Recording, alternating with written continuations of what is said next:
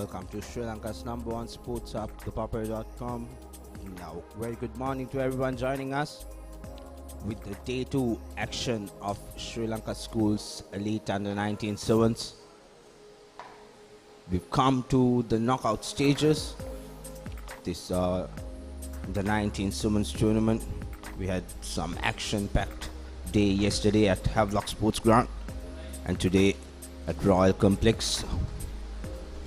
We have the knockout stages starting from the Shield quarterfinals, followed by the Bowl quarterfinals and the Cup quarterfinals. We'll have a look at the fixtures coming up today. We are expecting the fixtures to start at 9 a.m.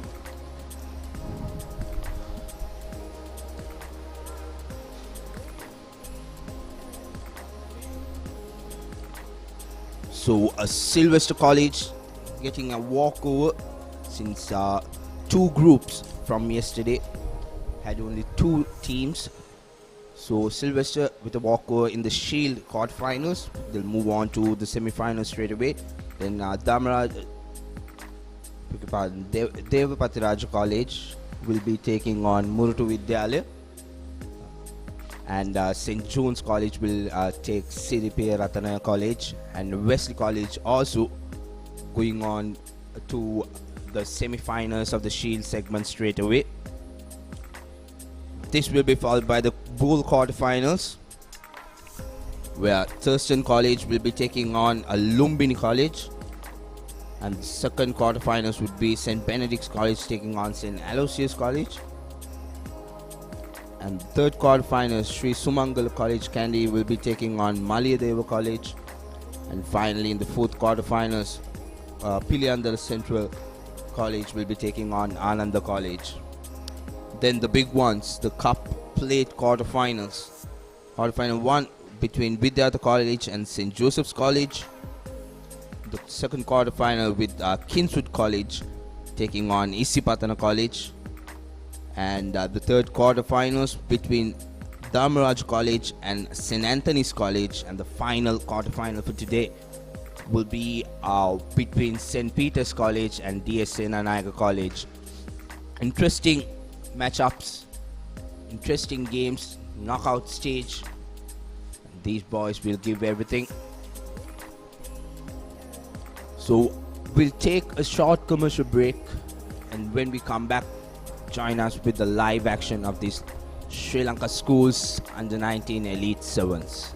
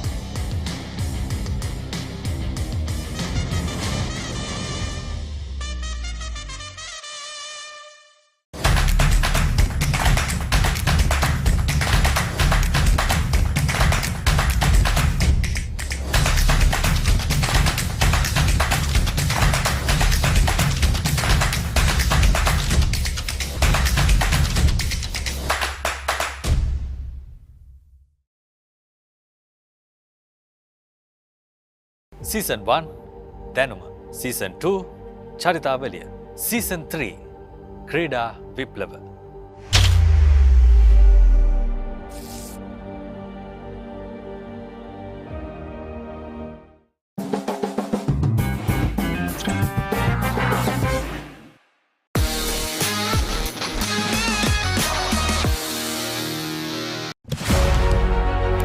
Catch the excitement real time. Be up to date with it all. Let us capture your milestones. Get it sizzling hot off the turf. Hear the experts break it down. Dig deep into the nitty-gritties. Be inspired by their greatness. Relive all the scintillating action.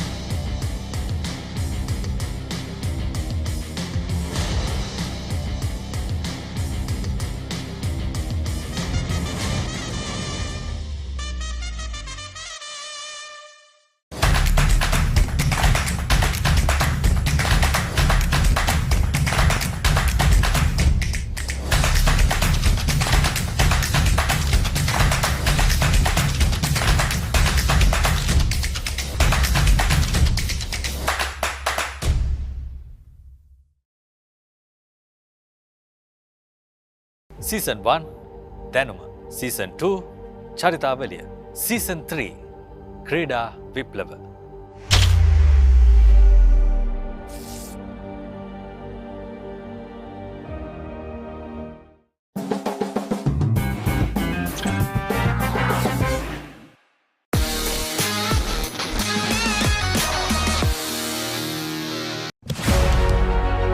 Catch the excitement real time.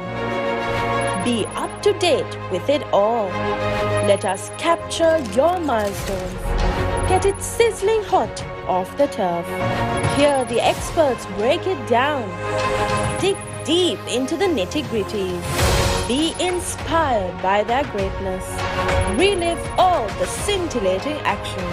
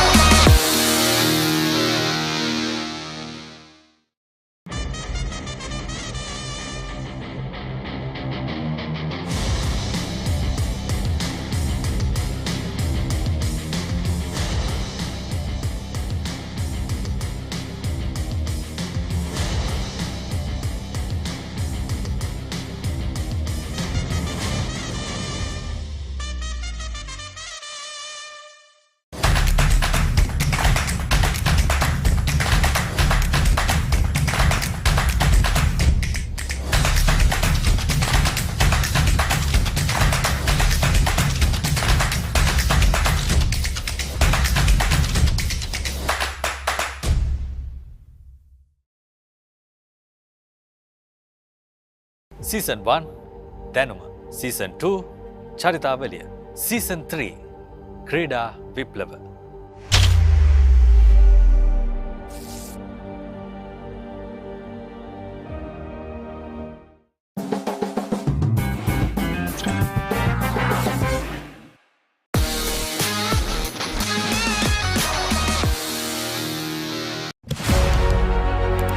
Catch the excitement real time. Be up to date with it all. Let us capture your milestones. Get it sizzling hot off the turf. Hear the experts break it down. Dig deep into the nitty-gritties. Be inspired by their greatness. Relive all the scintillating action.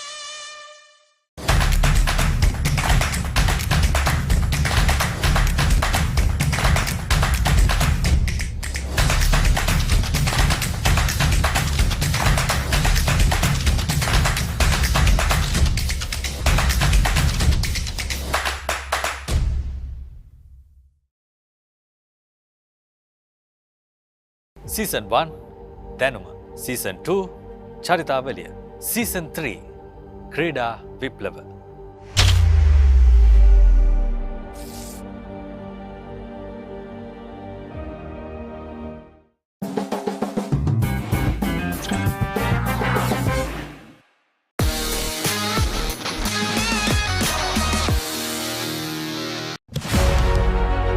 Catch the excitement real time.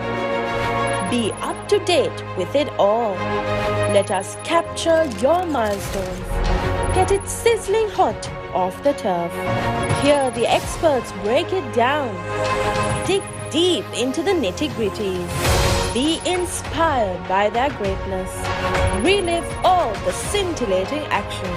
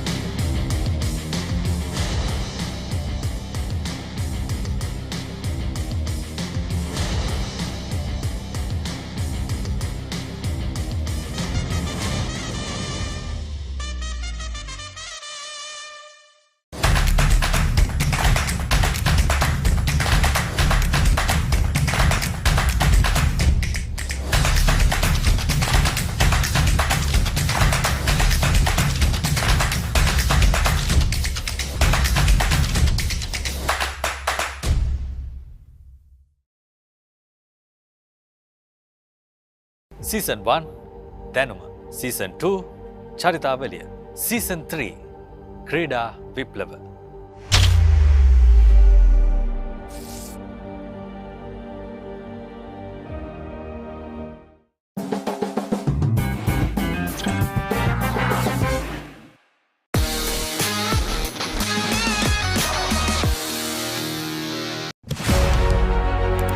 Catch the excitement real time. Be up to date with it all. Let us capture your milestones. Get it sizzling hot off the turf. Hear the experts break it down. Dig deep into the nitty-gritties. Be inspired by their greatness. Relive all the scintillating action.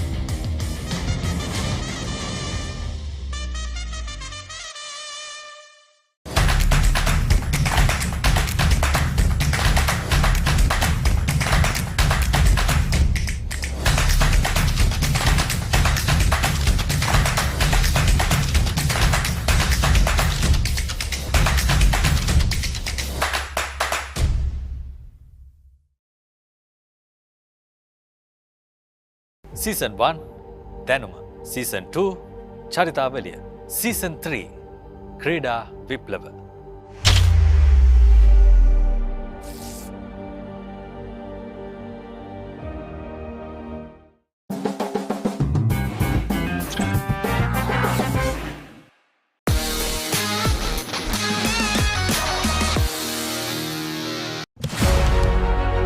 Catch the excitement real time. Be up to date with it all. Let us capture your milestones. Get it sizzling hot off the turf. Hear the experts break it down. Dig deep into the nitty-gritties. Be inspired by their greatness. Relive all the scintillating action.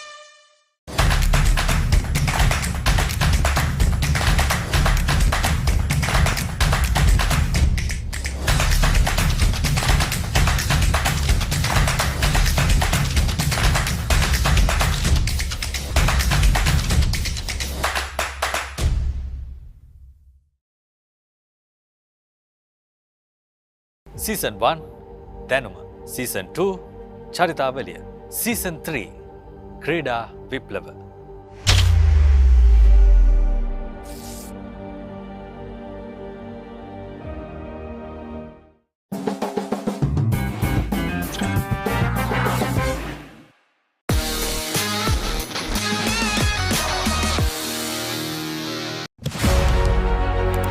Catch the excitement real time. Be up to date with it all. Let us capture your milestones. Get it sizzling hot off the turf. Hear the experts break it down. Dig deep into the nitty-gritties. Be inspired by their greatness. Relive all the scintillating action.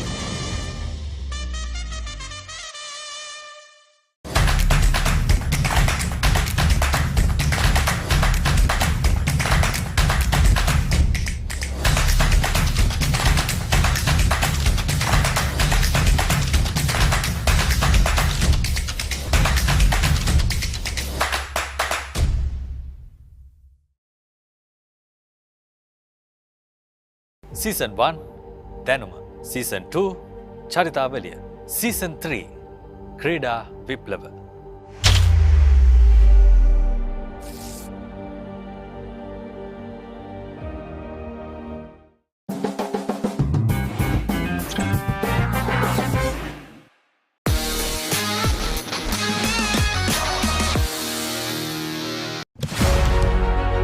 Catch the excitement real time. Be up to date with it all. Let us capture your milestones. Get it sizzling hot off the turf. Hear the experts break it down. Dig deep into the nitty-gritties. Be inspired by their greatness. Relive all the scintillating action.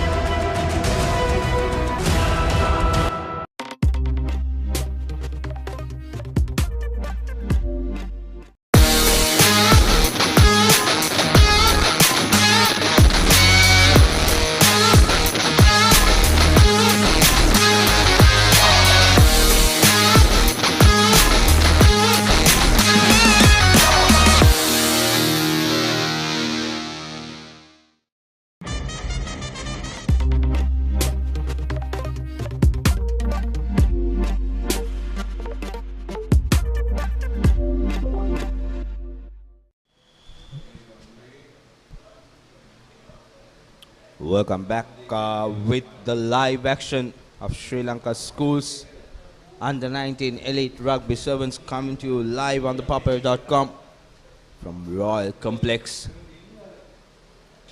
First match coming up, the Shield quarterfinal number 2. As we mentioned, the first quarterfinal is a walkover for Sylvester College. Since we only had 2 teams in 2 groups yesterday. The match coming up now, Devapati Raja versus Morato Vidyala. Joining me in commentary is Romario. Romario, how excited are you for the knockout stages? Good morning, James. And yes, some great rugby lined up this morning. As first it will be the Shield, followed by the Bowl, and the most awaited and anticipated cup segment.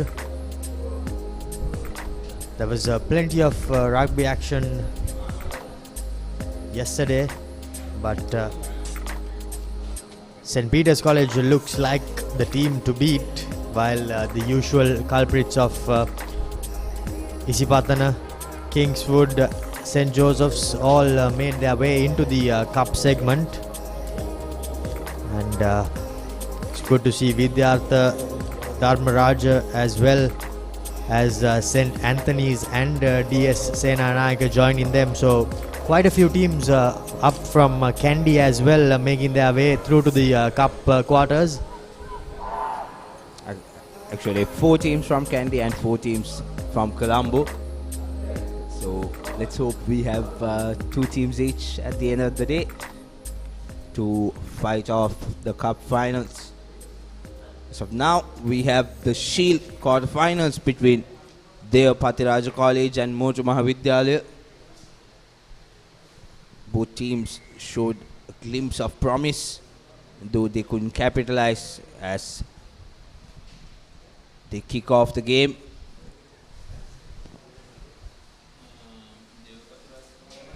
Devapatiraja in blue, and it'll be Motu Mahavidyalaya in the red and with the yellow stripes.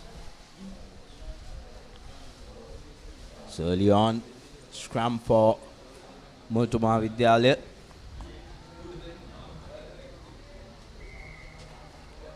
Referee straight away giving a free kick, taken quickly by Motu Mahavidyalaya. Fernando going into contact.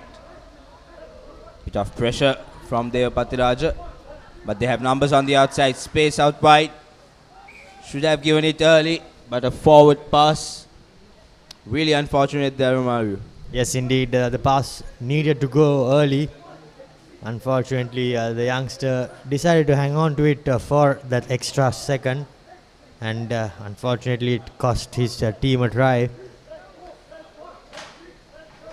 Would have been an important try early on in the game. Yet again a free kick this time around for Devapatiraja. They move forward, cuts back inside, trying to straighten things up. It's Kumara, not a great pass. Yet another handling error in this game. I think in these type of games, James, I think handling errors and errors in a whole are expected, as the skill levels of these players are still improving. Now Motu Mahavidyalaya picks and goes. Referee says coming from the side. So yet again the big man Fernando goes into contact. Not going back 10 meters straight away. Referee goes to a pocket. Early advantage for Motu Mahavidyalaya. Nimesh Fernando going into contact. Very physical. As Motu Mahavidyalaya now inching close to the line. 3 penalties back to back. Nimesh Fernando now again goes into contact. Can he get the ball over the line? Yes, he does. First try for Motu Mahavidyalaya.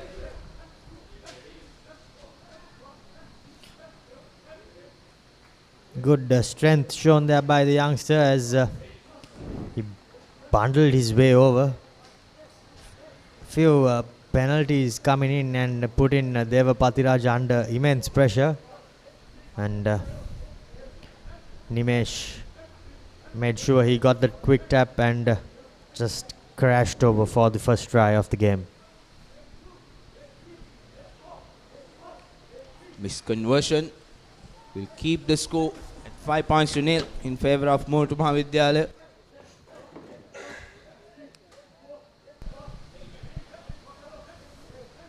This man on the screen has been used by Motu Mahavidyalaya quite a lot.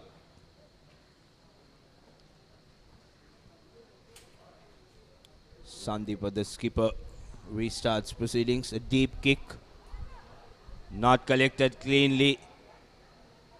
That's not what you want when you're 5 points down. Yes, indeed. Dropped cold on that occasion by the Devapati Raja lad. I think this was the same sort of issues they had yesterday as well. The inability to control and catch the high ball, especially from the restarts, have been a lingering issue, and it continues to show.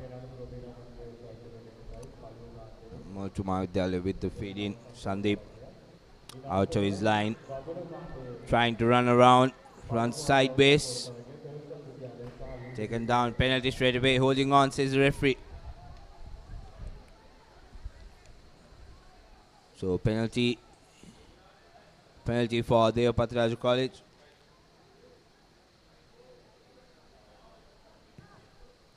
They decide to go for touch. They've been bundled inside their own half from the word go.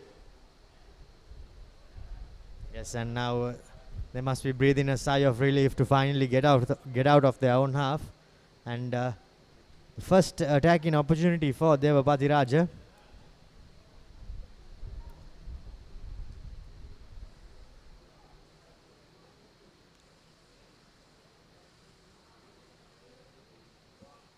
Good line out. Manages to keep the ball with themselves. The referee says there was a knock on initially from Motu Mahavidyalaya. And Devapati Raja with another chance.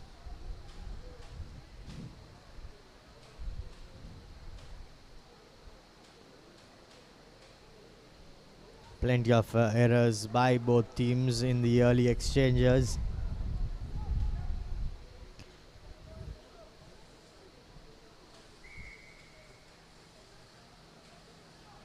Plenty of free kicks as well by the referee.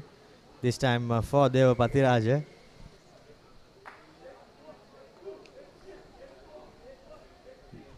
That was an unfortunate error by the Devapati Raja player. It's in front of the man who took the tap. Collected it off his kick as Devapati Raja this time around intercepting the ball. Tried an offload, but it went astray.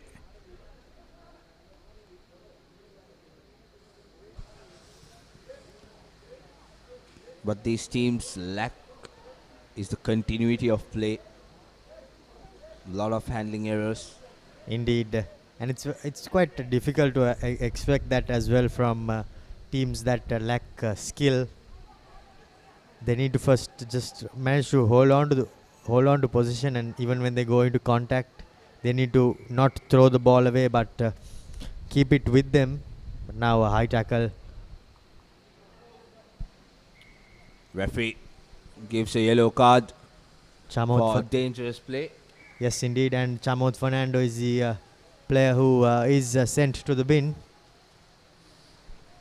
Now Devapati Raja with an opportunity. Malshan running across, draws and pass. Chamisha taken down 5 meters away from the line. As Sandeep now gives it out to Dilshan. Dilshan trying to go by himself. He needs support. Throws the ball away. Cuts back inside. Had enough space on the outside. But Oshan Sulakshana decided to cut back inside as they have plenty of space out wide. Good defense there coming from Motu Mahavidyalaya. Should have released the ball. He had plenty of support. Yes, indeed, he should have released the ball, and he should have cornered towards the corner flag, but instead he just ran into traffic rather, and lost the opportunity. But now the ball has been kicked back to Devapati Raja, and now they are with yet another opportunity. They are one man up with the yellow card for Motu Mahavidyalaya. Devapati Raja not great handling, but still managing to keep position. Yet again a forward pass. They fail to make the most of it as the referee blows for half time. Motu Mahavidyalaya with a slender 5-0 lead in the first game of this Shield quarterfinals.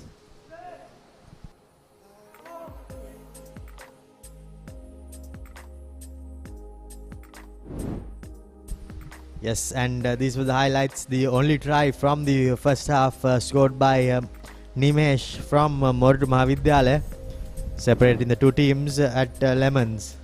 And one good thing we saw right after that try, there was a Devapatiraj player holding on to his head, and the entire Mortu Mahavidyalaya team went on to check on him. Just really nice sportsmanship. So next game coming up is the third quarterfinals of the Shield segment between St. John's College and CDP Ratana College.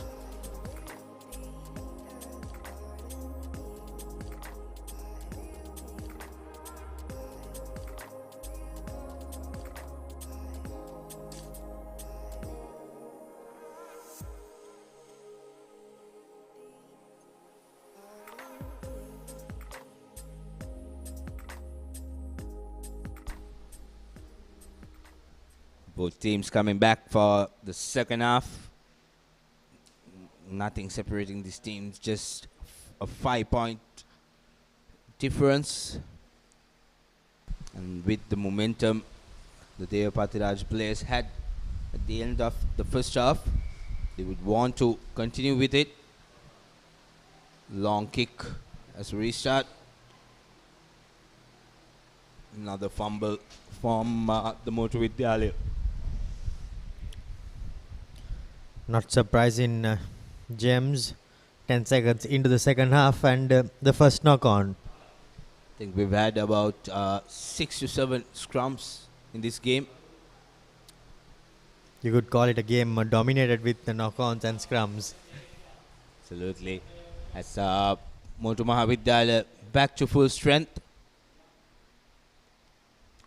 Devapatiraj College missed out on the advantage, the numerical advantage, but this time, can they make a difference? Marshan changes direction, gives a long pass, but there you go, another scrum. Dilshan not managing to collect the ball. Quite a stop-start game this. Very difficult for the referees and for the players to get any momentum. Continuity is what they should focus on. As Mortu Mahavidyalaya under pressure in the scrum. Very well done there by Dilshan from Devapatiraj College, putting on pressure.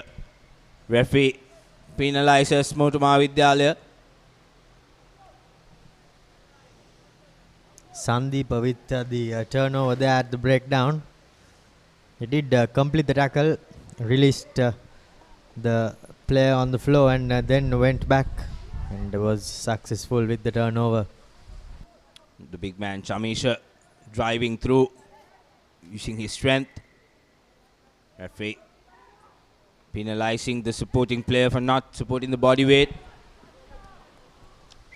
The referee as well is not doing either side any favor by blowing each and every penalty. He too isn't letting the continuity carry on. But having said that, with quite a few rules, it's very difficult to turn a blind eye to any infringement. Absolutely. So, Devapatiraj yet again. Sandeep out to Malshan. Malshan out to Kumar. Doesn't collect it cleanly first time, but manages to collect it. Goes to the middle and passes to the opponent. So, Mortu Mahavidyalaya with possession. Now changed back again to Devapatiraj College. They have an advantage to themselves. Chamisha now going into contact, throwing away the ball. No supporters for him. Now Madhushankar taken into contact.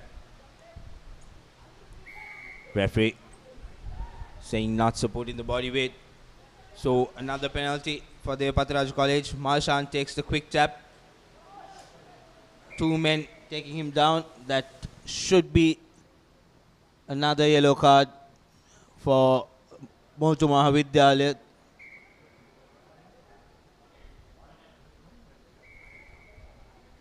So good momentum for Devapatiraj College. Can they make the most of it? another numerical advantage as Malshan takes it up quickly, gives an offload. And Kumara tried to get the ball into the try line, but referee giving a penalty against him. And there Patiraja College, cardinal error there, getting a yellow card for not going back 10 meters. It's Kumara who tried to get the try down. Let's move to Mahavidyalaya. Yet again, after a knock on, the player was right in front of the referee, the infringement. Can see both sets of players are exhausted by their body language as Shamisha tries to go through. Tried an offload, but it was tapped down. So back-to-back penalties for the Patiraja College as Malshan gives it out. This time around, Madhushankar manages to score. Identified the space, cut back inside. We thought he should have gone outside, but managed to score at the end. Yes, indeed. The game level in score by the number 25, Madhushankar, for Deva Patiraja. And now, will they be able to add the extras? We are just 2 minutes away from full time according to our clock. Interesting fact, this is the first try of the tournament for Deva Patiraja College.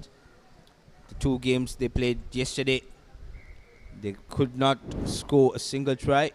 There you go, the replay, cutting back inside, Madhushankar taking the defender, managing to go over the line. So 5 points all, with little over 1 minute to go in our clock. Yes, indeed, just a minute or so left, but now with the game tied, both teams have the opportunity to secure a spot in the Shield semi-final. But while the game is being played, we are trying to get information on what happens if things are level. And as we say that, there is another Deva Patiraja player, this time the number 16, who he finds himself Sinbind Dilshan. So the Patiraja College down to 5 men now. So as we hear, if the game is level, it will be 3 minutes of play. Golden point, or we call it sudden death. First team to score any form of points will get the win. Referee blows straight away. So a penalty in favor of Mount Mahavidyalaya.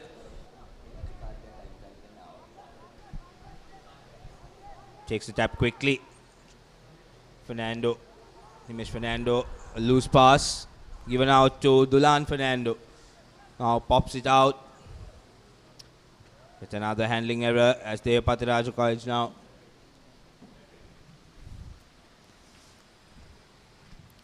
Handling errors piling up in this game, and so are scrums.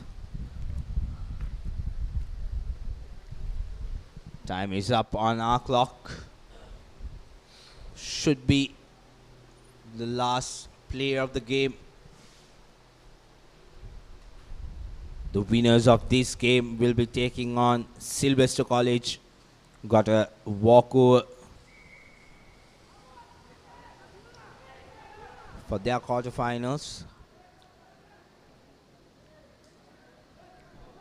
So Nimesh Fernando for Mount Mahavidyalaya takes the tap to start to Dias. Dias out to Sanuj Fernando. Now they have space on the outside just to draw and pass. Now going into contact, goes over the line.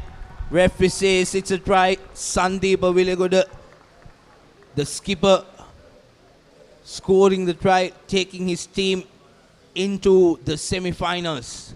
Yes, indeed. Elation for the Modru Mahavidyalaya boys as they secure themselves a Shield semi-final against St. Sylvester's College. After the hoot had gone, they somehow managed to secure a try, and Devapathiraj too down a man, and that did not help their cause either. But the conversion isn't successful. However, Modru Mahavidyalaya secure their spot in the Shield semi-final, beating Devapathiraj 10 points to 5. Exciting game first time around. The Modru Mahavidyalaya getting things done. Moving on to the semi-finals. This was the first try in the first half, and then followed by an equalizer for Devapathiraj College, and then right at the end, the skipper making sure that he takes his team over the line into the semi-finals. We have the next quarterfinal, the third quarterfinal of this Shield segment coming up. St. John's College taking on Sri Piyaratana College. St. John's, of course, will be coming into the game as favorites, but you never know how these games pan out. It's a game of sevens rugby, which anything can happen during these 14 minutes. Piyaratana College with the kickoff.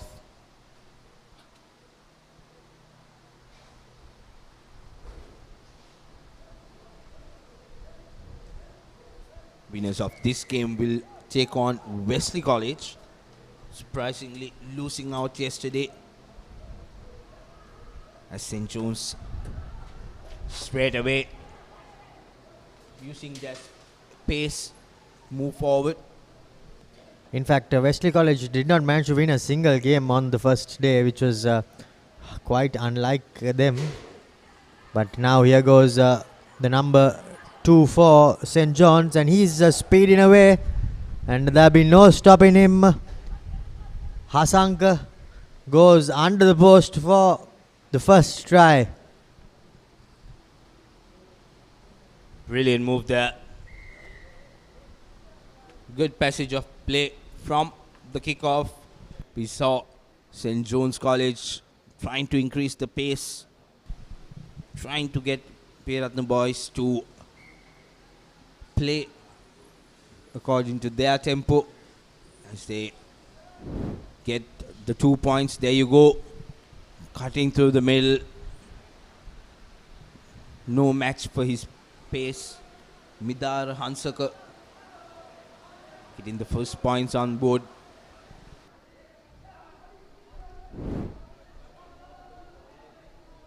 Seven points to nil.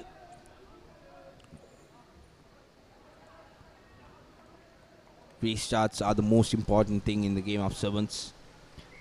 Yes, indeed. But the referee says that St. John's have taken too long, and now they have been penalized. Now, an opportunity. Now, Jananjaya, he was the main man for Piyaratana College yesterday. Now, with an advantage for the knock-on, Piyaratana College. The ball pops out.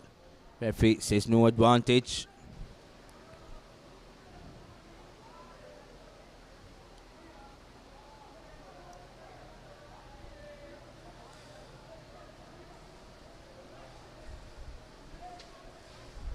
Good to see a lot of schools coming in who are not in the top tier competing in these tournaments. Ball comes out of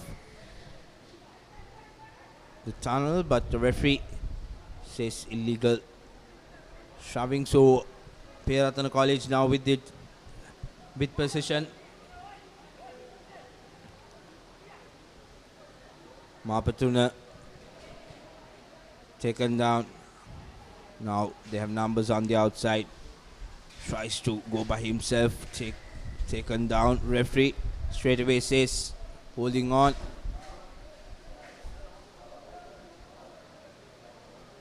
And a yellow card shown. Not too sure why the yellow card was, but there was an infringement at the breakdown. Anyways, now, well, sloppy work there by St. John's, and the number 3,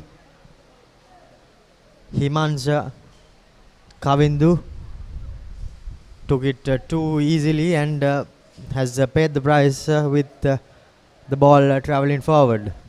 Very, very lazy there by St. John's. No pressure at all for them. And with the numerical advantage, it's very lazy to get back to collect that pass. Now, Peratana College feeding no pressure in the scrum. Looks to go on the outside. Didn't look at the man before he passed. He's taken into touch. Passed to nobody. And now St. John's College with a line out inside their own half, but with room to attack, because they are playing against 6 men of Piyaratana, Siri Piyaratana, as Janit throws into the line out. Praveen Janit out to his line. Narada gives it out. Not a great pass. Couldn't collect it. Onto the knees of the player.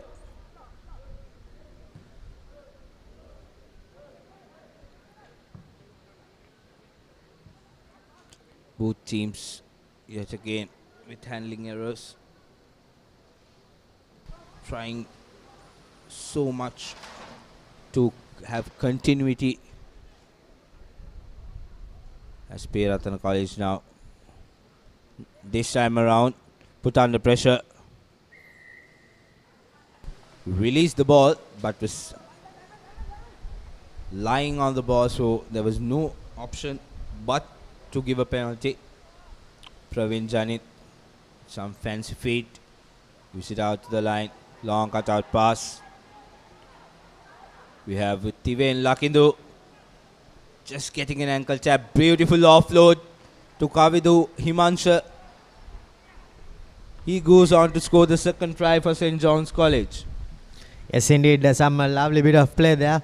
First by the defender to get the attacker on the floor, but the attacker showed a good presence of mind and managed to pop up the offload as St. John's extended their lead further with their second try. The conversion is successful, so 14 points to nil. St. John's College leading Siri Peratana College. Unfortunately, we weren't able to see the offload of that play there, but the try was purely made by the player who was on the floor as he managed to get the offload away. Now big hit, very big hit coming in from St. John's College, but still Peratana College have possession. Bit of a fumble. Forward pass is the referee. Looks at his clock.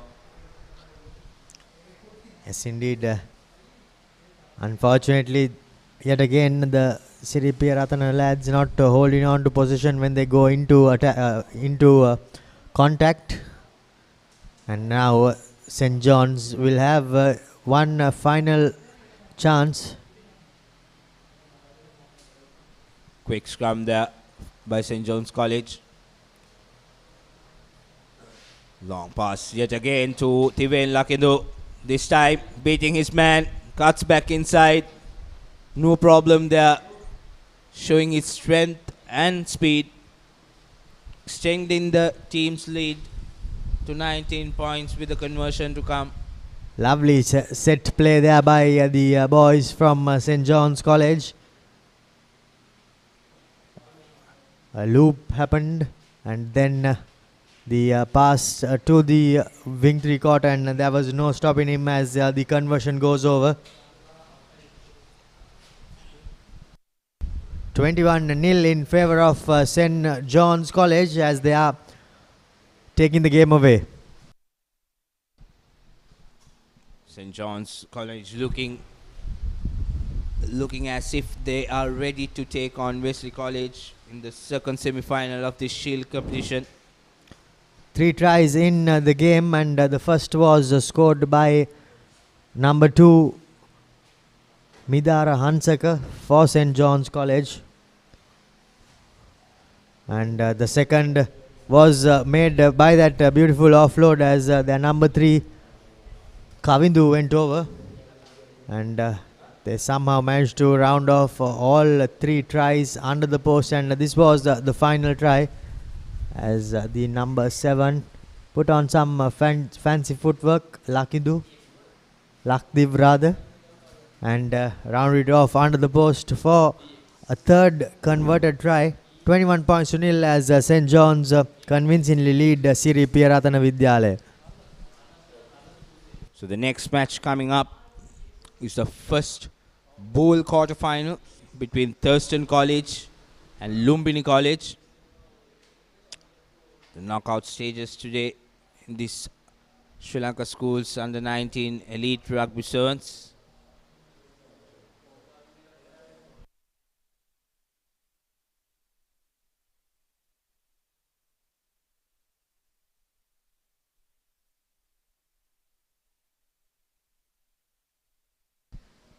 So St. John's College kicking off proceedings in the second half of the third quarterfinals in the Shield segment.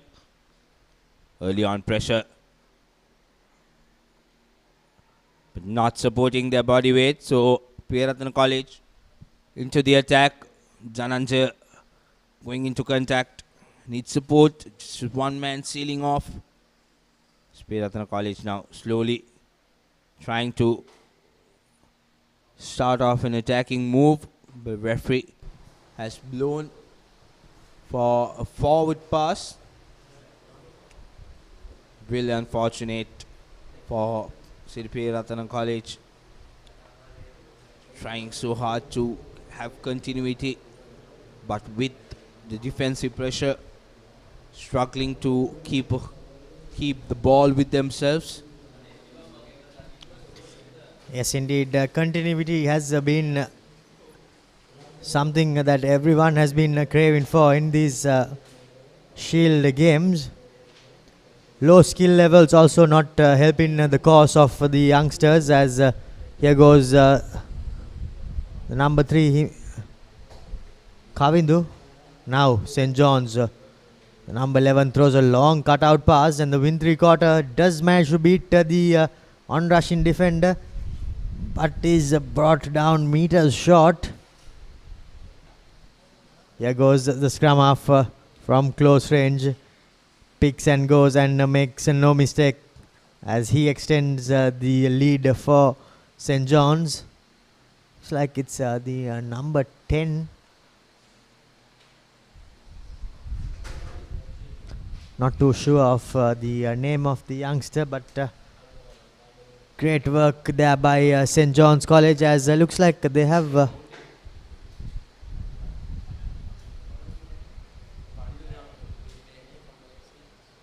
well, yes, like indeed. to have a replay of that. I think he has run out of the in-goal area. The number 7 did all the hard work, Lakdiv. But it was after that incident. So the game restarts. Jananja is pushed out to touch by the St. John's player.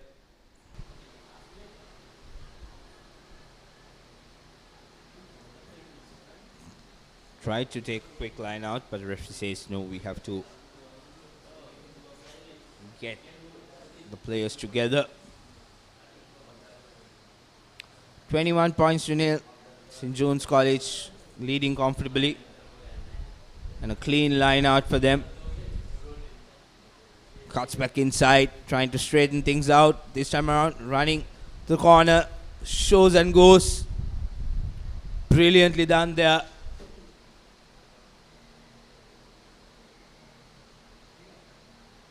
Really unfortunate for Dimitra Tatsara. Individual brilliance.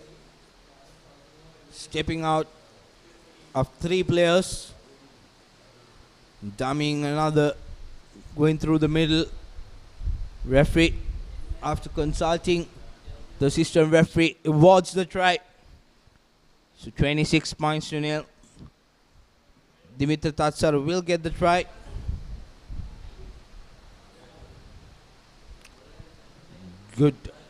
Good attempt there, but missed out on the conversion. 26 points to nil as St. John's College are just running away with the game, as we see that good bit of play by Tatsara. Put on a bit of footwork and beat a couple of men before scoring. Here goes St. John's College now with the restart. Siri Peratana College would want to have at least one try under their name. They try to go on the outside, taken down, not supporting the body weight when sealing off the ball. St. John's College taking the tap quickly. Little offload to Ishan Tarusha. No defenders, no sweeper. So he goes on to score. 5th try for St. John's College, and they are running away with it. Yes, indeed. Now it's just a matter of time as St. John's are making easy work out of their opponents. Conversion is successful. Just one unsuccessful conversion of their 7 tries. But here's a replay. Good offload, and the number 1 made his way down the touchline and rounded it off. Ishan was the try scorer. Rounded it off under the posts. 33 points to nil as it stands. St. John's College will take on Wesley College in the second semi-final of the Shield segment.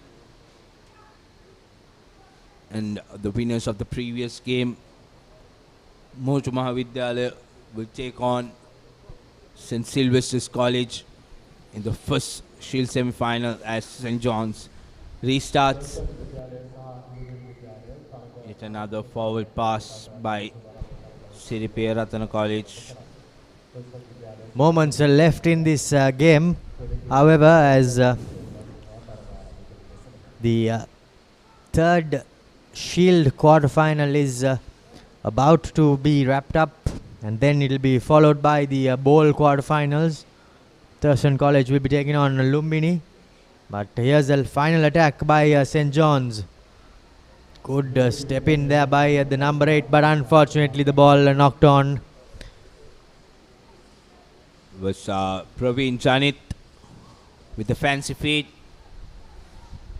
but the pass was a bit too hard onto Midara Hansaka. Couldn't hold on to that ball.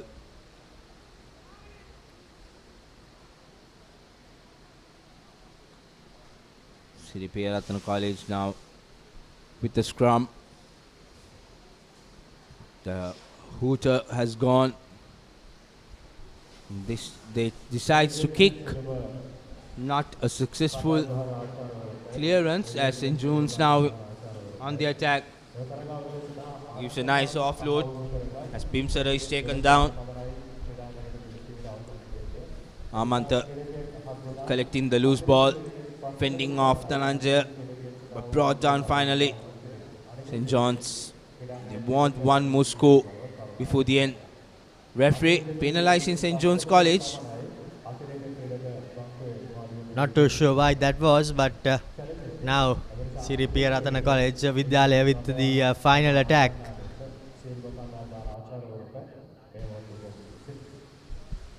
Viratana College trying to run on the outside. Not a good offload. St. John's College want to continue the game. Even with the buzzer gone. Cuts back inside. Pinsara Pujana wins the penalty. Tap taken quickly by Chanul Lamand.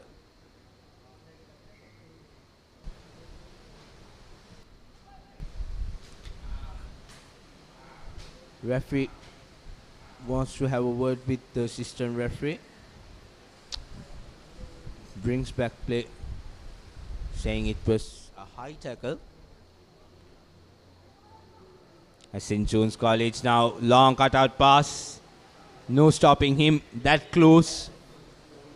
Amanta Tilakaratna gets the final try for St. John's College. And they somehow managed to secure that final try after the hooter. As that brings the end to this third Shield quarter-final.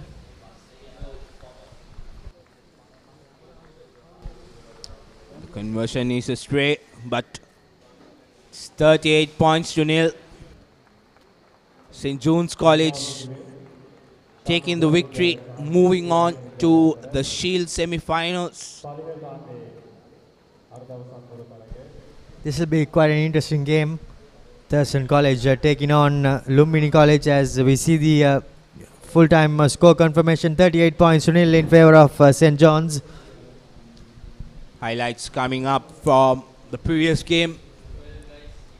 St. John's College just ran away with it. There was no response from CDP Ratana College. Would be disappointed with the performance.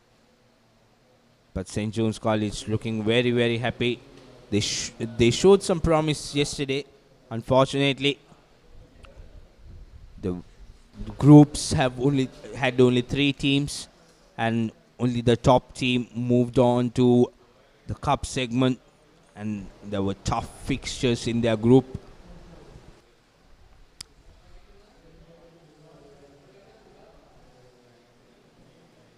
Only 2 conversions missed by the St. John's players.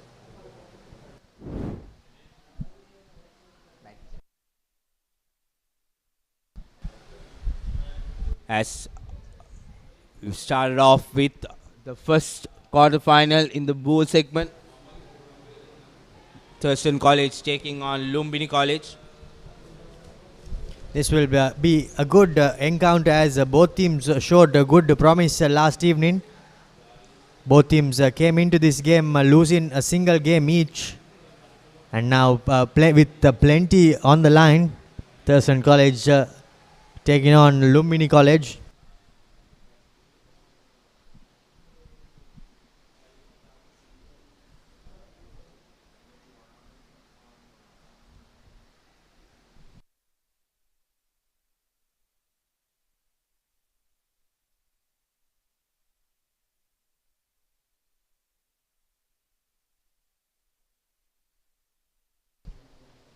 Bit of an injury concern here for the Lumbini College player, as the doctor rushes on to the field.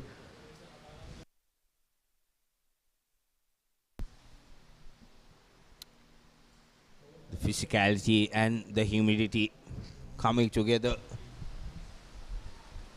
Players coming off straight away from morning to play a high intensity game.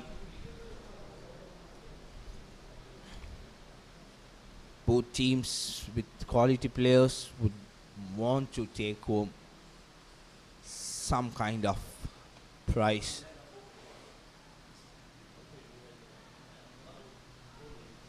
Yes, indeed. After practicing for so long, now it's the stage set for the youngsters to secure some silverware. So the game restarts after the initial injury concerns.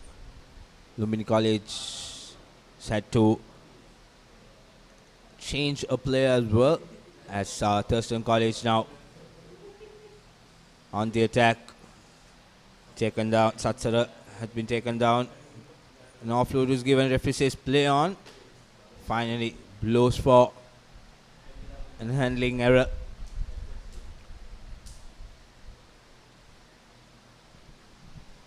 Handling errors continuing throughout the day, throughout this morning session, as it has been the storyline of this first few games, unfortunately.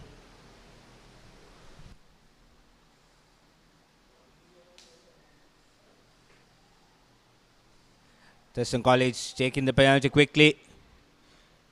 Satsara change in direction. Gives a pass. Collected very well. Running on the outside is Denver Jason. Getting the first try for his team. It was a difficult pass to collect, but managed to collect it. Ran on the outside. Nobody could stop him. Indeed, quite a difficult pass to collect off his shoelaces, but he somehow managed to do so and beat the final man, beat the final on-rushing defender, and from then on there was no stopping him as the conversion goes over. Thurston College takes an 7-point lead as we see the replay. Not the best of passes, but what a collection, and beat a couple of defenders and rounded off closer to the uprights. 7 points to nil. Thurston College leading the first bowl quarterfinals in this Sri Lanka Schools Under-19 Elite Sevens. Good high-hacking restart. Could have put the attack on under pressure as Dinesh Kumar goes into contact. Lumbini College now trying to pass the ball around. Put under pressure yet again. Satsara losing out on that opportunity. Managed to rip the ball off the Lumbini player, but fumbling it close to the line.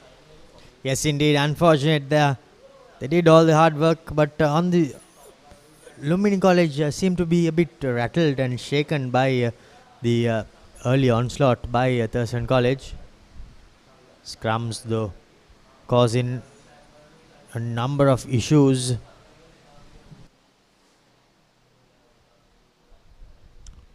Lumbini now with possession. Put under pressure yet again by Ranasinghe. Ranasinghe makes a tackle, picks the ball up. Wonderful offload out to Satsara. Back-to-back tries for Thurston College. Lumbini players looking out of sorts. They were not like this yesterday. They were brilliant in their attack. Very good in their defense as well.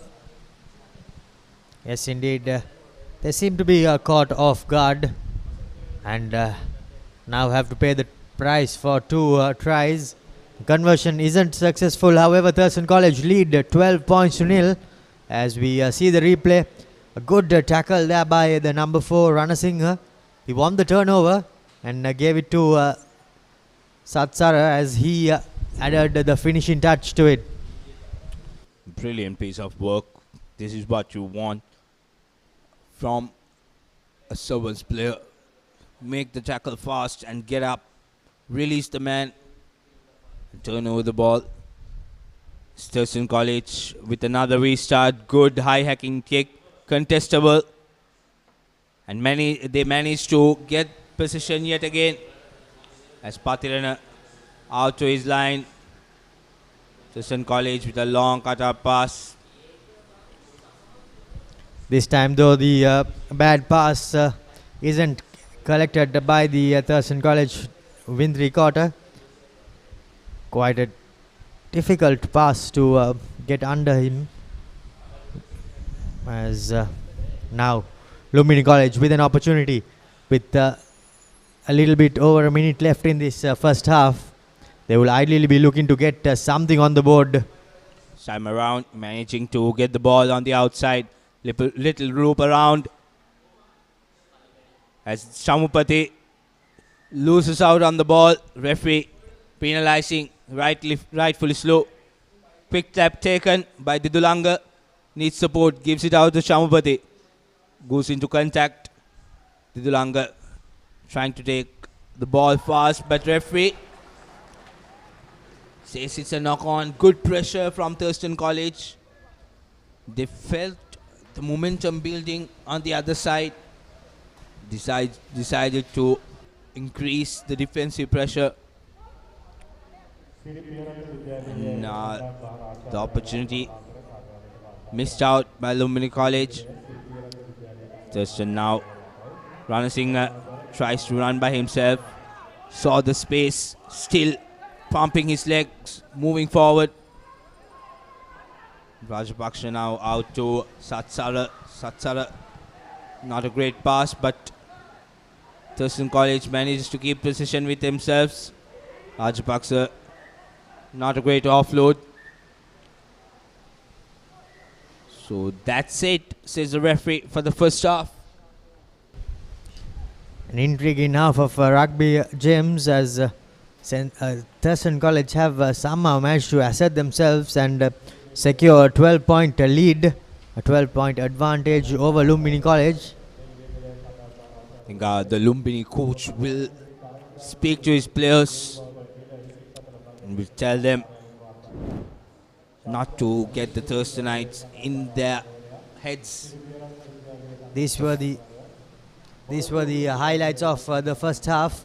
Denver Jason with the first try, and moments later it was Satsara who was the beneficiary of some good hard work shown by Ranasinghe. 12 points to nil as St. Benedict's College will be taking on St. Aloysius College in the second bowl quarter-final. So the winners of this game will meet the winners of the St. Benedict's St. Aloysius game. More and more exciting action yet to come. So stay tuned with us throughout this day. It looks like quite a straightforward passage to the final if either team is able to get over the line in this game, because they will either face St. Benedict's or St. Aloysius, which both proved to be two good sides, but it will be quite an uphill task if they are to get anything over either Thurston or Lumbini. Lumbini College will be looking at changing their approach in this game. First half, they were on the back foot from the word go. Continuous pressure by Thurston College was the reason for this.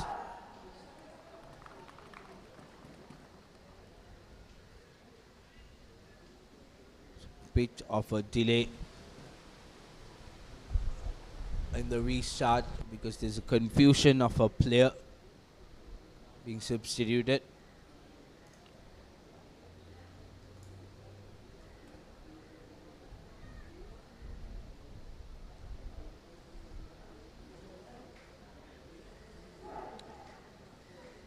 Still, the score stands at 12 points to nil. Just two converted tries away for Lumbini College for a comeback.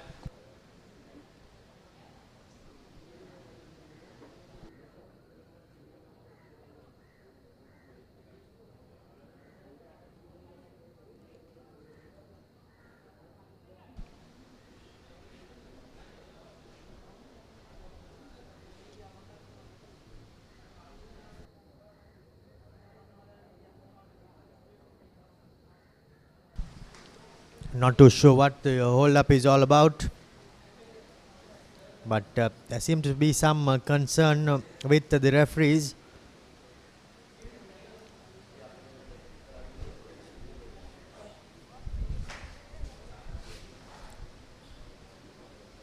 But looks like everything is settled.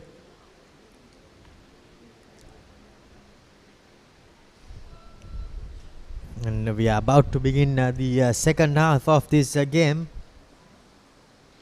Lumini with the kick-off.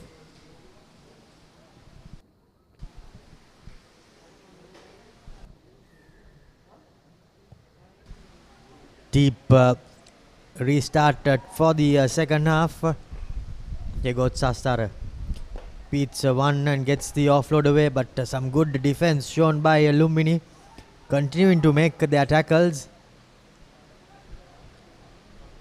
Satsara gives a long pass. Couple of long passes coming in by Thurston College. Inside their own half, dangerous position that they are playing rugby in, but they somehow secure the ball. Now, man on the outside, goes the number 3. Denver Jason beats a couple and he goes over for the third try of the game. Some good speed shown by Jason as he touches down for the third try for Thurston College. 17 points to nil, and Thurston College seems to be running away with it. Thurston College showing brilliant composure inside their own half. Didn't lose patience, kept the ball with themselves. Ranasinghe taking on the defender, giving it out to Denver Jason, and he had no problem going under the post. Great pass there by Ranasinghe on his left hand side as well. It hit Jason in the bread basket, and once he collected that, there was no stopping him.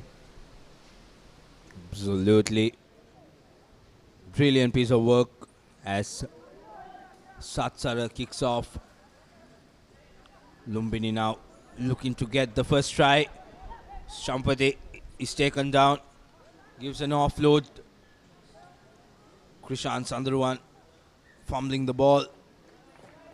So it's been an issue for Lumbini College today. They've had some opportunities to break the defensive line, but their handling has given away everything. They did not manage to get a foothold in this game, and it has continued to show as Thurston College have seemingly run away with the game, and now we are just moments away from them securing their win as Satsara gives it out to Jason. Well, in fact, Patirana on that occasion, he is brought down in a good tackle. Ball secured for Thurston College. Now they send it out wide to the near touchline. Flying in goes the Lumini defender, but misses the tackle. And the number 6, Patirana, he runs through. Single missed tackle. Makes Lumini pay for that single missed tackle, and Thurston College now just seemingly running away with the game. Absolutely, this is why you are always taught, if you are rushing in defense, make sure you get your man. If not, there'll be space opened up for the attacking team. Likely how you saw Patirana had no problem just to run away with it. So Thurston College with a comfortable 26-point lead. They are halfway on to the semi-finals. There you go.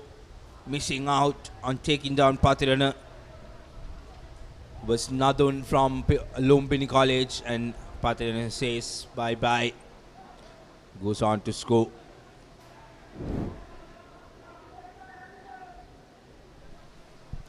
Three minutes, just a bit more than 2 minutes left on the clock, as Satsara puts a high hanging restart. Unfortunately knocked on by the Lumini College player as he attempted to collect the kickoff. Thurston College restarts have been good, which is why they have position yet again. Ranasinghe, main man, Ranasinghe and Satsara, they have a good combination. The ball pops out of the scrum. Now Satsara Out to his line. The try scorer who gives a loop pass to Satsara again. Some around. Yasit Patirana puts a chip kick ahead. Needs support. The referee gives the penalty in favour of Thurston College, and really unnecessary from Lumbini College there.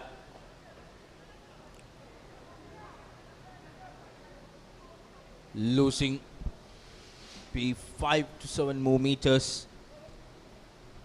Thurston College now a penalty on the 5-meter mark. Passing it around. Ransing out to Yasit Patirana. He's taken down. Good offload. Ransing lets go of the ball. No support there. Referee penalizes Lumbini for coming from the side. Penalties galore in this game as well. But now Thurston College with possession and an opportunity. But that opportunity is soon nipped in the bud by a Lumbini College player. The number 1, S. Dinesh Kumar. As bodies on the floor for the Thurston College lads, but they continue to play on. Lumbini College not getting the opportunity to continue their play. From their body language, you can see that they are down. They were a much better side yesterday. The first day of this under 19 sevens. Closing to the end of the first quarter-final of the bowl segment. Thurston College done well as Patirana beats multiple defenders, needs support. Ramika Thiran couldn't collect that loose ball. The referee going to his pocket. Now one final opportunity for Thurston College to just add the gloss on this win with one more try. Big man De Silva goes into contact. The hooter has gone. Yet another penalty taken quickly by Ramika Thiran. Now Rana Singh on the outside. Cuts back inside. Beats 2 defenders. Brilliantly done. Rana Singh, a player to watch this season. Brilliant set of skills. And an easy victory for Thurston College. This first bowl quarterfinals. They'll move on to the semi-finals and will play the winners of the next game. St. Benedict's College taking on St. Aloysius College. Comfortable lead, 33 points to nil. Beg your pardon. Lumbini College losing it out, unfortunately. Highlights of the second half. First try from the second half. Denver Jason.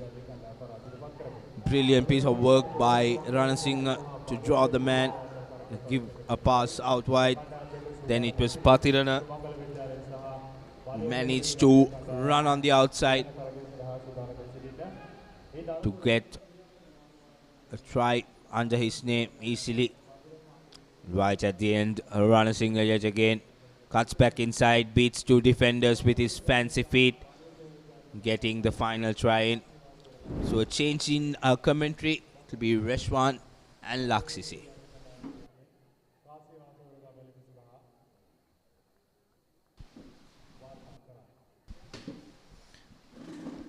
Thank you, Suneth, and we're here for the second quarter-final of St. Benedict's, of the bowl segment rather. St. Benedict's taking on St. Aloysius College Girl. Joining me in the comment box is Laksisi. Good morning, Laksisi. Good morning, Restaurant. St. Benedict's and St. Aloysius both lost one game each yesterday. So they are in the ball segment. They won one, lost one in the group stage. So kind of mixed bag for both the teams during day one. So whoever wins here will qualify for the ball semi-finals, while the other team will have to go home. St. Benedict's was quite impressive last evening. Kingswood College got the better of them, but they look a formidable sevens outfit.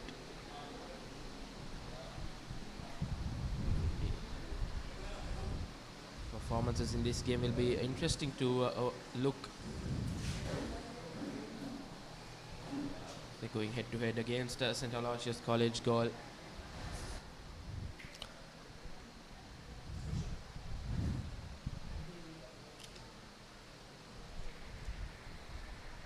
St. Benedict's College. No, they impressed quite a lot yesterday. They beat the Batiraj 47 points to nil. Unfortunately, against Kingswood, the match was quite close, a lot more close than the scoreline suggests. It was 26 points to 7, the final scoreline, but it was actually 7-7 until the 9th or the 10th minute. St. Benedict's, they pushed Kingswood to their limits, but unfortunately, just I feel that they just didn't have the experience, the needed experience to pull that to get that win against Kingswood. You know, it's all kind of new for these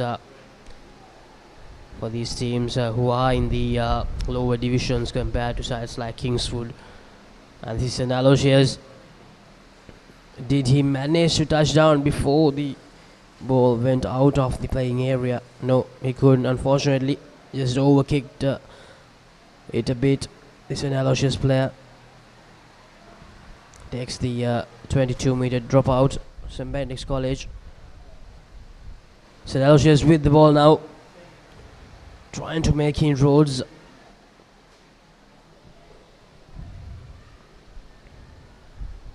St. Benedict's with a yellow card.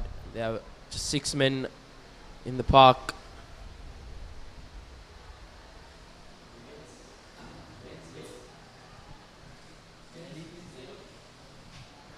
St. Aloysius still with possession here. They have entered the opposition half now.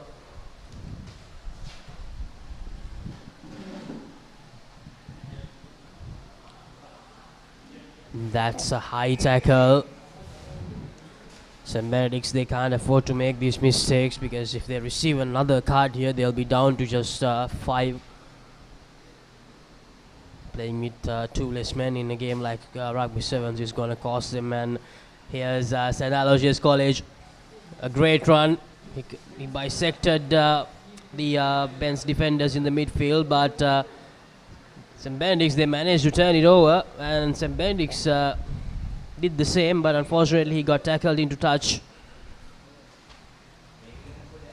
This game has been a very 50-50 game here. Yasiru Nimzara with that great run.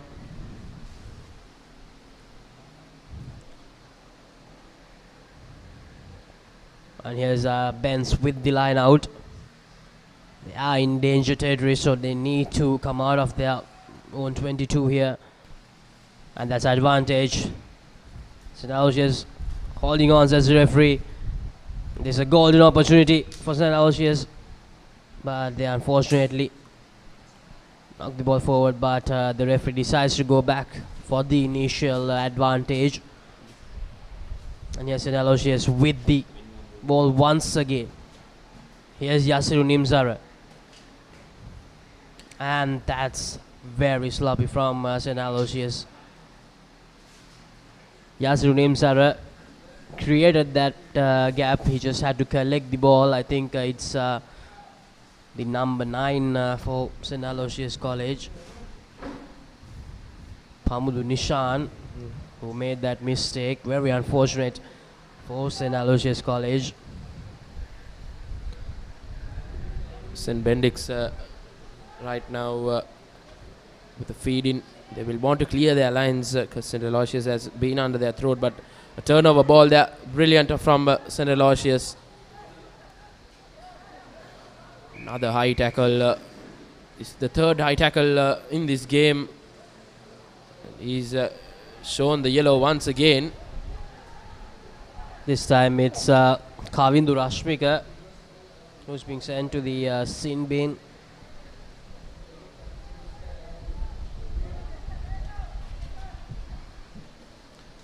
St. Benedict's will want to not make those mistakes.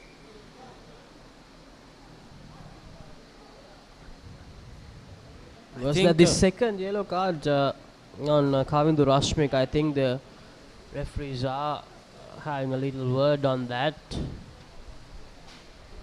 So if I'm not mistaken, the first yellow card for St. Benedict's was the same player. Yes, the referee makes the correction, so it's a red card for Kavindu Rashmika. So St. Benedict's College, just 5 minutes into the first half of this ball quarter final, they have lost one man permanently, so they'll have to play with just 6 men in the remaining 8.5 minutes in this game. A huge blow for them, but St. Aloysius, they will get a lot of confidence after that. As you can see, St. Aloysius riding high with momentum as they know that they have the numbers advantage on the field for the rest of the game. It's a big blow for the Benedictines. They would have given a good fight if all 7 men were on the park. Because of that, you can't write them off. But St. Aloysius on the attack. Yasiru just couldn't grab that well, and the referee says knock forward. Both the teams just making error after error in this first half so far. A lot of handling errors, a lot of errors when it comes to discipline, especially with those high tackles.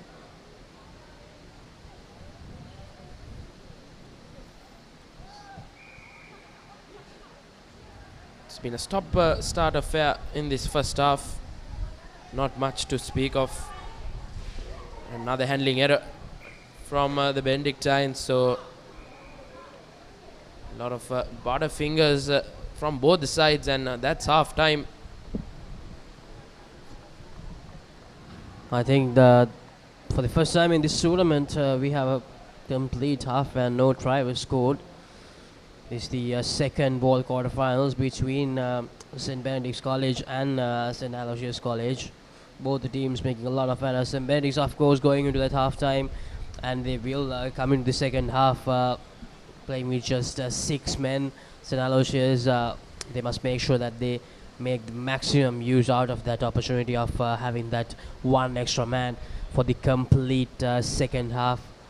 So it's half time here at the Royal College Sports Complex. It's 0-0 here.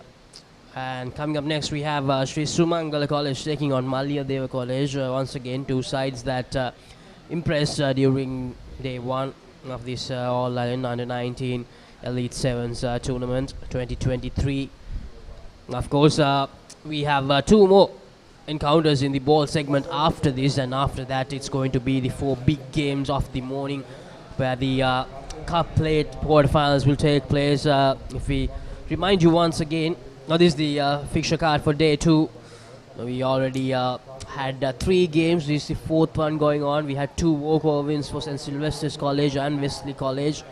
After that, we have Sri Sumangala College taking on Malia, then Pilianda Central taking on Ananda. After that, as I mentioned earlier, it's going to be the 4 big games of the day, with the other college, Kandy taking on St. Joseph's College, Kingswood College, Kandy taking on Isipatana College, then Dhammaraj College, Kandy taking on St. Anthony's College, and all Kandy affair in that third quarter final. And then we have St. Peter's College taking on DS Saranac College. DS Saranac, of course, on half of the joint champs during last year's tournament, and St. Peter's, on the other hand, they won the CRNFC Centenary Sevens Schools tournament, I think like 2 weeks back. So it's going to be very amazing when it comes to the Cup Played segment. But before that, we have the second half which is underway at the moment. St. Benedict's and St. Aloysius. It has been a very lackluster game so far, Restaurant. Both the teams it seems like they're just not ready, making a lot of errors on the field. Too many handling errors from both the sides, as you said.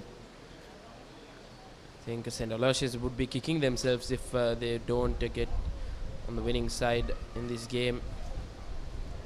On the other hand, the Benedictines are trying to keep St. Aloysius at fort.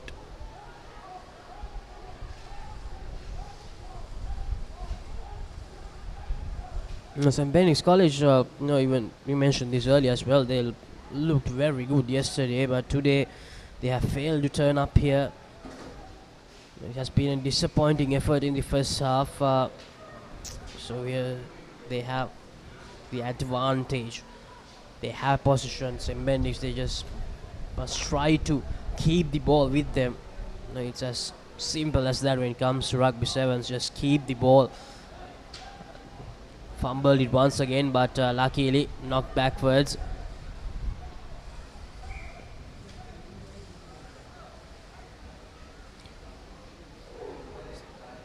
While the St. Benedict's player was attempting for the pass, the St. Aloysius College player interfered with the ball. So it's going to be a scrum for the Bens.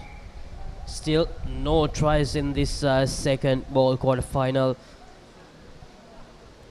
I think it's, as you said, it's the first time in this tournament where we haven't seen a try for this long. All blame should go to the players. They have been playing some sloppy rugby. Not being both the teams not being able to keep hold of possession. I mean, something like this happens, Restaurant, most of the time it's because the defense of both the sides is good. But in here, it's because both the teams, they have failed to pounce on the opportunities that they have received.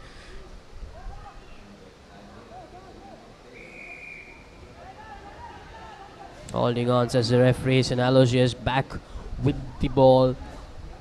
Can they make inroads? They have the best opportunity here. They have the numbers advantage. They just need to keep the ball with them. That's what they have failed to do. Finally, some continuation in their passing without losing the ball for St. Aloysius College. They managed to keep the ball with them. And once again, very loose from St. Aloysius College. Just when they were building up some momentum, they have given it away. And this is St. Benedict's College. Even with the numbers disadvantage, they have managed to create something out of nothing there. This is brilliant. Gives the pass out. The number one, SLR, the Coral, goes over for the first try of this second ball quarter final. It was Umesh Alok who created the first break for St. Benedict's College. He came almost very near to that try line, but got tackled. But then St. Benedict's College made sure that they passed the ball out wide to go over for that first try. They will add the 2 extra points, so it's going to be 7 points to nil. St. Benedict's College with the first try of this game in the 10th minute. Benedictines have, as you said, pulled something out of nothing, and there you see the try. Good teamwork. Atu Korala just had to walk and score under the post. Benedictines will be riding high here now. They will. It's good boost for their confidence. It's good confidence boost.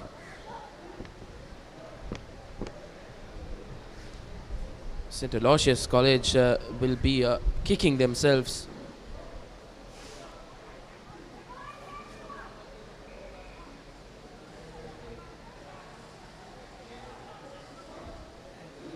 Not the best of starts for the Benedictines, not gaining the 10 meters. And a quick tap will be taken from St. Aloysius. They're trying to find answers. A small chip-in kick. Ball turned over. Benedictines will want to keep hold of possession. Just 2 or more minutes on our clock in this game, and the Benedictines number 9 Umesh had a good run, puts the ball out wide, working the line really well.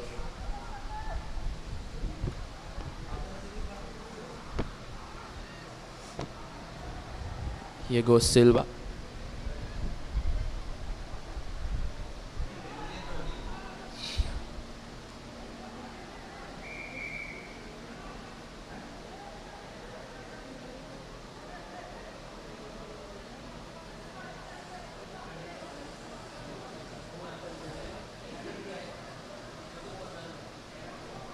It's been a penalty try here for the Benedictines, so they increase their lead 14 points to 0. St. Aloysius College goal will be kicking themselves. I think they have thrown the game away. On the other hand, the Benedictines have come right on top here. This was the penalty try. He was dragged down.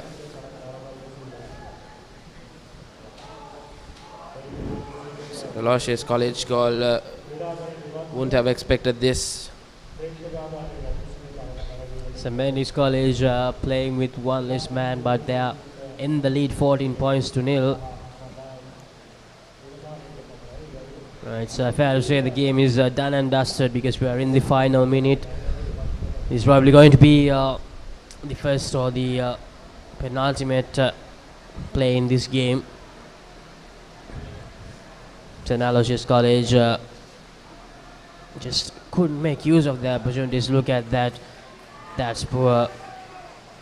Very poor from St. Aloysius College. This has been the story for them, not only today but even yesterday as well. You know, when they faced Isibatana, they just couldn't keep the ball with them whenever they got the opportunity. St. Benedict's, they'll be very happy about themselves. They were struggling a lot.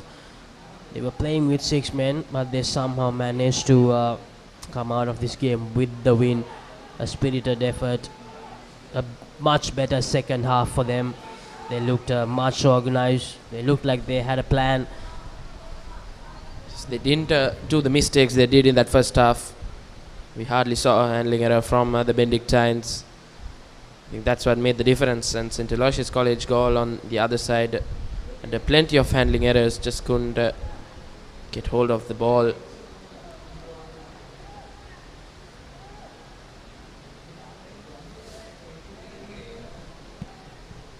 Benedictines playing with just 6 men have come out fighting, not given up, and the referee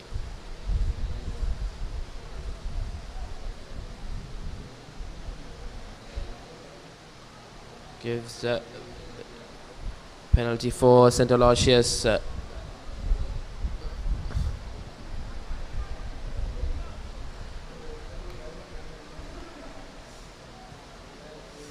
Decides to kick and chase St. Aloysius College, and looks like he might be able to win that foot race. Brilliant. Makes the collection. Great piece of work from Pasindu Indura, but unfortunately got tackled. But here's Pasindu Indura once again, and he will go over for that first try, but too little too late, I think, for the St. Aloysius boys here. Pasindu Indura. He created the try, beautiful chipping kick, and he won the foot race to the ball, and he adds in the 2 points as well. But a little too late there for St. Aloysius College goal.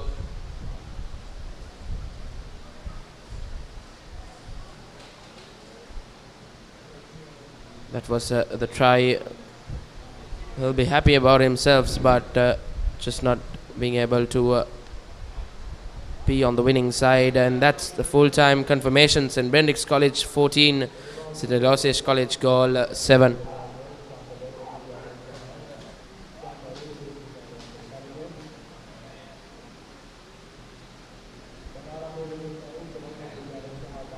And the next game in the bowl segment is Sri Sumangala taking on Malyadeva College.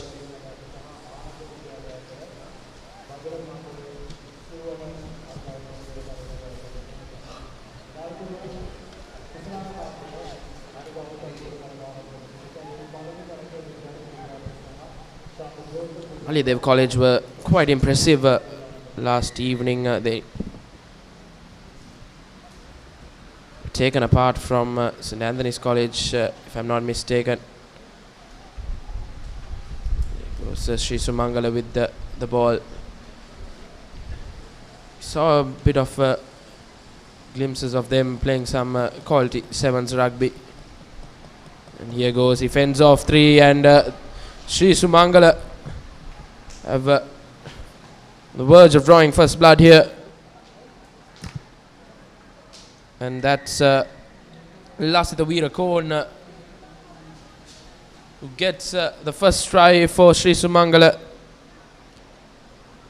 in this bowl quarter final. Sri Sumangala right on the money from the start. And he adds the 2 points as well, and Sri Sumangala increases their lead to 7 points to nil.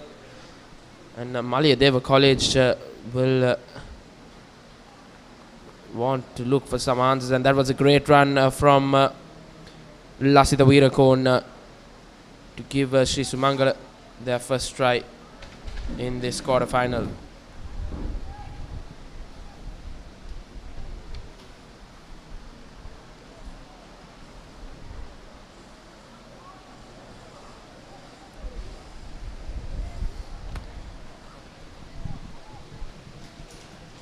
Sri Sumangala College, after drawing first blood in this third ball quarter final with the restart kick, but the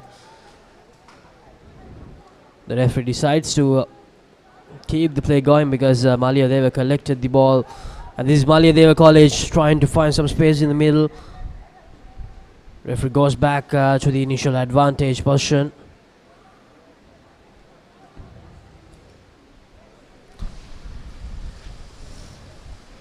The third ball quarter final, Malyadeva taking on Sri Sumangala. After this we have Piliandra Central taking on Ananda College. Piliandra Central, of course, beating the much fancied Wesley College yesterday to push them into the Shield segment. The only surprise of day one is Malyadeva gaining some ground here. They will want to find some answers. They will want to get on level terms in this game.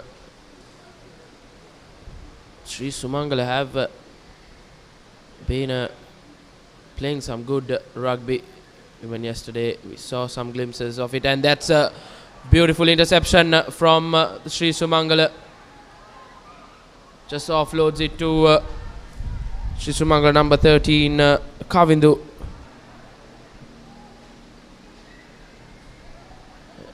Here working the line is Sri Sumangala, and once again it's Lasita Veerakon.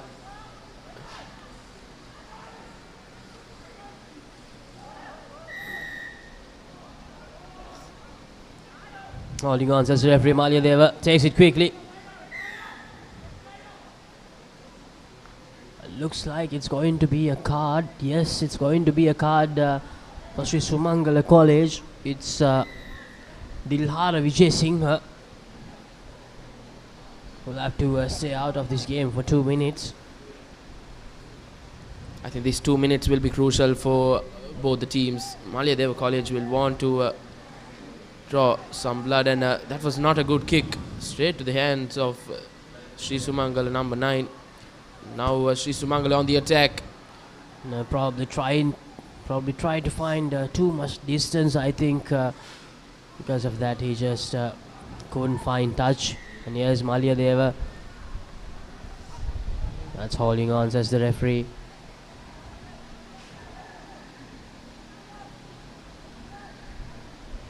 bigger pardon, it was a tackle not releasing. It was Sri Sumangala College who had the ball. Another fumbling error from Sri Sumangala. We have seen a lot of fumbles from all the schools in most of the games.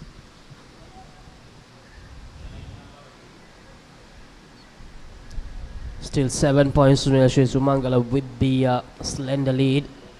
They're one man down at the moment, playing with 6. Aliyadeva should try to make use of this opportunity because the 2 minutes will run out very soon. So before the playing field gets even, they'll really love to get that first try on the board. And here's Maliyadeva trying to find space, and this is brilliant. Where's the first defender brilliantly? This is Lochana for Maliyadeva College. Almost goes all the way, but unfortunately gets tackled. But Maliyadeva, they should go over here, and they do. It's Gayanuka Alhakon who scores the first try for Maliyadeva College. Now, this is what I was talking about. Reshwan scoring that first try before the playing field gets even. It was really, really important for Maliyadeva College, and they managed to do exactly that. An important conversion coming up. Not the easiest of angles here. Let's see whether he can get it through. Nope, doesn't have the direction. So it's gonna stay 7-5, but Maliyadeva, they'll be happy about the fact that they scored that first try. They took the ball out from the ruck well and gave it out to Gayanuka Alhakon. But it was Lochan who created that try for Maliyadeva College. From here on, Maliyadeva will want to capitalize on the advantage, and the field is back to even numbers. Sri Sumangala's yellow card has come into the park. Just another fumbling error from Sri Sumangala. But the referee plays advantage, and it's Sri Sumangala ball.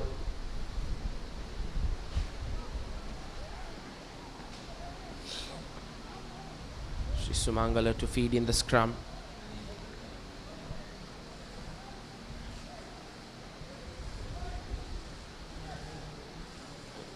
Seven minutes up on our clock. It's been a very interesting first half. Both teams have been going head to head, and here goes Sri Sumangala once again working that line, trying to find some space.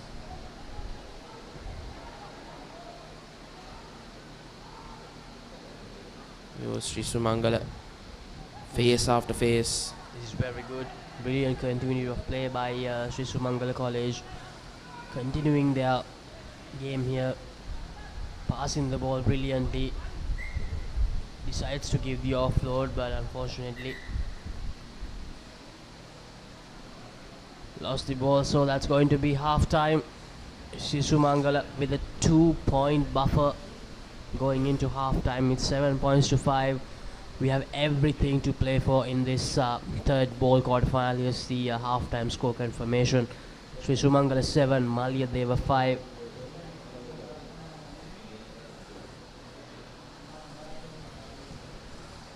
After this we only have one more game remaining in the ball segment. This was the first try from Sri Sumangala. Lasita Veerakon went scored Sri Sumangala's first try, and this was the comeback try from Maliyadeva College, courtesy Gayanaka Alhakon. They couldn't add the 2 important points, but nevertheless they have got that. They got that first try in the first half. It's an interesting second half to follow. In the next game, the fourth quarterfinal of the bowl segment, Piliyandala Central College taking on Ananda College. Piliyandala Central College will come in as favourites in that game. We just saw another college playing just one game yesterday. There's another college. They were grouped with DS Tirana College, so just two teams in that group. So basically, it was a knockout game for them. They lost that match. As a result, they are in the ball segment now. So Piliandala Central College, as we mentioned earlier, they managed to demote Wesley College into the Shield segment in this All Ireland Elite Sevens 2023. Yes, Sri Sumangal College begins the proceedings for the second half.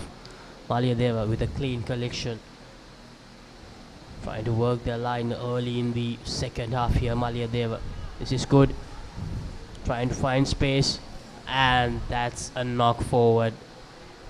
They were passing the ball around well. Unfortunately, that good tackle from the Sri Sumangala player brought out the error from Malayadeva College. And here's Sri Sumangala College advancing towards the try line. What a strong run from the Sri Sumangala College number 9, Aditya Pereira. Nearly took 3 Malayadeva defenders with him all the way towards the try line from the 22-meter mark. Malayadeva College have got another headache. Yellow card for them, and there are 6 men down for the next 2 minutes. Sri Sumangala on the verge of adding some points, and that's Lasitha Virakon once again for Sri Sumangala for the second time running in this game, and adding some salt to the wound.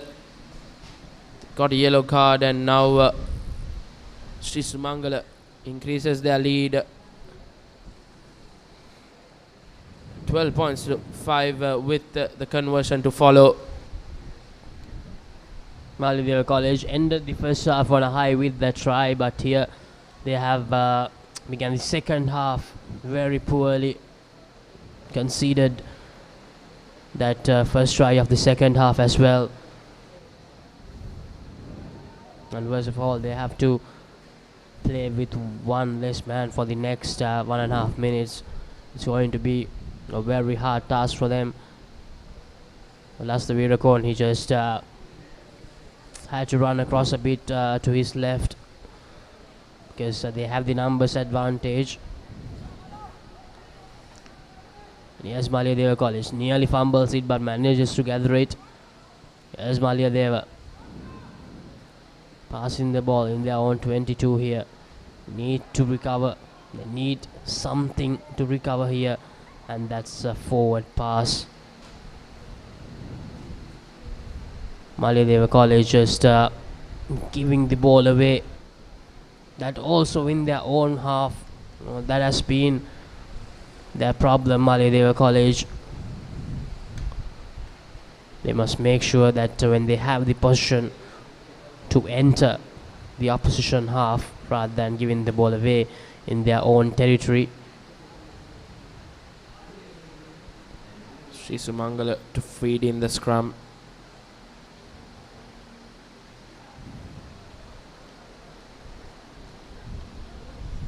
Here goes, tries to get a chip kick, but deflects the Malayadeva player. But here goes Lasitha Virakon once again. Just brought down, just meters away from the try line. Good defensive tackle from the Malayadeva College player. And looks like Virakon also got hurt during that tackle. Is a little replay. Probably landed a bit awkwardly after that tackle. Lost the Virakon. He was looking to score his third try of the game to make it a hat-trick. And looks like that's going to be the end of this game for him, Lost the Virakon. Very unfortunate for Sri Sumangala College. One of their key players has to be replaced now. It will be interesting to see how they regroup after that So Sumangala College, they have the 7-point advantage, they have the numbers advantage at the moment as well, but that will be removed very soon. I think, yes, Malideva College, they have been restored back to 7, so they don't have their key player, their most valuable player.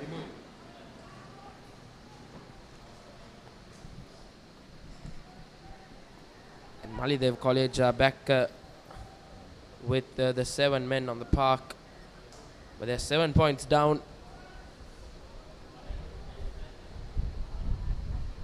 Which is going to be a uphill task for Malidev College to get back into this game, because Sri Sumangala look very composed with their defense.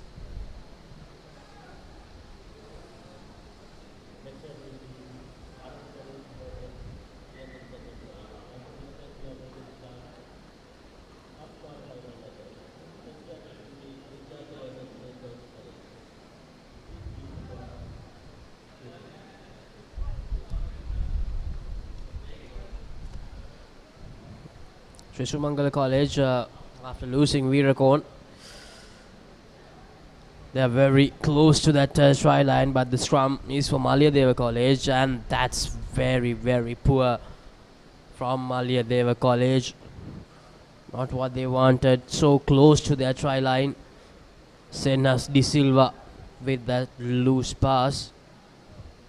Costly error from Malyadeva, which has resulted in a scrum in favour of Sri Sumangala, just meters away from their try line. Here goes Sri Sumangala once again, and that's the third try for Sri Sumangala, courtesy 2-1. Sri Sumangala increasing their lead 17 points to 5, and Malyadeva College just not able to find some answers in this second half. At half time it was very interesting to watch, but I think Sri Sumangala are running away with the game. Now the problem with Malyadeva College was, Reshwan, that they failed to come out of their own half. That was the problem for them. They just kept passing the ball without making any progress. That was the problem for them, Malyadeva College. You know, the scoreline shows why that had such a big effect on this game. Malyadeva College, they'll be really disappointed about the fact that they couldn't advance towards that Sri Sumangala half at least once in the second half. Another fumbling error from the Devons. They won't be happy with their performances in this second half, especially coming into the half with some hope, just a deficit of 2 points.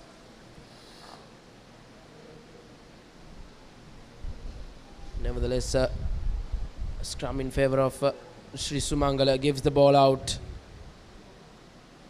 Decides to go on his own. Is Sri Sumangala number 13, Kavindu Mantrigama, touches down for Sri Sumangala's fourth try. Sri Sumangala well and through in this game. They will qualify for the bowl semi-final. Not the best of kicks to convert. They failed to add the 2 points, and that was a brilliant individual brilliance from Kavindu. First it was a little show and go, and then he just ran in between 3 defenders from Malyadeva College with relative ease. And that's the game. Sri Sumangala College registering the win, 22 points to 5, to book their place in the ball semi-finals, and they will be facing the winner of the next game in the ball semi-finals. These are the highlights from the second half. Veerakon, hope he is okay, hope he will be able to compete in that semi-final, because he's such a key figure in this Sri Sumangala College outfit. And this was the final try from Mantri Gama.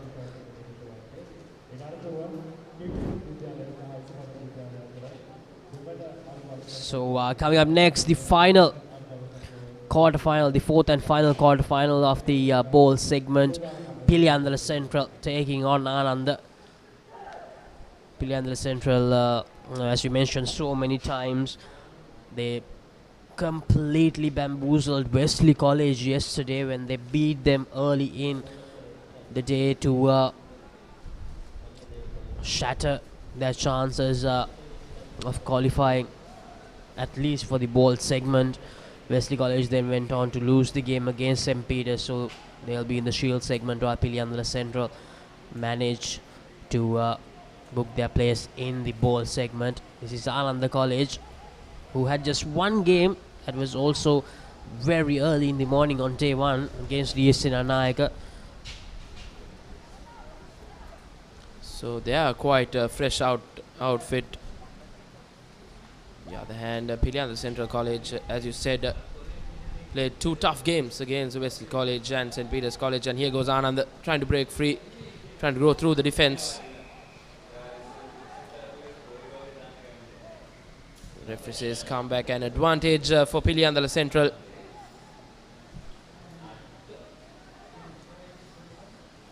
Nice chipping kick from Piliyandala Central. Gets the ball, is beautiful foot raise, but just knocked it forward from Piliyandala Central. Impressive rugby there from Piliyandala Central. Just couldn't grab that rugby ball because the bounce, the rugby ball can be very tricky. Well, after this restaurant, we have the 4 big games of the morning session coming up. The Cup quarterfinals, starting with Vidyartha College taking on St. Joseph's College.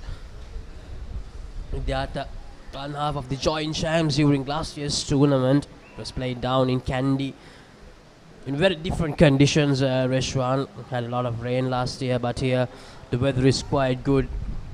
Brilliant conditions to play some good rugby, some quality rugby. Cup segment, all 4 quarterfinals are thrilling quarterfinals. All will be very interesting to watch. Here goes Piliyandala Central. Beautiful pass, but just fumbles it. Not the best of takes. I think these kind of mistakes are highly unacceptable. Need to get on that ball, and because if that was taken cleanly, he would have been clear. Both the sides looking a bit rusty, Reshwan, to begin this game. No, it's understandable with Ananda College because they're playing a game after more than 24 hours. Piliyandala Central, on the other hand, like their second game against St. Peter's College, where they were completely dominated. I mean, that's totally fine because St. Peter's College, they are in one of the best forms that we have seen them, especially considering the fact they had a very ordinary season last year. So this year they have turned up very well, starting from the under-18 tournament and then to winning the CRNFC Centenary Sevens. And here they have been quite brilliant. So Piliyandala Central College, they really need to make a move on in this game. They showed a lot of promise yesterday when they played against Wesley College. So far, we have not even seen a glimpse of that in this encounter. While Ananda College seem to have recovered well from that loss against DSC Nanaika. They are putting up a decent challenge against Piliyandala Central here. Decides to kick and chase, but probably not the best option. There was no one chasing the ball as well. Piliyandala Central with the ball now. That's brilliant, but unfortunately slips, but gives the pass out. Not good. No communication whatsoever between the two players. It was just a blind pass, wasn't it? But beyond the Central College, they managed to recover the ball. No harm done. Let's see what they can do, and that's advantage to Piliyandala Central. And what a run! Who sees the space, takes a quick tap. Mahisha Nirvan for Piliyandala Central will go under the post for the first try of this ball quarterfinal. Piliyandala Central drawing first blood. Great run from Nirvan. He just found that gap between the two Ananda players brilliantly and just had too much speed with him. No answer for the Ananda College defenders as they tried hard to chase him down, but he just had too much gas. 2 points added as well. Piliyandala Central College right on top. Look at that run. Beautiful run from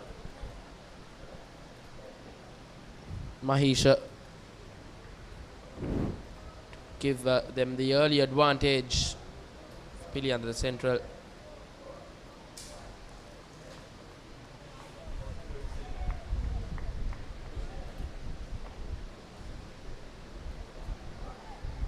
Another college will want to come back into this game.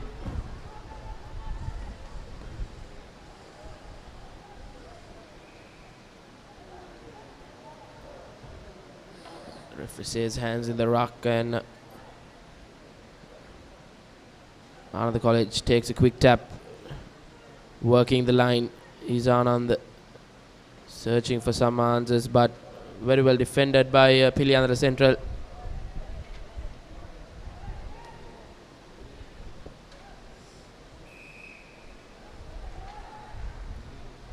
Quick tap taken once again from Piliyandala Central.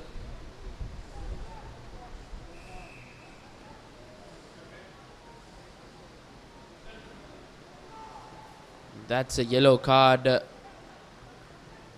for Ananda College. This is going to be a costly yellow for Anand, as he will be in the naughty chair for the next 2 minutes. So they will start the second half with 6 men. Ananda College wouldn't have expected that and shouldn't have been 6 men. And here goes Piliyandala Central once again, searching for their second try. Gives a nice power pass, and once again Piliyandala Central College touches down for their second try, and it's Hasindu Nethun who goes on to score the second try. Piliyandala Central right on top in this first half. Another college just not able to find answers.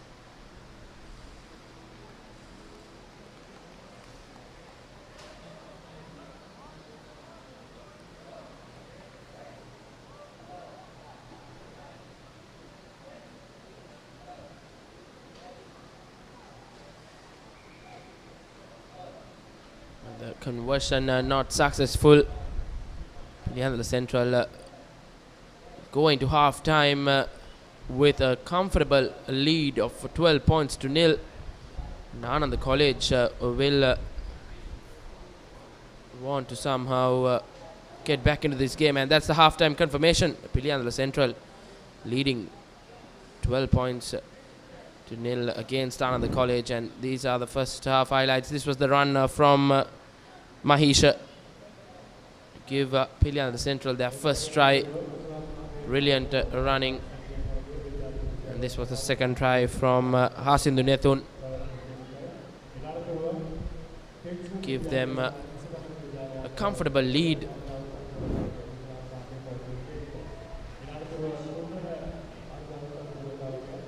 And the next game, the big one, the cup segment, first quarter final. The Tigers will take on the boys from Dali Road, St. Joseph's College versus Vidyartha College. Vidyartha College, defending joint champions from last year. The Josephians will want to get some silverware. Take some silverware back to Dali Road, and these are the matches as of now. After this, the main games, the cup segment. Starting off with Vidyartha College taking on St. Joseph's College, then Kingswood College taking on EC Patana College, Dharmaraja College taking on St. Anthony's College, and St. Peter's College taking on DS Senanayaka College. 4 mouth-watering games to follow in the morning session. And the second half action to begin here. 4th quarterfinal of the bowl segment. Deep kick from Anand College. He's not able to gather it at once, but he sees the space and he runs through. An easy run for Genitha Pesadit for Piliandra Central. Scoring that try early in the second half. 17 points to nil. Piliandra Central with all the advantage in this 4th and final bowl quarter final against Anand College.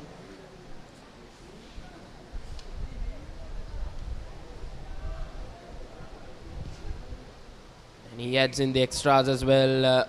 So that takes Piliandra Central to a demanding lead of 19 points to nil.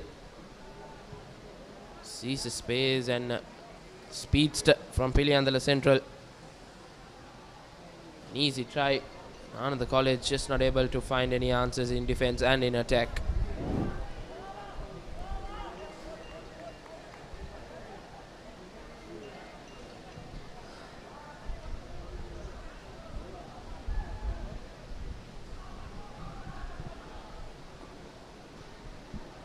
Anand College trying to get something out of this game.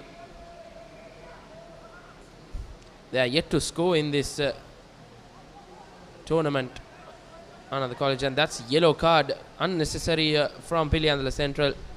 Number 3, Tamidu Tatsar goes to the naughty chair for the next 2 minutes, and here goes Piliandra. Just slips there. Nevertheless, still keep hold of the ball.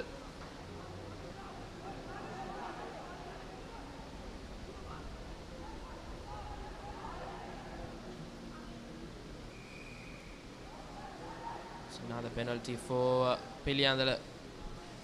Taken quickly.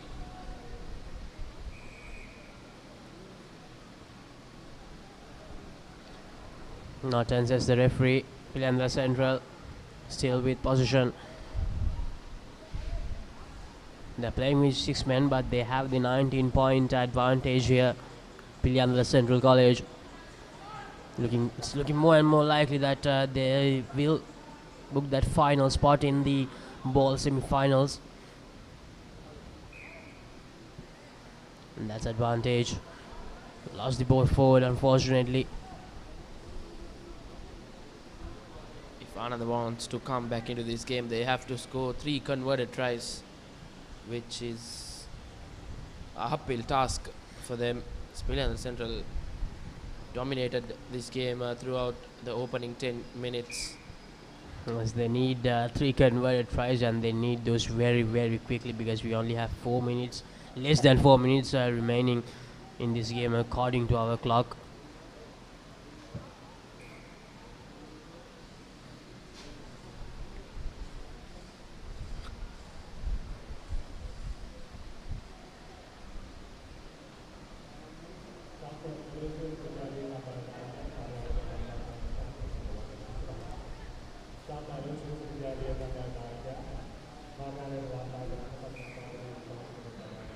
Piliandra Central just rotating the players.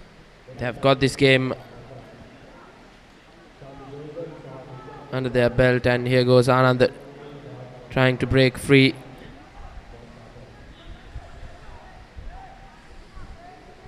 Working the line is Anand, just not able to get the ball into Piliandra Central's half. playing the game in their own 22, which is very dangerous.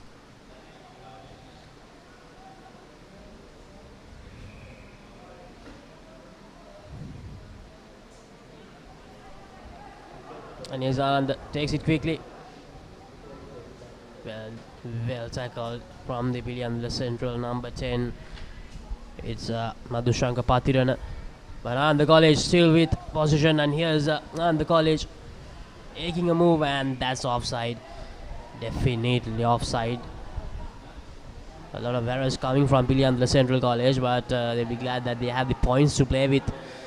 Anand College making a move here, but still unable to go. Still searching for that first try. Piliandala Central College defending brilliantly. Slows down the pace of the game. That's a poor pass.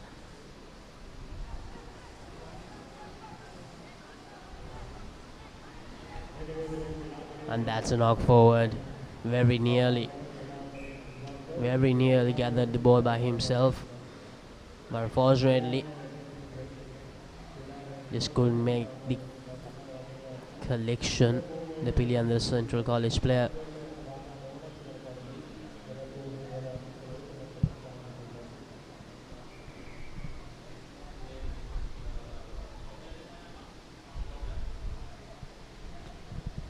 Less than 2 minutes remaining in this fourth ball quarterfinals. Piliandala Central in a commanding position, 19 points to nil.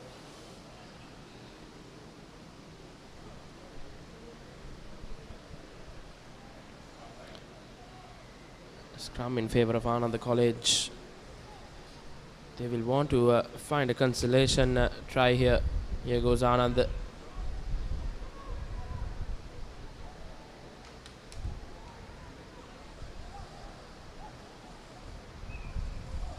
Just not able to find some space there, and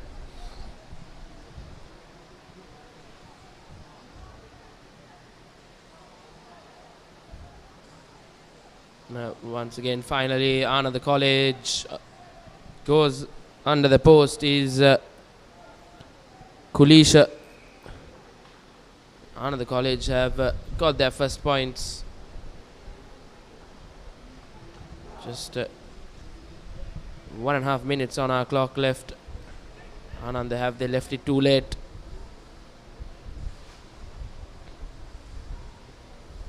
They will have to get on with the game quickly if they want to make a comeback, but that looks quite far.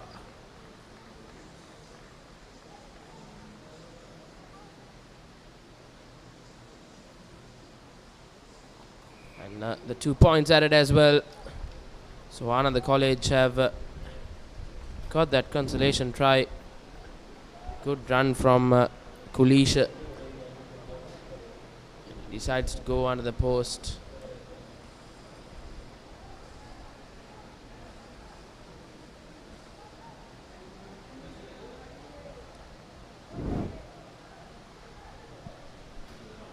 Anand College restart things. Probably the final move of this ball quarterfinal. Piliandala Central with the 19 points to 7 lead, and decides to kick it out. So that's going to be the end of this game. Piliandala Central registering the win, 19 points to 7, to seal their place in the ball semi-finals. Is the final score confirmation. Piliandala Central 19 and the College 7. So the second half action from that game. Piliandala Central really went bang bang. Anand College just couldn't find answers in defense and in attack.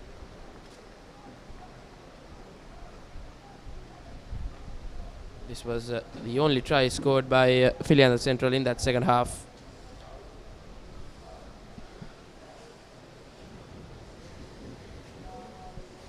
The final try from the College just before the final whistle.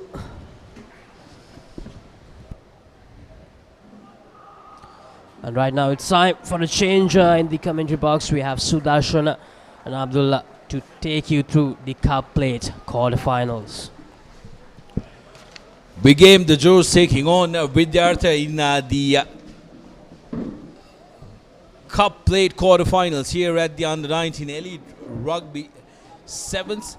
4 schools. It's going to be an incredible one.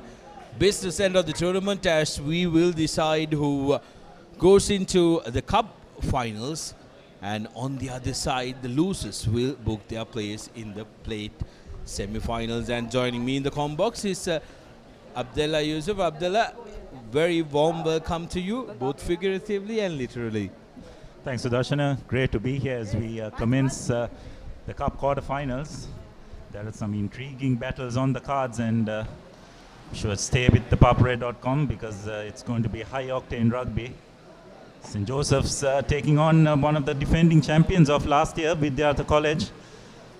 Sure, this is going to be a close encounter. Vidyartha to kick-start the proceedings, puts the ball high up, good high-hanging kick to the hands of Mara Singh, who was tackled on air. Yellow card to start the proceedings, and that's one of their important men. Vidyartha losing their number 11, Gayan Pereira. Not ideal for Vidyartha. Yes, not the start which you would have wanted, isn't it, Sudarshana? It's a bit reckless more than anything else. He just didn't get the timing right. Yes, and his eyes was on the man, isn't it, instead of the ball. So there was no excuse, as he knew that Mara Singh was in there, just needed to control himself. And as a result, he's put his team under a lot of pressure. Randeep with the put-in. Gives it to Rodrigo, who juggles it a little. Gunaratna to the Hamjaya, who's pushed back into the 22 meters. Randeep now sends it out to Vaidyanatha to Tanit Marasinghe, gives it to Naveen, who's bundled into touch. Good defensive work by Vidyartha College, making sure that they use the touchline as a man of defense and making sure they cramp Marasinghe up. Yes, I think Vaidyaratna needed to get the ball out a bit early, isn't it, and straighten the line a bit more. He ran across, delayed the pass, and as a result, Marasinghe didn't have much room to work with. Vidyartha with the line out, tap in by Vidyartha College. Good scrambling work to make sure that they hold on to the ball, and carrying it forward is Nanjana Vijaysurya. Now Ranavira. Ranavira in space. Ranavira with Randeep to beat. Tries to get away from him, loses the footing. But referee Veranga penalizes, saying that we were sealing off, but there was no counter from the opposition, Abdullah. Yes, well, the word commonly used is material impact, isn't it? And I don't think there was any material impact as a result of that action. So Vidyartha a bit unlucky, but they have yet managed to hold on. We're just approaching the 2.5 minutes when I think Vidyartha will be able to get their full complement of players back. So you have to say that they have done very well to manage this interim period with 6 players. Luckily for them, they've been playing a lot of rugby on the opposition half. This is the first time the play has come back to the halfway mark. So that's some consolation for Vidyartha. What they need to try and do is to make sure that they keep their composure and make sure they match up to these big Josephian set of forwards, as Janit Marasinghe takes the ball forward. Randeep to Naveen Marasinghe. Back of the hand pass, not going to the man. Here's Rodrigo to Dahamjay. Dahamjay in the corner. Good covering tackle by Sarat Kumar. Gunaratna. Back to Randeep. To Marasinghe. Marasinghe saw space in front of him. Had men outside, should have given it out. Rodrigo trying to spin away from the tackle. Here's the Hamjaya. Back again. Held on by cover defense by Sarat Kumar. Not releasing the ball is the call from referee Veranga. Rodrigo keen to take it quickly. With that, still down to 6 men. Here's Rodrigo. Gunaratna. Run deeper. Long cutout pass to Sachintana. Sachintana makes space but does an offload. Would have been good if he could have given it out to Marasinghe. Here's Naveen Marasinghe. Big no argue. Marasinghe still going. Marasinghe will go all the way. First try for St. Joseph's coming through Naveen Marasinghe. The Josephians had to huff and puff, but they get the first score. Yes, you just cannot give Marasinghe so much room, isn't it? He managed to get a bit of momentum, and from that kind of situation, it was going to be very hard to stop him because absolute brute force. As we have a look at the replay once again, ran a bit lateral, but managed to get a bit of momentum as a result.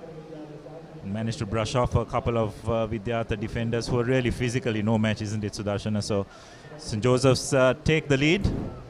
Conversion was successful, so it's 7 points to 0. 7 points to 0, and Vidyartha has now been restored to their original number of 7. They'll want to strike back and strike fast. Rodrigo with the restart. Good high hanging kick, just getting 10 meters. Perfect restart from Rodrigo. Good work for Marasinghe, and then Gunaratna picks it up. Referee Vrayanga that time penalizing St. Joseph's for not releasing the ball. Kumar gives it out to Ranavira. Ranavira still on the run. Out to space. On to Ratnayaka. Ratnayaka lays the ball. Nobody securing it, and Naveen Marasinghe yet again, this time opting to offload. Here's his sibling Janit Marasinghe. Run deeper. Shows and goes. Brilliant tackle. Lovely kick. Can Vidyartha make something of this?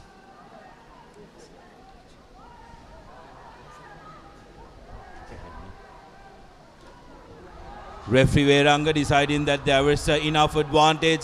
Here's Sachintana who gets his foot in touch. Good scrambling defense, and that time it was Gayan Pereira from Vidyartha who put in the hard yards. So Vidyartha making sure they are in the game. 7 points to 0 in a game of sevens rugby is absolutely a gettable score. You can get it at any time. They will want to make sure that they try and break from here their own red zone. Goes to the back, not collected cleanly. Here's Janit Marasinghe. Has his eyes on the line, and it's a Marasinghe show. Janit Marasinghe makes it look so very easy, and if Vidyartha, if they're not going to hit their men, especially in the line out with those heavy big forwards of the Josephians, it's going to be a long hot day here at Royal Complex. Yeah, that's right, Sudarshana. Just that line out, isn't it? So critical because till that point, Vidyartha, through their defensive efforts mainly, was sticking in the game. But that misfiring line out just enabled Junior Marasinghe to get his hands on the ball, and with again just managed to get that momentum and speed, and then his power just took over. As hard as a Vidyarthians tried, they just physically could not combat that run by Janit Marasinghe. So as a result, the Josephians have further extended their lead. Just a few seconds remaining for half time, 12 points to 0. Here's Rodrigo.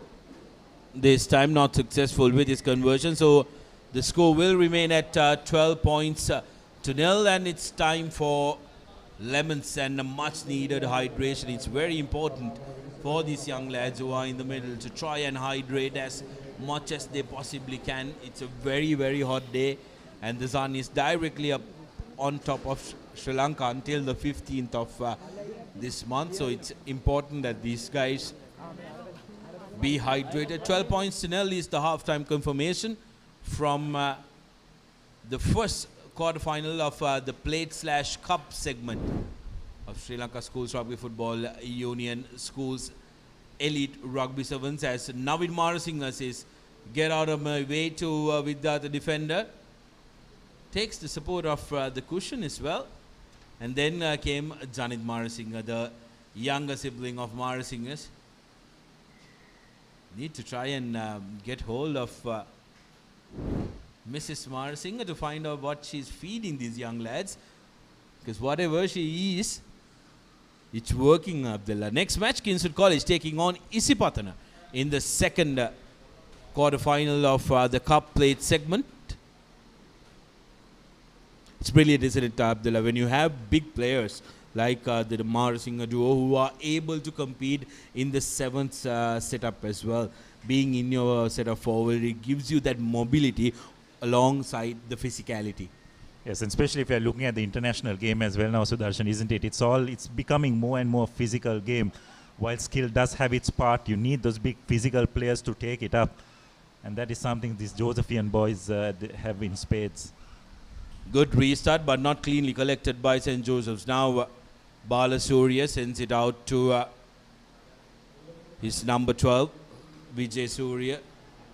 But another mistake creeping in from the Tigers.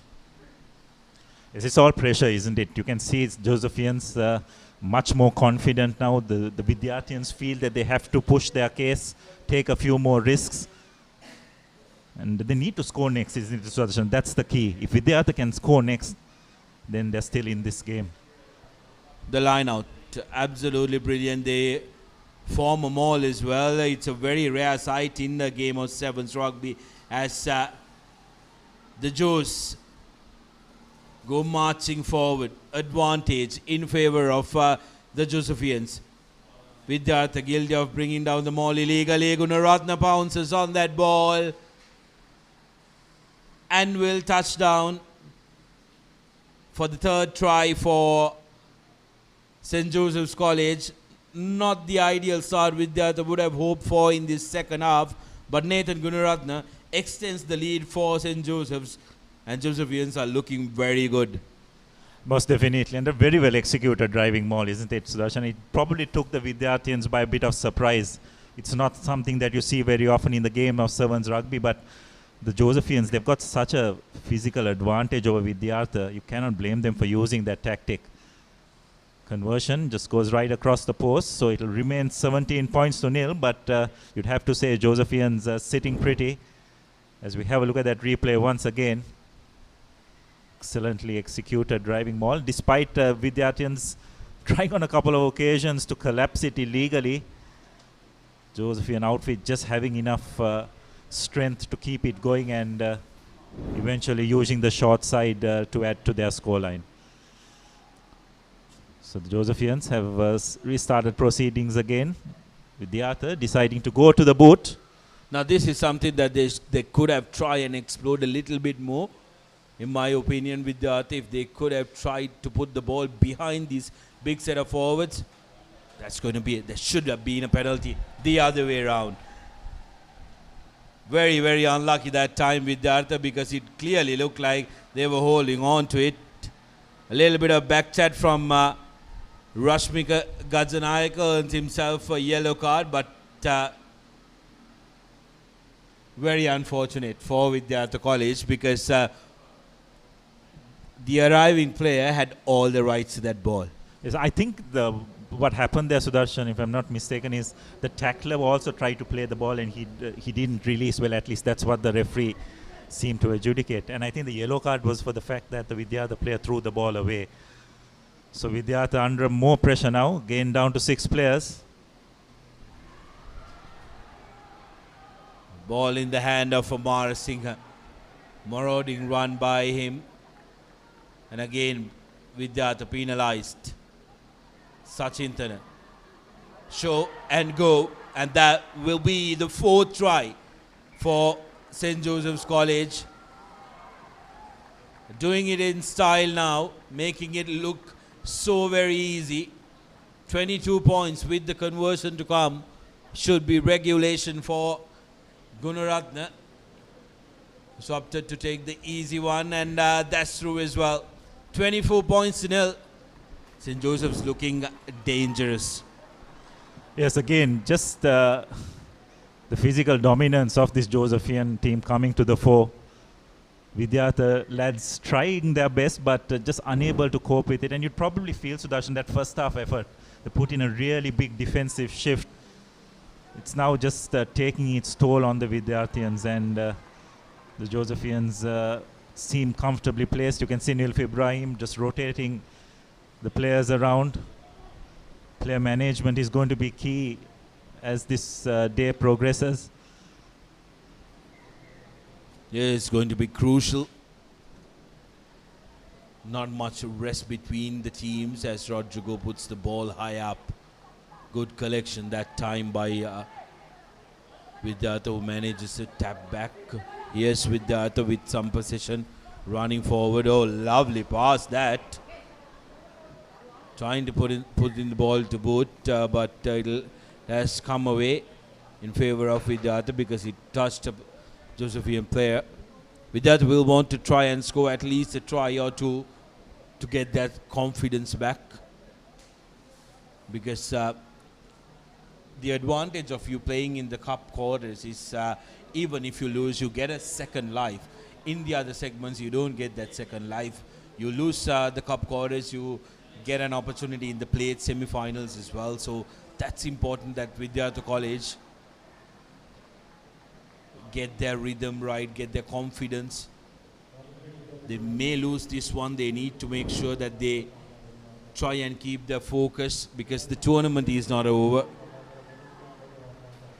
Through some form of silverware going up to Kandy will always make them feel much better, isn't it, Sudarshana? So, as you can see, coaches of both sides rotating their players around.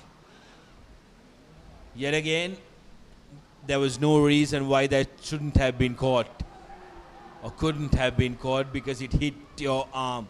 Got to feel for the man who throws that ball in as Vidyartha put pressure on St. Joseph's. Makes a hash. Makes an absolute hash of the quick tap, but luckily for them, Josephians hadn't retreated 10 meters, so Bhishma Jayasekara gets a yellow card for his troubles. Vidyartha now on the charge. Should have released that ball on the ground before he got up. Got away with that one. Vidyartha. Ball to boot. It's a foot race and chase is on. Didn't collect it cleanly. The number 13 from Vidyartha, Sarath Kumar, I believe, lost the ball forward.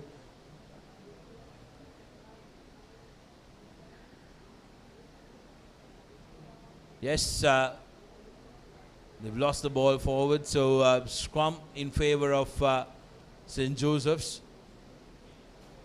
Lads from Kandy finding it a little more difficult than the Josephians playing in this weather, Abdullah. Yes, definitely. I think it's a thing that the Kandy teams generally tend to struggle to. It's not just the heat, it's the humidity as well, isn't it? It's very different from what they do experience up in Kandy. But the Josephians will now just try and clear their lines. That was a terrible kick if ever there was one. Opportunity for Vidyartha to launch another attack, but looks like the Josephian team was ruled offside. Vidyartha take a quick tap. Will they be able to get a consolation try? And looks like they have. So a well-deserved try for Vidyartha. Lends a bit of respectability to the scoreline. Yes, absolutely. They didn't deserve to lose this one. 24 points to nil. Vidyartha now. The conversion hitting the crossbar. That is full time. 7 points to 24. St. Joseph's booked their spot in the cup final, and Vidyartha will play on. Will play in the plate semi-final.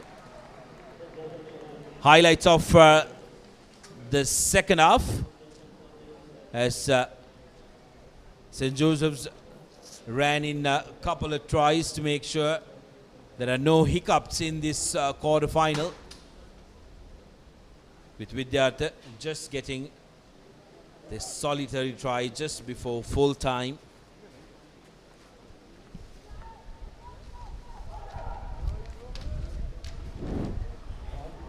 Next up, we have another big game, Cup quarter-final between Isipathana College and Kinsud College.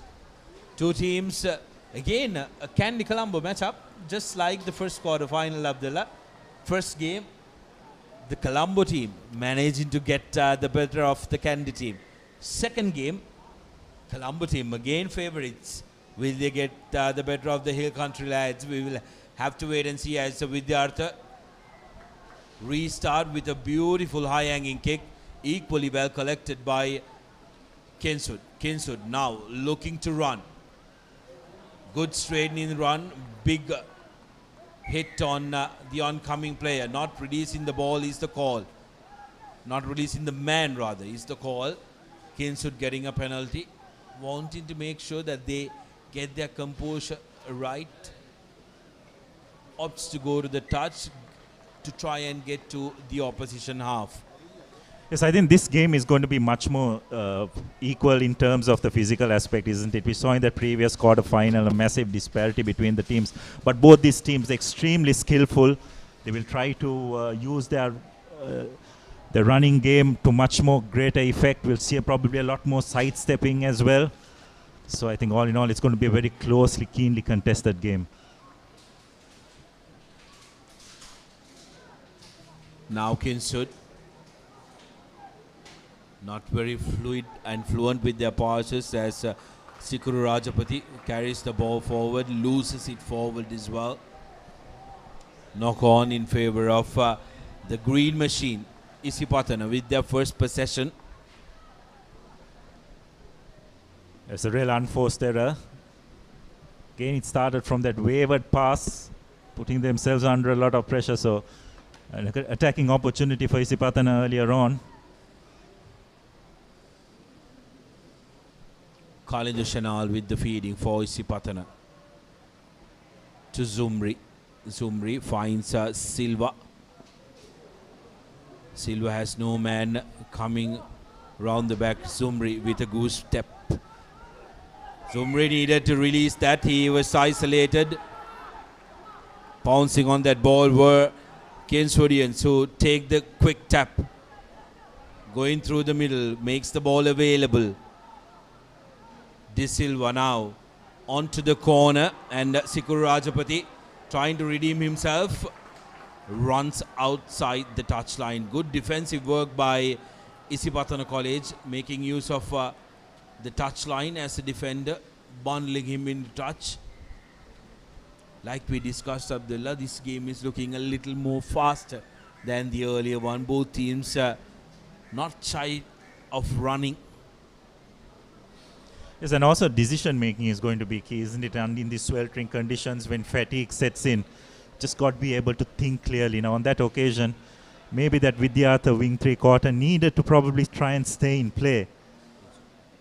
Sorry, the Kingswood wing three-quarter, Sikurajapati, needed to stay in play, isn't it? He just tried to go outside his man, and it just was an easy push bundle into touch. So, just these small things can make so much of a difference. And as a result of that error, he's turned possession over in favor of Isipatana. Despite being a working day, crowds creeping in, gathering in here. One man I can make out from here is the guy in the blue cap.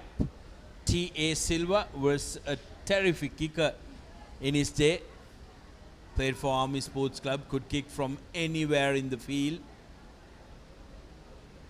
Involved with, last I never was involved with the Royal coaching unit as a kicking coach. Seems like Sikuru Rajapati is all right as he gets the appreciation of the crowd. Now Isipatana looking to run from their own 22. Zumri gives it out to Bentodage, and in the corner running is Gamage, Chamad Gamage. Good tackle, good cover defensive work that time by Ishara Imanka, who put his head down. Now Kinswood putting the ball to boot. It's a foot race now inside the 22 meters of Isipatana. What will Zumri do here? Looking for his options. Holds on to the ball and waits till his support comes. Chamidu Dilshan in support. Rinesh Silva comes and tucks it in for Isipatana. Now Ben Totage. Pressure by Kingswood College in their defensive work. Rinesh Silva very unfortunately loses his footing. Kingswood have done well to make sure that they they keep with Isipatana in the correct side of the field, putting them under pressure because they need to do something extraordinary to try and break away from this area of the land. That's very good from Kingswood. Yes, good defensive alignment, isn't it? They did not rush. They kept their alignment. And as a result, Isipatana were forced to make passes which they really didn't need to. And it resulted in a knock-on. So good defensive work by Kingswood. It's an area of the game where you can see they have improved. It's not just the flashy passes and the searing runs as such. Defensive part of Sevens rugby is now becoming increasingly important. And it's good to see most of the Sri Lankan teams understanding the importance of that. Some of the past Isipatana players, Dahan Nithina, last year's double Patana captain, and also Omalka Gunaratna and Senal Dilaka, 3 Isipatana captains, making sure that they come here and support their youngsters. Very nice to see. That would give them a lot of inspiration and confidence. Kingswood College now with an opportunity just outside the 22 meters, and that's terrible. Terrible work by the halfback. Didn't feed the ball in right. Here's Isipatana with a one-man advantage, but that pass was a little too ambitious, and Rinesh Silva needs a new pair of boots. Desperately needs a new pair of boots. Doesn't seem to be finding the traction that he needs. Didn't have a problem at Havelock Park where they normally train. So this pair must be okay for Havelock Park. Complex. You need a new pair of boots on. Yes, another unforced error really by Isipatana, just putting themselves under a lot of pressure. So we're approaching the last 90 seconds of this first half. It's still 0-0, not something we probably would have thought of at the start of the game. But some really good defensive work by both teams is the result of the score remaining 0-0. So it's an interesting call. Isipatana have been awarded a scrum. Was it that line out was not thrown straight or from the wrong mark? And this time Kingswood College undoing all the good work that they've done, giving away silly unwanted penalties. Kanishka handing the ball to Silva. Wants to get that territorial advantage. Isipatana, they've been camped in their own half for a little too long. Gets the action closer to the halfway mark.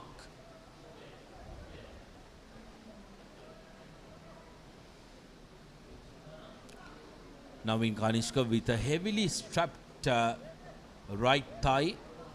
Skipper of the Isipatana College rugby team and also the skipper of Isipatana College cricket team.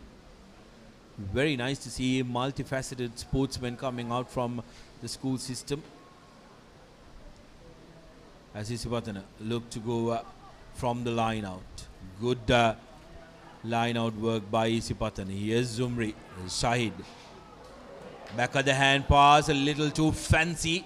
Doesn't find the man. Silva gives it to Kanishka in the corner. Puts the ball to boot. Good high hanging kick. That's going to be a card. Rinesh Silva is going to spend time in the bin because he absolutely made hash of that timing. The player was clearly high up on the air. Luckily for Silva, he didn't land on his head. So I'm assuming the card to be yellow. No card. So it's just a penalty. It's an interesting call. Generally, the referees tend to come down very strong when a player is attacked in the air. But the referee had a word with his assistant ref, but seemed to be a penalty only. So that's the score at halftime. 0-0. It's not something we would have foreseen at the start of this game. But both teams probably not clinical enough, Sudarshana, in terms of their attack. And the defensive effort of both teams also playing a part in the score remaining 0-all. Despite not having any highlights, it'll be nice to see the last incident of that game, because Abdullah, it's baffling, absolutely baffling that there was nothing severe than a car. Take a look at this. Silva is in front as well of Kanishka. The moment you make contact with the player, yes, he knows that he was not right, because the moment you make, it's your responsibility as a defender to make sure that you get your contact right, and if you do, to make sure the player who's on air lands on the ground safely. Absolutely, and you cannot have any contact with the player as well, isn't it? So, a bit fortunate from Isipatana's point of view. Let's see in the second half whether they'll be able to make use of it. Second game, beg your pardon, third quarter-final coming up. Dharmaraj taking on the Antonians in what will be a crash of the Hill capital, with only one team going through to the cup segment. Kingswood College wanting to make sure that they become the first team to make their mark from Kandy in this cup segment. They've done so very well so far in this first 7 minutes, keeping Isipatana scoreless. Isipatana, on the other hand, they haven't played the territorial game too well. Abdullah, they've been bogged in their own half as Kingswood College puts the ball to boot. Good high-hanging kick, a good chase as well, putting pressure on Chamad Gamage from Isipatana. Here's Isipatana. Kanishka to Silva. Silva gives it out to Zumri, who is in the wing. Good defensive work by Kingswood College. And Zumri trying to offload. Very, very skillful lad, the captain of the under-18 side for Isipatana College. Has a lot of skills on offer, but needs to try and pick and choose which skills that he needs to employ at which moment. Yes, they seem to be depending on him a lot, isn't it, to create some form of opening. But the Kingswoodians have done well to shut him down whenever he's got the ball. So, good work by the Kingswoodians. Yes, another danger man in the Isipatana camp is Rinesh Silva. Oh, beautiful, beautiful sniping run. Here's Kingswood College. Imanka Ishara sniping run from the nippy halfback. What a brilliant run. Caught the Patana lads napping. Went through the line out and he scores. Kingswood College, will they deliver the first upset of day 2 here at Sri Lanka Schools Elite Rugby Sevens? Important conversion coming up and it's good. 7 points to 0. Ideal start for Kingswood College.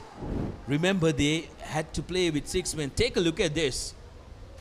Ball bounces and says, I'll take this on myself. And there was no way that Chamidu Dilshan was catching that man. Imanka Ishara, the try scorer for Kingswood College. Kingswood now with the restart, this time opting to go deep. Skipper Kanishka collects it, opts to go by himself. Zumri to Bentorage. Bentorage held in the tackle. Bentorage trying to go to the ground, but referee penalizes Kingswood for being in an offside position. Zumri now to Kanishka. Back of the hand pass to Silva. Zumri gives it to Chamidu. Beg your pardon, Kalindu Shanal. Kalindu tried offloading but couldn't get the pass going. Here's Silva. Change in direction, trying to go through the middle. That's going to be a high shot on Bentorage. Beg your pardon, the referee has penalized intentional knock on. Here's Zumri. Change in direction. Zumri gets away from one. Had one man to beat, but good sweeping work. Kanishka, show and go underneath the post. Skipper coming into the party with the equalizer for Isipatana College. 5 points with the conversion to come, which should be regulation for Shenal Kalindu. No mistakes there. 7-all. 10 and a half minutes on our clock. We have a game on our hand. Absolutely. After a pretty mundane first half, this game has come alive. Kingswood first score, and then the skipper taking it upon himself to put the finishing touches to that move. And it's 7-all as we approach the last 3 minutes of this game, and what an enthralling 3 minutes it's going to be. You'd sense that this game was going to open up in this second half, isn't it, Sudarshan, after a pretty tight first half. Yes, Silva with the restart. Good high-hanging kick. In a very good position as well. Kingswood making a hash of that collection. Didn't call. Both the players, Simanka and Dinet Bandara, did not know who was going to take control of that. Isipatana now with their tails up. They know if they can score once, they can close this game out. Time is running out. Just 2.5 minutes remain on our clock. Kalindu to Silva. Gives it out to Randimal. Randimal cutting back inside. Looking for space. Running laterally. Nobody wants to tackle him as well. Randimal still with ball. Here's Kanishka. Kanishka had a man on the outside. Silva now to Kalindu. Zumri was initially caught with a bear hug tackle, and now Hashen Randimal toys with the defenders and will touchdown for the lead for Isipatana College. Isipatana's class oozing out in the second half. 12 points to 7. Patana goes into the lead. Just like that, Isipatana College with a psychological blow on Kingswood College. It's just 5 points, Abdullah, but the blow of being scored against back-to-back takes a massive toll on you. Yeah, absolutely. And this is just Isipatana rugby flair coming to the fore, isn't it? You saw that brilliant backhand pass from Zumri when he was under pressure. He tried that previously, didn't come out as well as he would have wanted, but on this occasion he did. Conversion just missing the right upright, so the score will remain 12 points to 7, but you just sense that Isipatana have found their mojo in this second half, isn't it? Just around a minute to go. Here's what happened, but step in, step out.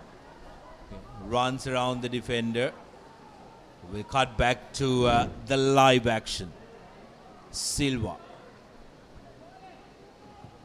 with the restart. Good high-hanging kick, good chase on by Isipatana. Ideal restart. And again, referee penalizing Kingswood College. Ibrahim, beg your pardon, Zumri Shahid. Gamage carries it forward for Isipatana, but guilty of holding on. And here's Kingswood College taking it quickly. Was Damindu De Silva. Loses it forward. Kingswoodians cannot believe it. And that is full time. A tight fight, a tight battle.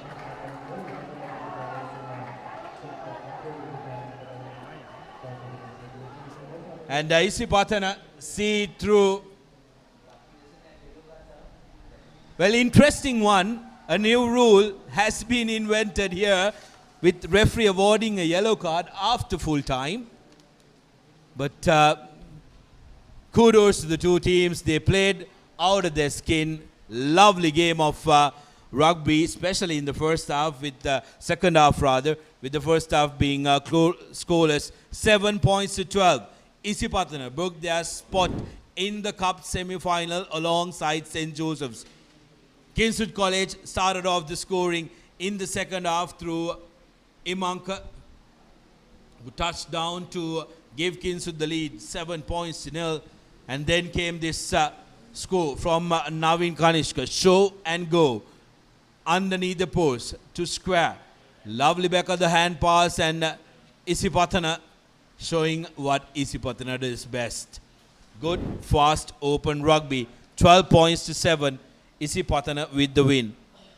The third quarter final, Dharmaraj College taking on the Antonians. And Antonians will kickstart the proceedings. Good high-hanging kick by Sahan Keithasiri, the skipper for the Antonians. Antonians have looked very, very good in the opening exchanges. Now, on to space. Mariadas, Tiran Mariadas. What a lovely try. St. Anthony's College are looking like a team to beat. Clinical, Sudarshan, I think that's the word you have to use.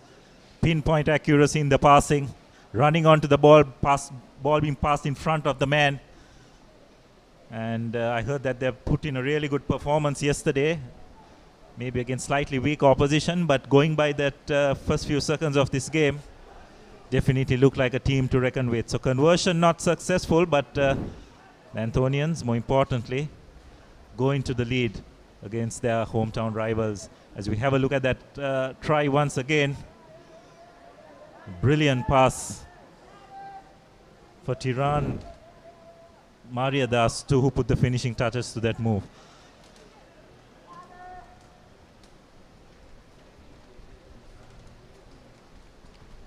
So it's interesting that Srinath Suryabandar is also part of the coaching staff of this Anthonian team. So no doubt some of that Servan's IQ will definitely benefit the Anthonians. Here's the Rajans with their first possession of the game.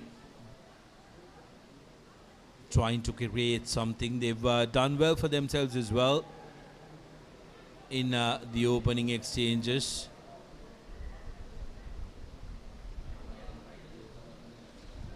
Yeah, so that was an interesting situation there. The ball went forward, or rather it was a knock-on. It went into touch. So there was an opportunity for the Anthonians to throw the ball in. The Dharmaraja player continued to impede him, but the referee just calling them back for the scrum.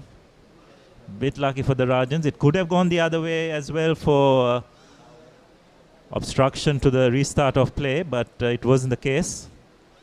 So another attacking opportunity for the Anthonians from that scrum. Get the ball out wide. Nice wraparound pass. Bit of a high shot. So it's advantage for the Anthonians. Will they be able to make maximum use of it? Not gaining much ground, going backwards, but looks like they have managed to realign themselves. And looks like there's a bit of space.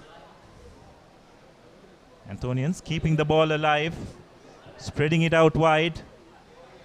Rajan defense up though, not giving them any room to work with, but Anthonians finding a way. This is really good continuity by the Anthonians, and looks like they'll be able to go over for their second try. It's Roshan Kumara who put the finishing touches to that move. That was brilliant servant stuff, isn't it, Sudarshan? They were on the back foot, but just held their composure, did not rush things, showed good patience, and eventually Kumara good enough to identify the gap in the Rajan's defense to go over for the second try. Yes, it's the first time we are seeing the Antonians in the under-19 shorter format this year. Abdullah alongside the likes of Isipatana College, St. Joseph's College and St. Peter's, who really impressed yesterday. What's special about this Antonian side is the fact that they are playing good quality sevens rugby. They're creating tries, and yesterday they scored approximately 14 tries and managing to convert 12 of them. So it was never a time that they just managed to, as we sing praises of the Antonians. Sankriti City making hash of that conversion as Chanaka Bandara takes it quickly for Dharmaraj College.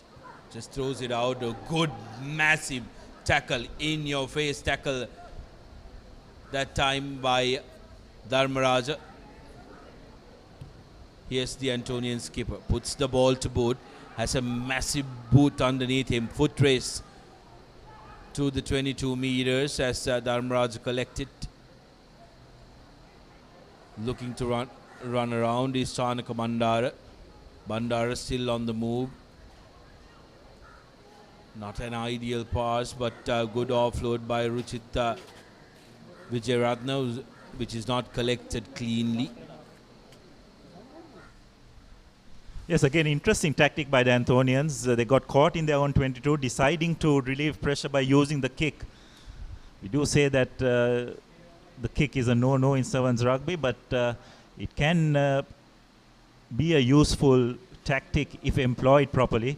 Probably the chase from that kick was not as good as it should have been by the Anthonians, but they seem to have got away with it. So from that scrum, the Anthonians trying to launch another attack.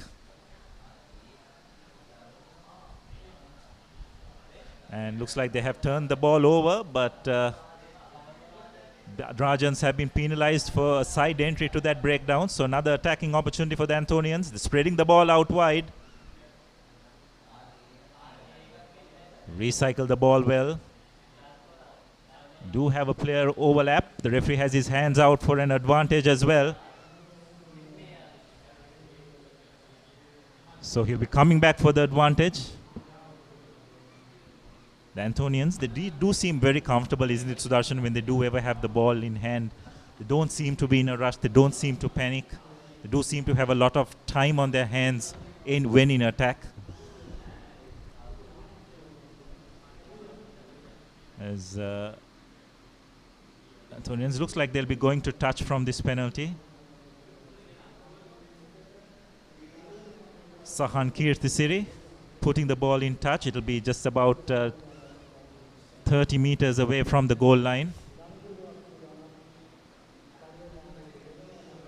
As we approach the final 30 minutes of this first half, Anthonians will definitely want to try and get one more score before half time.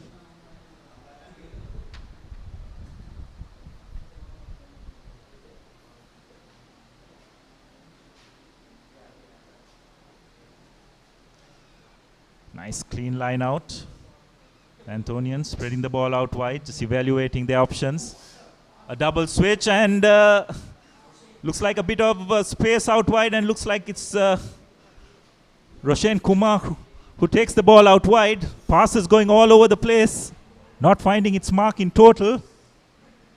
Dharmaraja have recovered position. Will they be able to launch a counter attack? Passes not finding their mark, but good clear out by the Rajans. And a break on the blind side. Just the sweeper to beat, deciding to go to the boot. Not sure that was the best option. It's kicking the ball over the line, but it's been hacked up into touch, so that will be half time. Anthonians leading 10 points to nil. They looked very good in that first half. Hometown rivals Dharmaraja did enjoy quite a bit of position in that half, but were not good enough to put the finishing touches to some of the moves. As we have a look at that final of the first try in that half, it was Tiran Mariadas putting the finishing touches to that move, and then it was Roshan Kumara identifying a small gap in that Dharmaraja defense to go under the post. So the conversion was not successful. Half time to be 10 points to nil to the Anthonians, and probably the pick of the next of the quarterfinals coming up next. St. Peter's, winners of the CR Centenary tournament and one half of the defending champions of last year's tournament, DSA Nanayaka. Should be an enthralling quarterfinal coming up next. Probably the pick of the quarterfinals, at least on paper. So stay tuned for that game as well.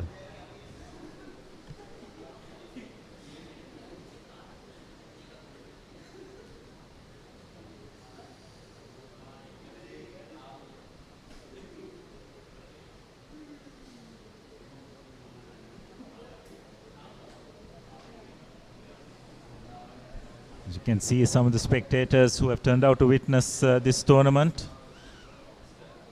I'm sure the spectator count will increase as we approach the semi-finals and final stage of this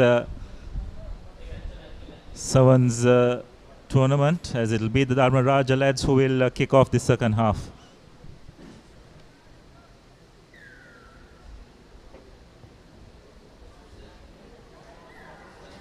Nice hanging kick, but it looked like the Dharma Raja players were in front of the kicker. So really soft error, which you don't want to do in that half, at the start of the half. Anthonians, looks like they're going to launch another attack. Looks like they're giving to their speech Tiran Mariadas, who will go over for the third try.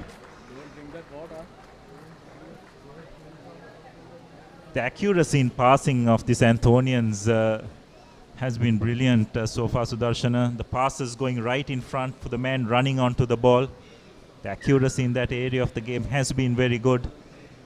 They further extended their lead, 15 points to nil. Just shows signs of a very well drilled unit. What you mentioned about the accuracy of the passes and ball going in front of the man. It's not something that is acquired overnight. So you need to make sure that you keep practicing and make sure that you can hit that spot time and time again. So the Antonians doing very well.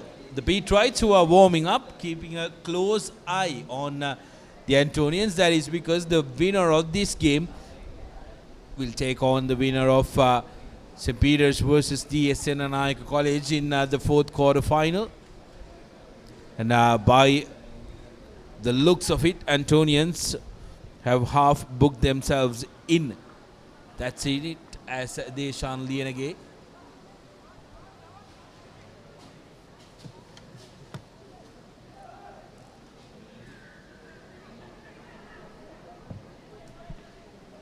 The Antonians penalized for holding on. Dharma Raja launching another attack.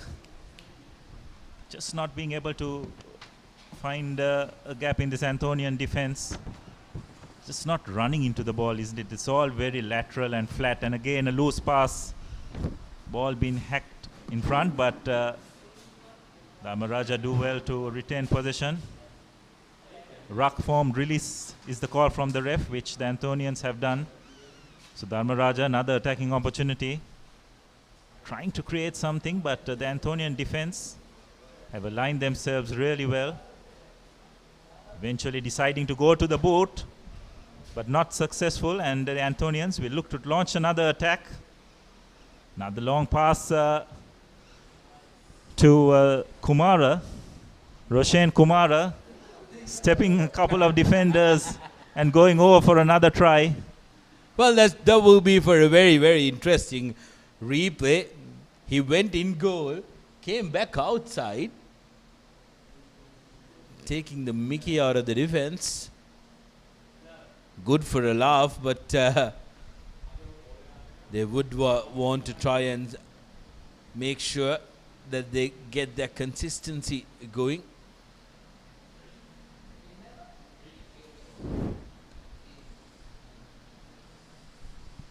Take a look at this. Goes to the 5 meters, comes back out. Insisting on wanting to get closer to that goal post. 22 points in L. Antonians, fair to say, have booked their spot in the final, semi-final rather, of the cup segment. Rajans will meet the team that goes down in the next quarter final. Would be either Dharma Raja, SLSRFA College or St. Peter's College. Is Dharma Raja putting the ball to boot, wanting to, having had enough of action inside their own 22 meters.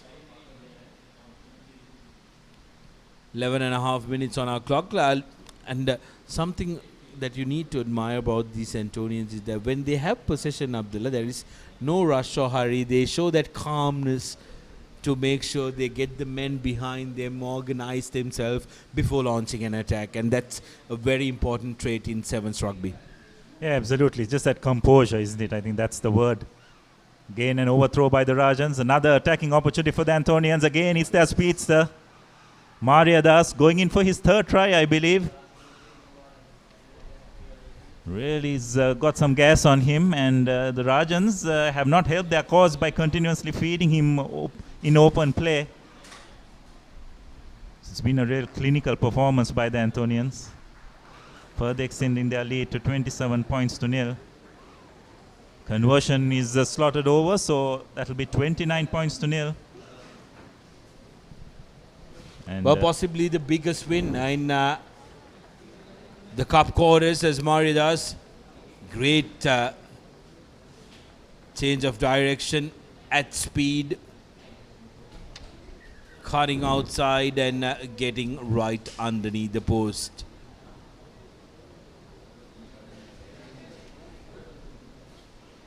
Well, this could be the final restart of the game with our clock inching closer to 13 minutes. Antonians putting the ball high up toward the big men who spend their time in the bench, getting the nod to finish out this game for St. Anthony's. The Eagles have really soared in this quarter-final, Abdullah. 29 points to nil. Comprehensive victory for the Antonians. Yes, and you can say that they definitely sent out a warning to the rest of the teams in this cup segment as well. It's just the manner, it's just not the scoreline, isn't it, Sudarshan? It's just the manner of the victory as well. A lot of patience, a lot of composure. They just do the basics very well, run straight, draw the man and pass. As it will be the Antonians to feed in. Probably the final play of this game. Just looking at their options, but this time guilty of going to the ground and not releasing. So probably the first lack of proper decision making by the Antonians, giving the Rajans an opportunity to launch an attack. But again, the Antonian defense, very good. Realigned well, just not rushing.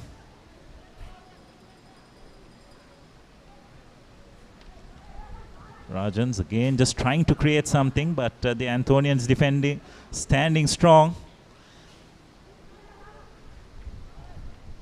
That's right from the side of the ruck and holding all as well, so take your pick. You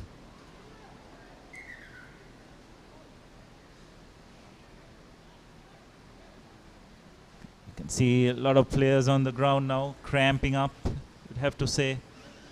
This heat will definitely take its toll on these teams. It's got to keep in mind that both these teams are coming up from Kandy. As we have a look at that once again, right from the side of the ruck by I think Akila Nadishan. Got to enter from the gate, so it looks like this will be the final play, and the Antonians very correctly taking the tap and putting it into touch. So that will be the end of this third quarter final. St. Anthony's emerging comfortable victors, 29 points to nil. They'll take a lot of confidence with that performance into the quarterfinal, to the semi-final, which will be the winner of our next match between St. Peter's and DS Senanayaka.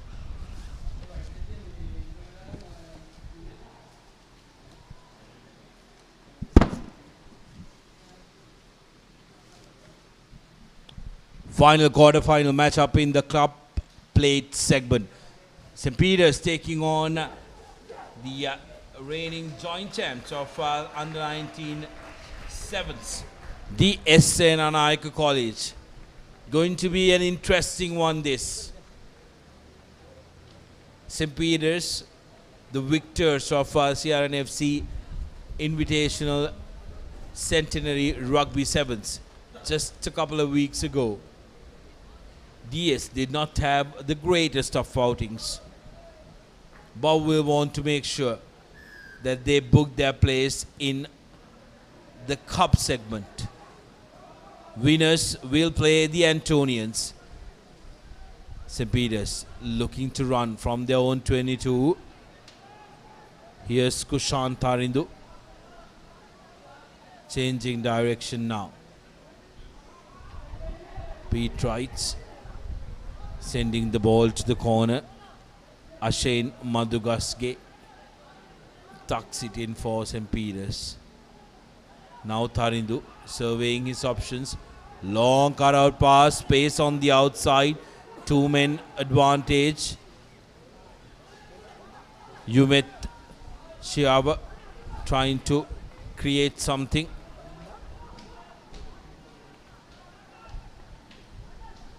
Now Galage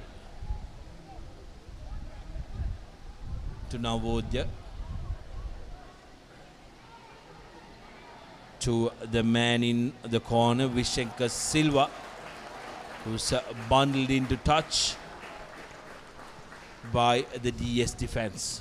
Well, that was copybook Sevens rugby from both teams, isn't it, Sudarshana? Both in terms of attack and defense. St. Peter's recycling position, DS and Naika just holding their line. Brilliant stuff from both teams.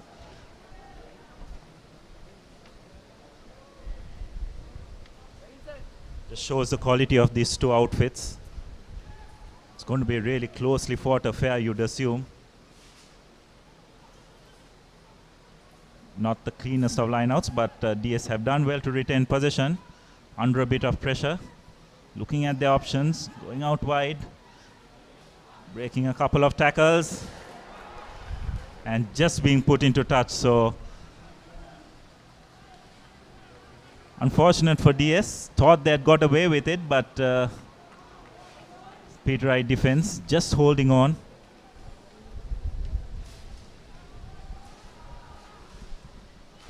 Yes, DS were very daring to be throwing the ball around in the end goal. Again, DSNI College getting a hand on that ball. Attacking the short side was Praneeth Silva from the Pete Wrights.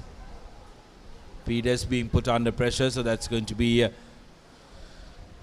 scrum for that tap-in in the line out by the DS lads.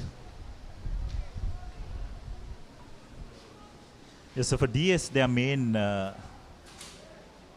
threat is their skipper, isn't it, Jayathu, who is playing in the center position. So they've just got to try and give him a bit of space, but it'll be the Pete Wrights who will launch this attack to try and create something. Jayathu making that tackle, and looks like it's been knocked on. Will DS try and launch another attack? They're over their goal line. They have players out wide deciding to go to the boot. Not very well, but they'll come back for the knock on.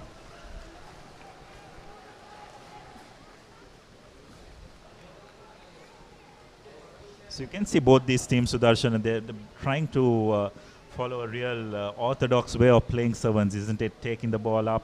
They got the skills for it as well. So far it's been St. Peter's who have mainly been on the attack. But the DS defense has held so far.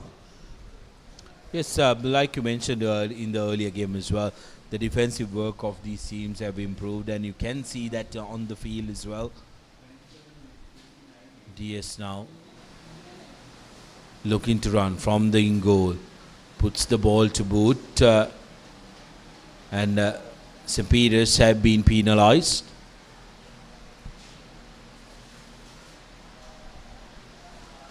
So DS have a little bit of breathing space here.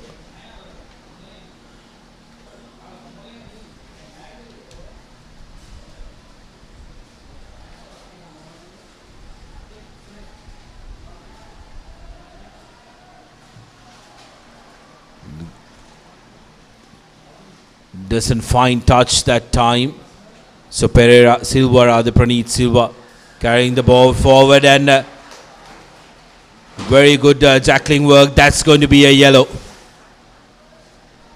Young man, solid goal again, had to retrieve 10 meters And if you're going to commit yourself for a tackle, that's an unnecessary yellow card that you are finding yourself in. Made no attempt to retrieve the 10 meters, and rightfully so. Diaz making the correct call, opting to go for a scrum.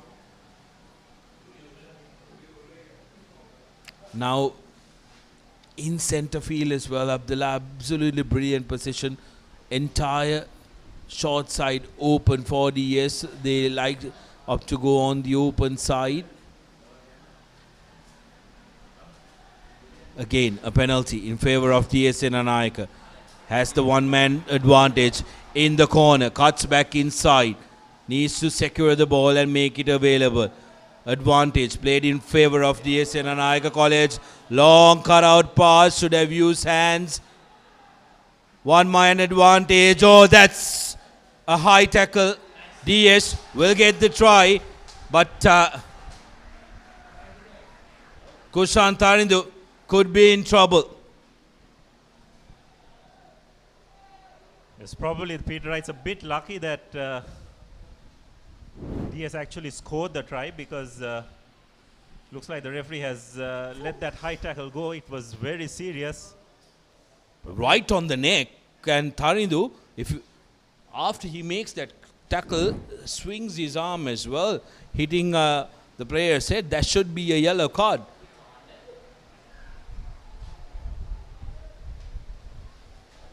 Ideally, Peters should be down to 5 men. Very lucky. They just have 1 man on the sin bin. Because I understand, Abdullah, the fact that it turned out to be a try, but it does not take away the fact that it was very dangerous play. Yeah, absolutely. I have to agree with you, Sudarshana. Peters probably on that front a little bit lucky. They were down to 6 men anyway, so DS Senanayaka nonetheless will be happy with that score. They've got to keep going, yet the Peter Wrights slight disadvantage. Again, penalized for not releasing. This is really good defensive work by the Dons. Taken the quick tap. Lovely defensive work. Space and men on the outside. Little bit of a juggle. Loses the ball forward, DS Senanayaka College, and the Pete Wrights are now restored to their original number, with the man coming in 7 against 7 now. It's a missed opportunity, isn't it? Probably on the stroke of half time. They just managed to get that score that would have really put the panic among the Pete Wrights ranks, but probably want to just get this into touch. Here's St. Peter's. Tarindu. Steps in, steps out. Lucky to be on the field after that high charge. Puts the ball to boot. Foot race. Man from the sin bin. Fresh legs. Offloads the ball, and Tarindu collects it. And says thank you very much, to go right underneath the post. Just before half time, but referee Tenakon will have a word with his assistant. Says all right, and will award the try underneath the post. Well, what a crucial score for St. Peter's on the stroke of half time. Wondering whether the decision should have been made to kick the ball out from their own half, but they decided to play it, and they have received rich dividends as a result, and they'll be going into half time 7 points to 5. But what a wonderful first half that has been of Sevens Rugby. 2 quality teams up against each other, and I'm sure this game is far from over. Everything to play for in that second half. As we have a look at that first half highlights. First it was Janindu Vijayaratna going over for the first try, and then on the stroke of half time it was Kushan Tarindu who put the finishing touches to that kick ahead by the Peter Wrights under the post. So conversion was successful, and as a result The Peterites enjoying a slender 2-point lead at halftime. So this will be the next encounter between St. Sylvester's and Moratua Vidyalaya. This will be for the Shield semi-final. That will be the next match on the cards.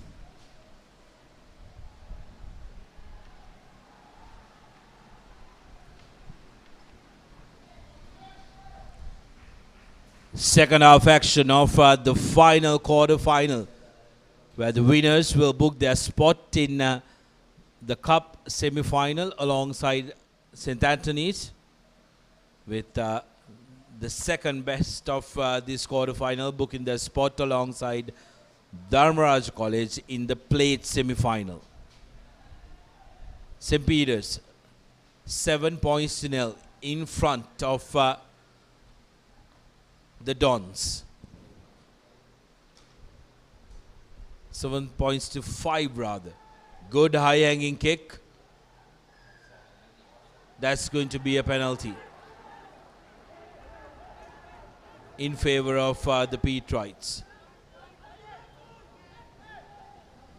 Well, not the start DSN Naika would have wanted. Gives the Peterites an opportunity to launch an attack. Looks like they'll be going to touch.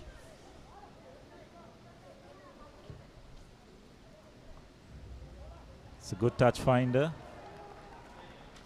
Just about 20 meters away from the goal line.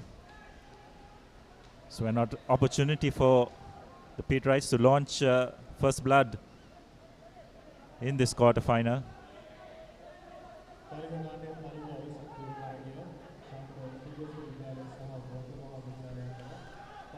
Lovely line out by St. Peter's College. Now space for the Peterites to create something with the good ball that they receive from the line out. Tarindu serving options, sends the ball out wide to Madhugaske. Madhugaske, Tarindu collects it and goes on the short side. And Dulaj Navodya goes in goal.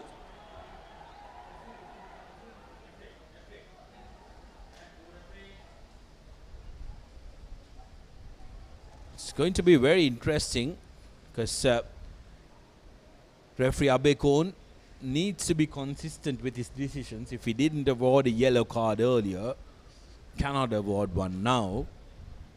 And if he's not going to award yellow cards for high charges above shoulder, which are dangerous, where are we going with player safety?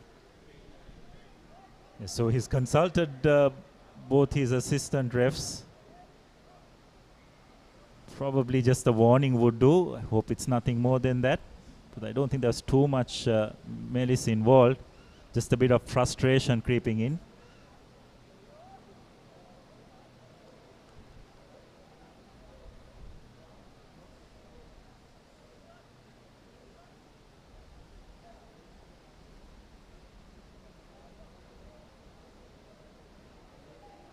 So the referee just having a quiet word with both teams. Probably just as well.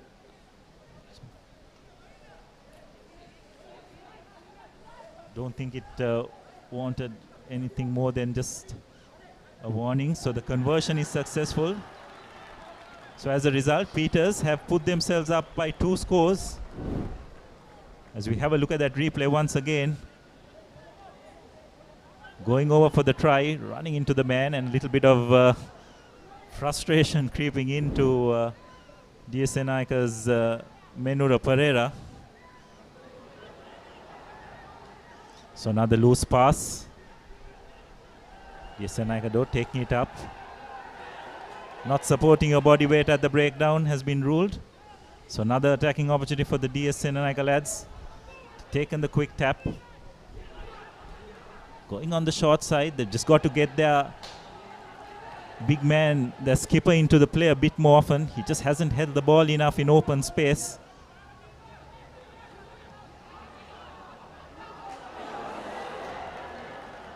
So some really unforced errors creeping into the DSN Naika team's attacking play.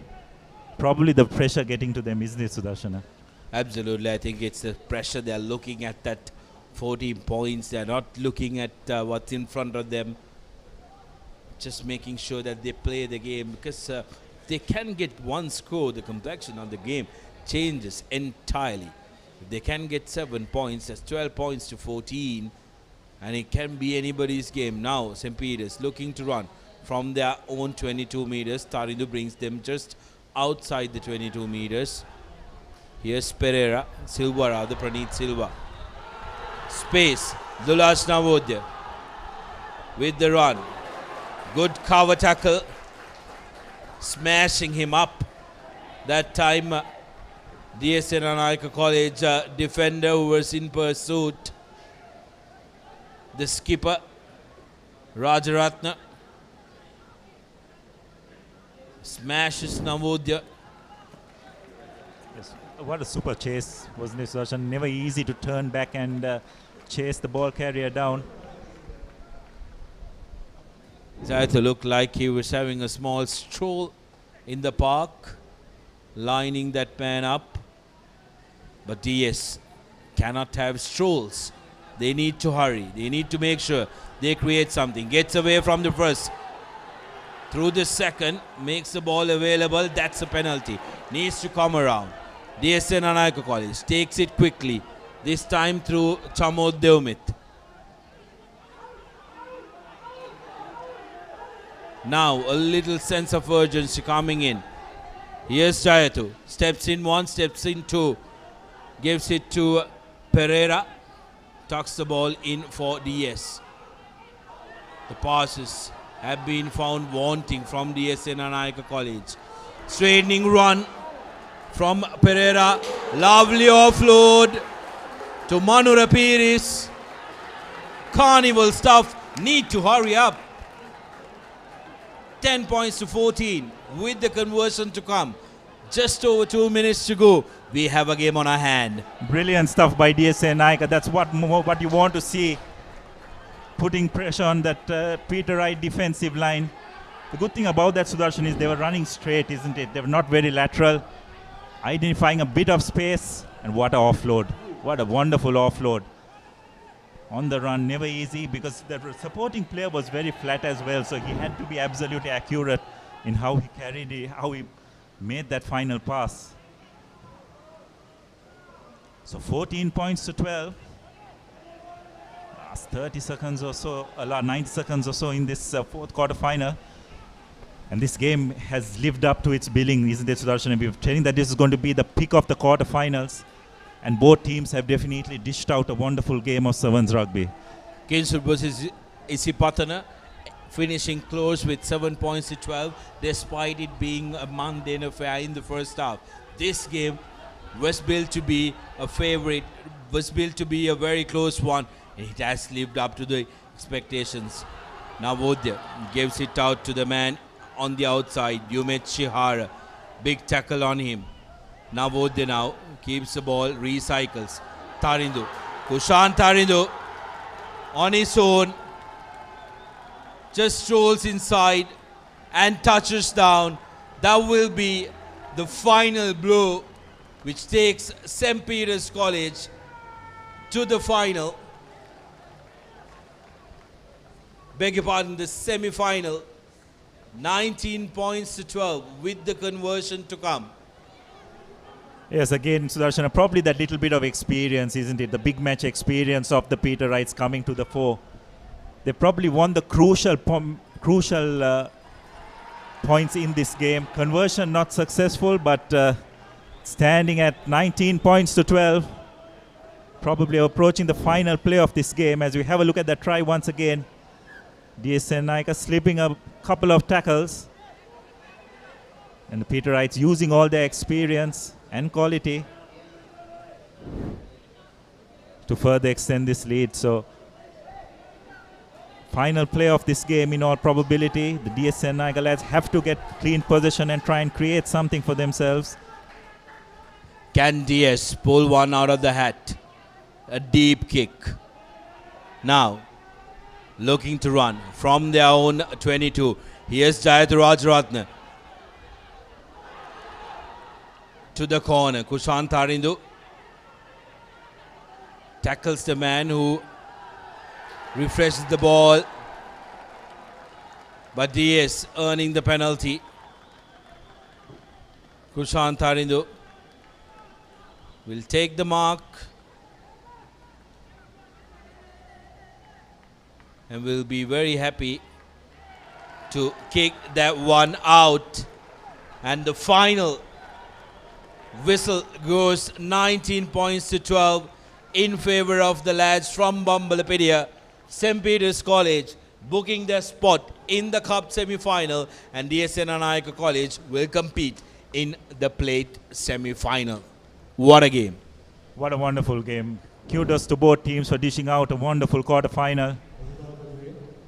Again, into the DS lads who scored first. Peterites storming back at every opportunity they got. It's just that the little bit of extra experience in the Peterites ranks. A lot of confidence after their wonderful victory in that CR Centenary tournament as well. But the DS lads kept on coming back. They narrowed the margin, but in the end the Peterites just good enough to pull this final cup quarter-final through. So that will be the end of the cup segment. And stay tuned as we commence proceedings of the Shield semi-final, which will follow in the next few minutes.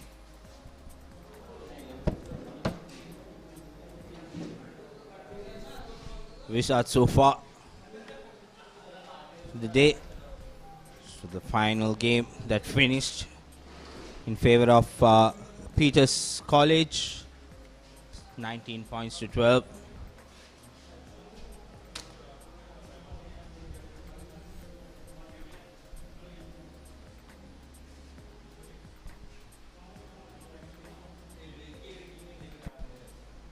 So next few fixtures of the day 2 Sri Lanka Schools Rugby Under 19 Schools Elite Rugby Sevens.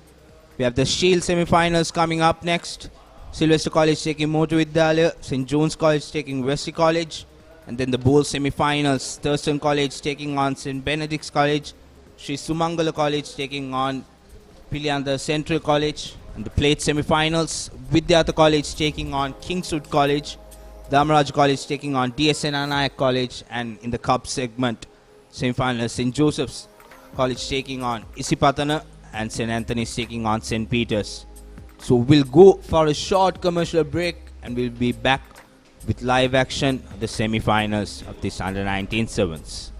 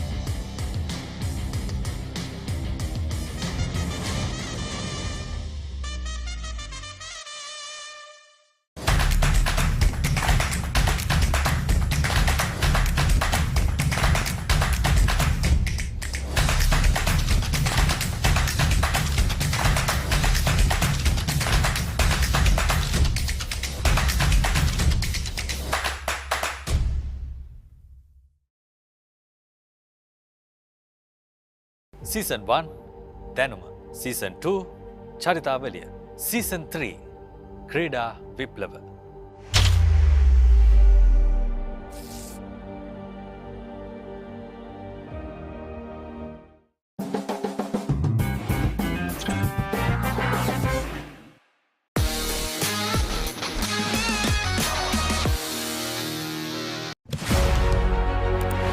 the excitement real time. Be up to date with it all. Let us capture your milestones. Get it sizzling hot off the turf.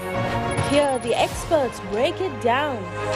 Dig deep into the nitty-gritties. Be inspired by their greatness. Relive all the scintillating action.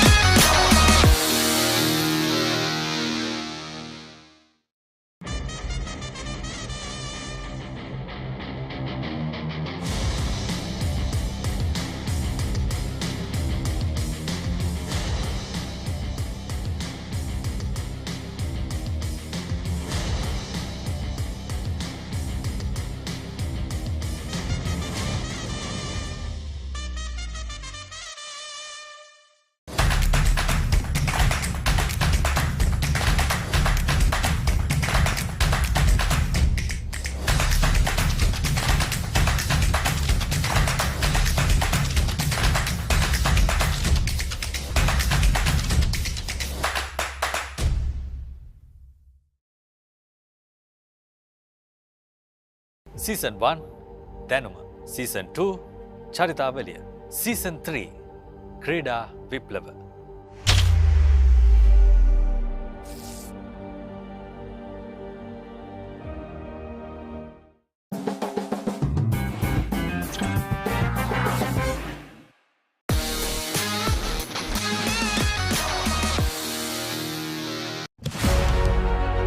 Catch the excitement real time. Be up to date with it all. Let us capture your milestones. Get it sizzling hot off the turf. Hear the experts break it down. Dig deep into the nitty-gritties. Be inspired by their greatness. Relive all the scintillating action.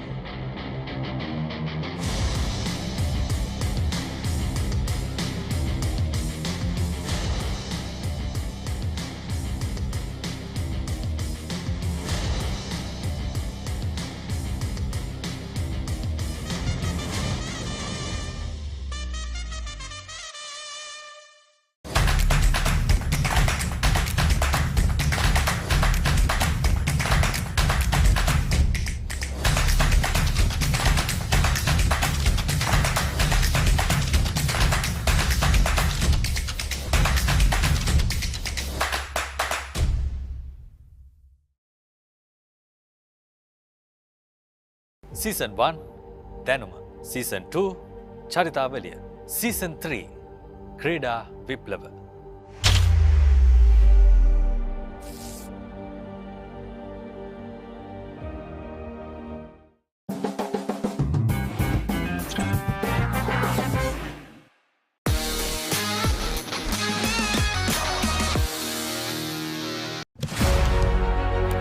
Catch the excitement real time. Be up to date with it all. Let us capture your milestones. Get it sizzling hot off the turf. Hear the experts break it down. Dig deep into the nitty-gritties. Be inspired by their greatness. Relive all the scintillating action.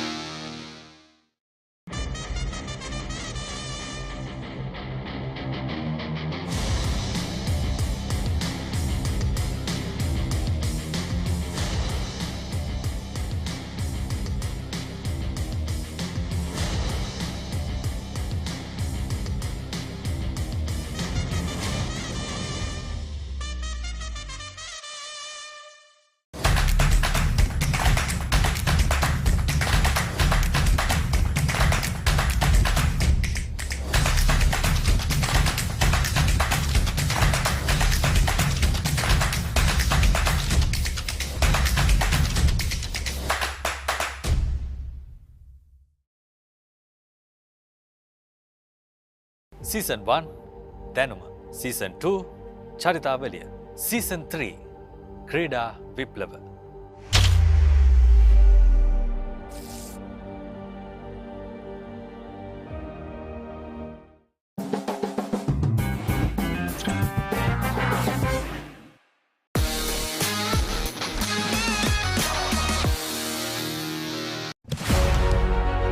Catch the excitement real time. Be up to date with it all. Let us capture your milestones. Get it sizzling hot off the turf. Hear the experts break it down. Dig deep into the nitty-gritties. Be inspired by their greatness. Relive all the scintillating action.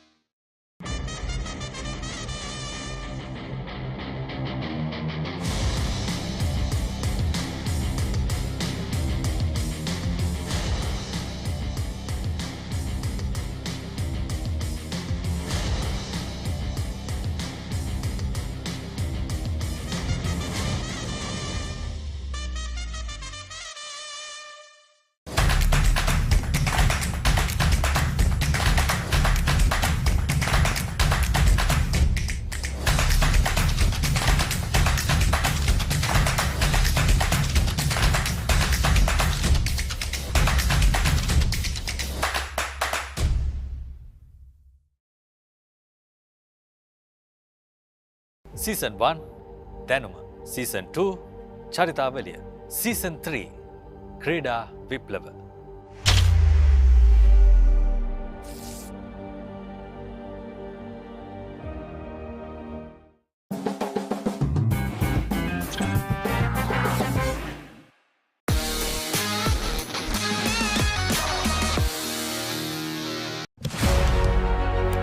Catch the excitement real time.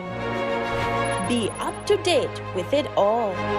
Let us capture your milestones. Get it sizzling hot off the turf. Hear the experts break it down. Dig deep into the nitty-gritties. Be inspired by their greatness. Relive all the scintillating action.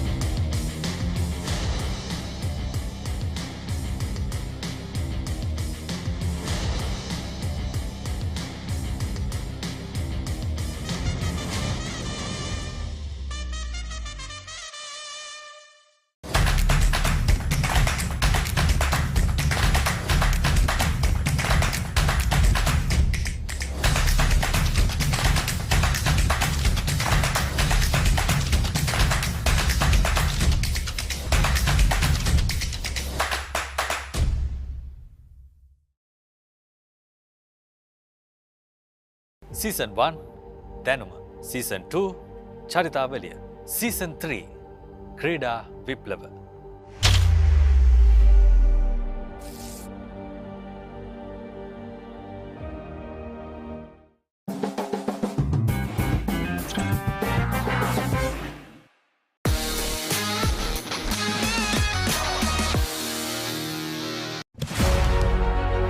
Catch the excitement real time. Be up to date with it all. Let us capture your milestones. Get it sizzling hot off the turf. Hear the experts break it down. Dig deep into the nitty-gritties. Be inspired by their greatness. Relive all the scintillating action.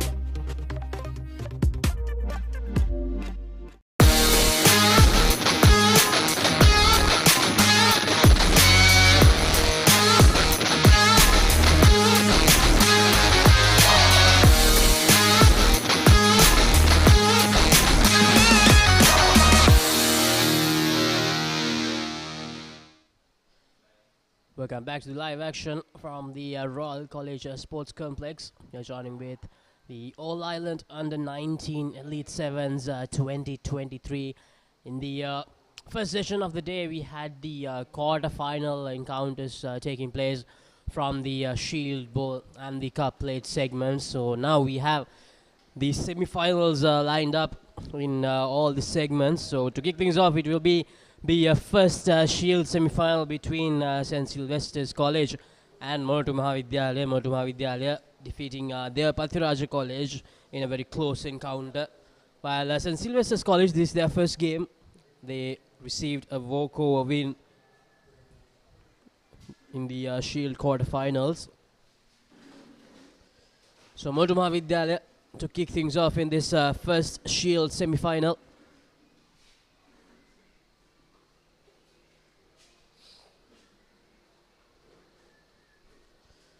Referee taking a look at his watch. We're all set to kick things off in the second session of the day. A very good kick collected by St. Sylvester's. St. Sylvester's passing it out wide. He has support. Good work, but unfortunately fumbles it, St. Sylvester's. So it's going to be a scrum for Motu Mahavidyalaya.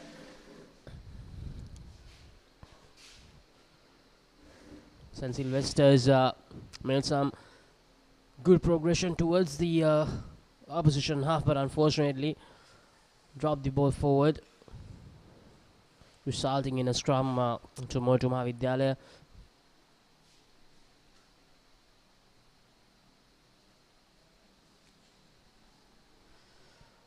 Motu Mahavidyalaya with the ball. Tries to go in between the two St. Sylvester's players.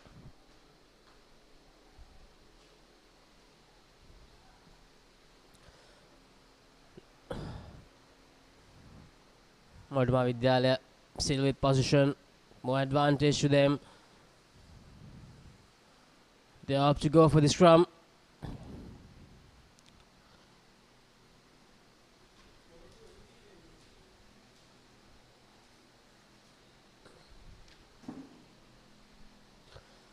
Motu Mahavidyalaya with the feed into the scrum.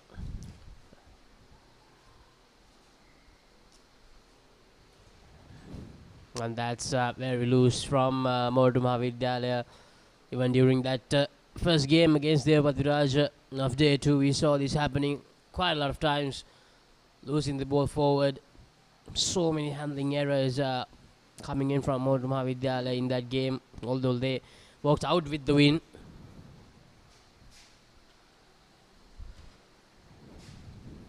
Motu Mahavidyalaya, they have managed to turn it over. And as Motu Mahavidyalaya running across rather than going straight, and it has been intercepted brilliantly by the St. Sylvester's number 8.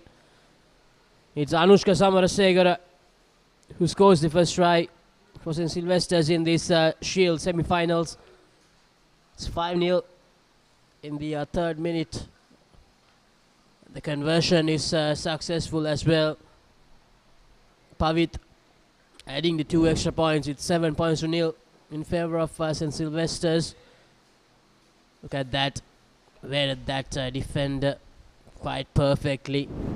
Anushka. Yes, Pavit with the restart kick for St. Sylvester's. A very good high-hanging kick. Makes a mess of it. Motu Mahavidyalaya. Lost the ball forward. Once again, it's going to be a scrum. Motu Mahavidyalaya. No, it looks like they have not learned from the mistakes that they did. St. Sylvester's with the feed into the scrum. And they have been awarded a penalty. They take it quickly, St. Sylvester's. It's Anushka, gives it out to Pavit. Pavit passes it out wide. The number 14, Heshan Jayasinghe, advances very nearly to the try line. More advantage to St. Sylvester's. This is Viraj Devinder. The referee calls playback. And joining with me on commentary is James. St. Sylvester's College with the early lead, and Motu Mahavidyalaya, they keep knocking the ball forward. Absolutely, Laksisi, and Motu Mahavidyalaya needs to be more aware of their handling skills. Sylvester's, with their first game of the day, they had a bye in the quarterfinals. This means we had only a limited number of teams playing in this tournament. At the moment, Sylvester's having the upper hand with a 7-point lead. Bit of a injury concern for Motu Mahavidyalaya.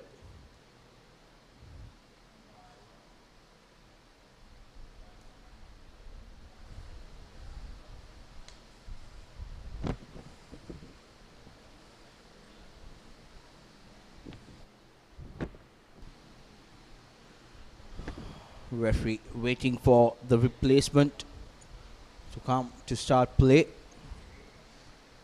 As Sylvester College with a penalty takes it quickly. Big number 8 goes through,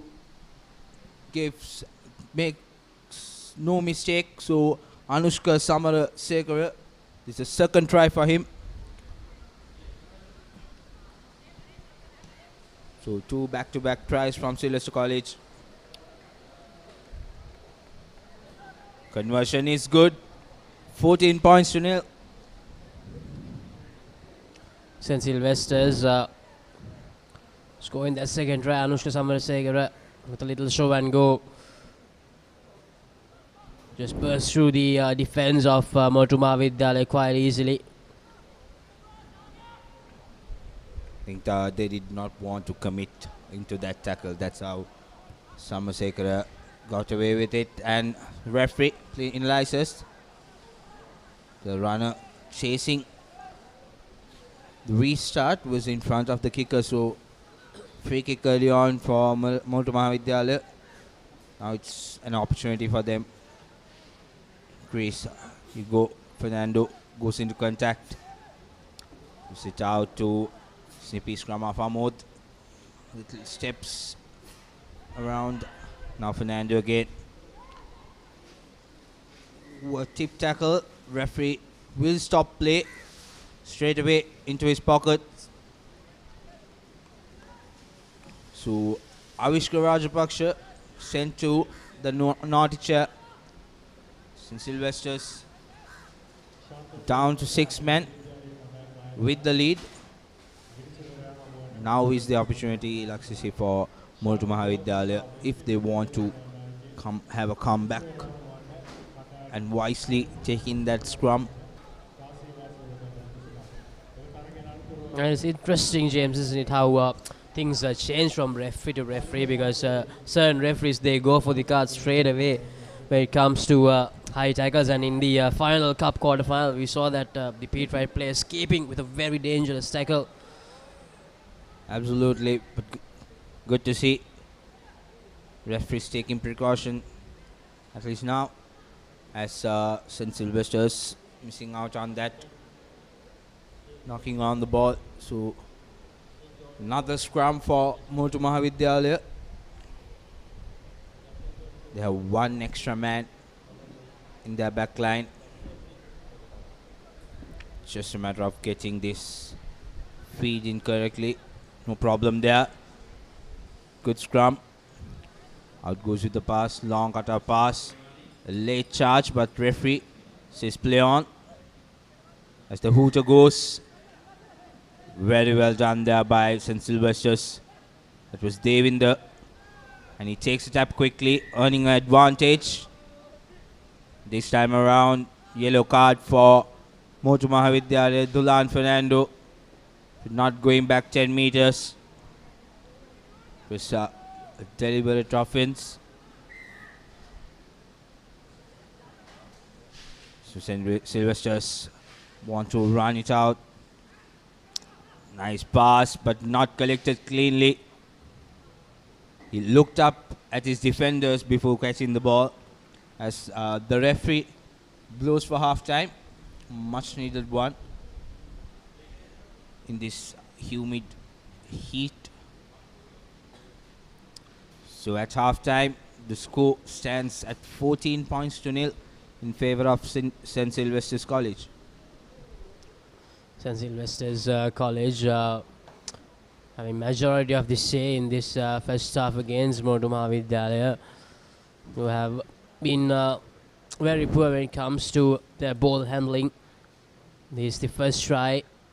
Anushka Samarasekara going over under the post for that first try.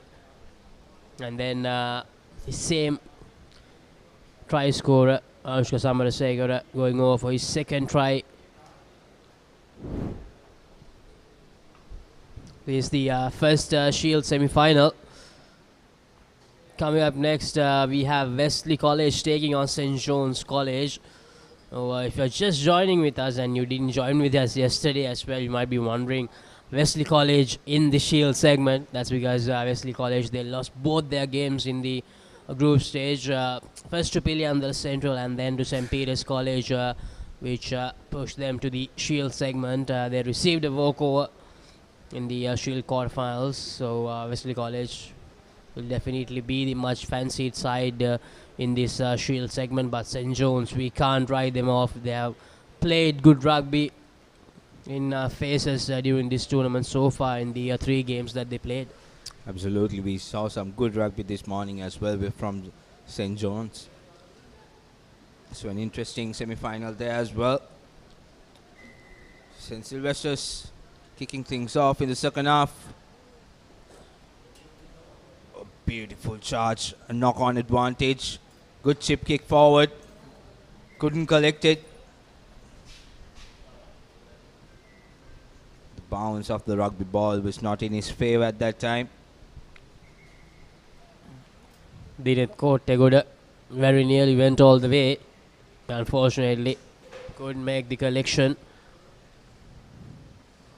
Looks like the Motu Mahavidyalaya number 4, Sanoj Fernando, is suffering from some sort of an injury, and they have replaced him as well. It was the initial knock off the kickoff. Just too hard on him. Motu Mahavidyalaya now close to the 5-meter mark.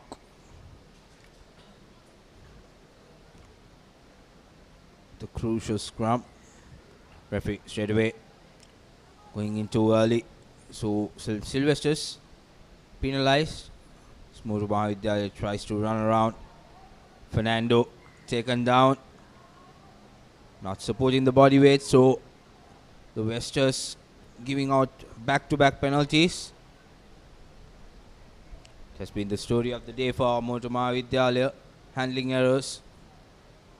As a Sylvester's big man, Viraj Devinder barges through, knocks on the ball. So a turnover yet again. Beg your pardon, that was Avishka Rajapaksha.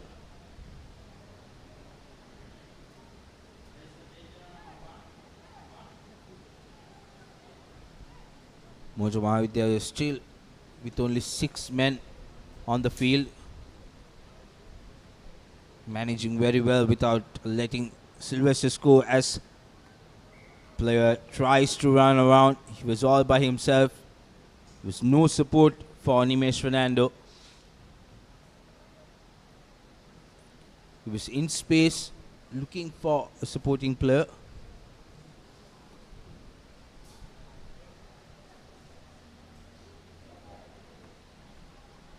You can see a lot of Fernandos in this 12-man team sheet of Motu Mahavidyalaya. So the Westers trying to run. Goes into contact. Devinder now. Dushan out to his line. Long cutoff pass. There's space on the outside. No problem there for Hishan Jayasinghe. Scores an easy try with that one man advantage. So 19 points to lead. Comfortable lead for the Westers. They can move on to the final. They have one hand on the shield of this under-19 sevens tournament. The kick is good. So 21 points to nil. This is Heshan Jayasinghe going over for the third try for St. Sylvester's, and it's looking more and more likely that it's going to be a Candy versus Colombo tussle in the Shield finals. St. Sylvester's almost there, and in the next one it's going to be St. John's versus Wesley College. With the restart, St. Sylvester's loses the ball once again, and they just have not been ready to gather the ball, Motu Mahavidyalaya. But they get the advantage. Can they score at least a consolation try here, Motu Mahavidyalaya? They've got about 3 minutes more. 3 tries would not be hard. All depends on their creativity. As Mutuma Vidyalaya, Fernando back to who is supporting player. Nicely collected, but the offload was a stray. So now Sylvester's on the attack. Chollu gives it out to Jayasinghe again. No problem there for Jayasinghe. 4th try. It's a bit of a hard task now to come back from this for Mutuma Vidyalaya. One-sided contest to begin the first of many semi-finals. The first Shield semi-final. After that, we have the remaining Shield semi-final, and then we will have the ball semi-finals, the plate semi-finals, and at the end, the cup semi-finals. So, St. Sylvester's College beginning with a bang. Their first game of the day. There you go.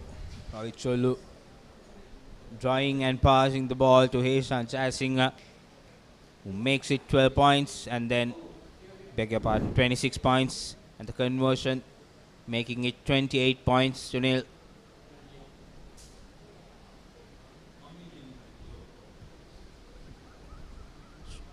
Deep restart from St. Sylvester's. Not the wise decision from Mutuma Vidyalaya to let it bounce, giving more time for the Sylvester players to put on pressure. But yet again, Sylvester's College not handling the ball properly, making life harder for themselves. But with a cushion like this, it's no problem for them. Just under a minute to go. 28 points to nil. St. Sylvester's College, you can say that they are into the Shield final of this under-19 elite rugby sevens, as Mutuma Vidyalaya wins a penalty. Tries to take it quickly. Referee wants him to come to the mark, as Amod Karunaratne takes a tap, gives a cut-out pass, finally collected by Fernando.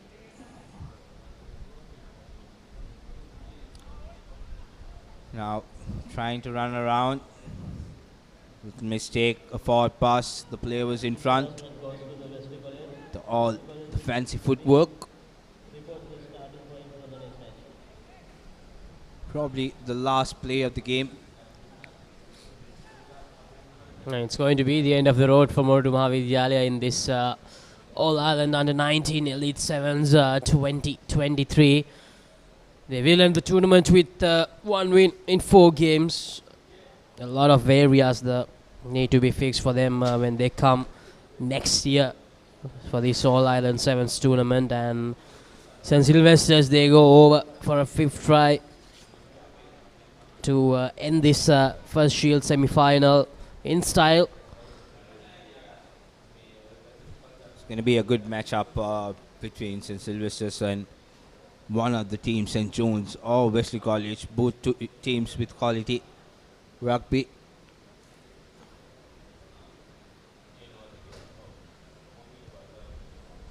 Conversion is good.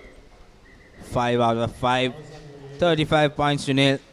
The final score.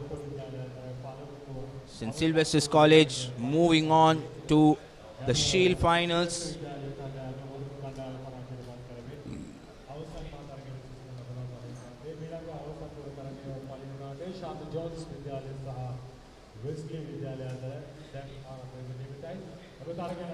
Full-time confirmation.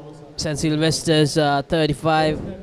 Mutuma Vidyalaya couldn't get off the mark. The first try of the second half. St. Sylvester's, they were just too good. Too good for Mutuma Vidyalaya.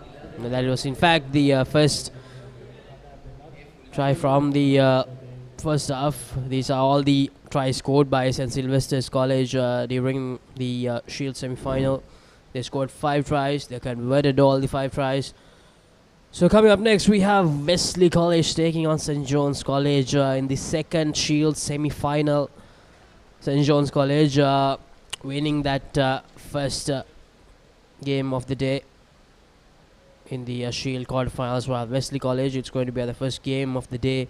They received a walkover in the Shield quarterfinals. Wesley, they'll want to forget what happened yesterday very, very quickly, because St. John's is a side that they cannot take lightly here, because they have been good. St. John's with the kickoff. West College coming to day 2 after the disappointing performance yesterday would want to go home with some kind of silverware. Not what they were looking for. St. John's putting Wesley under pressure early in the game from the very first move. Now this is what they want to do. St. John's College.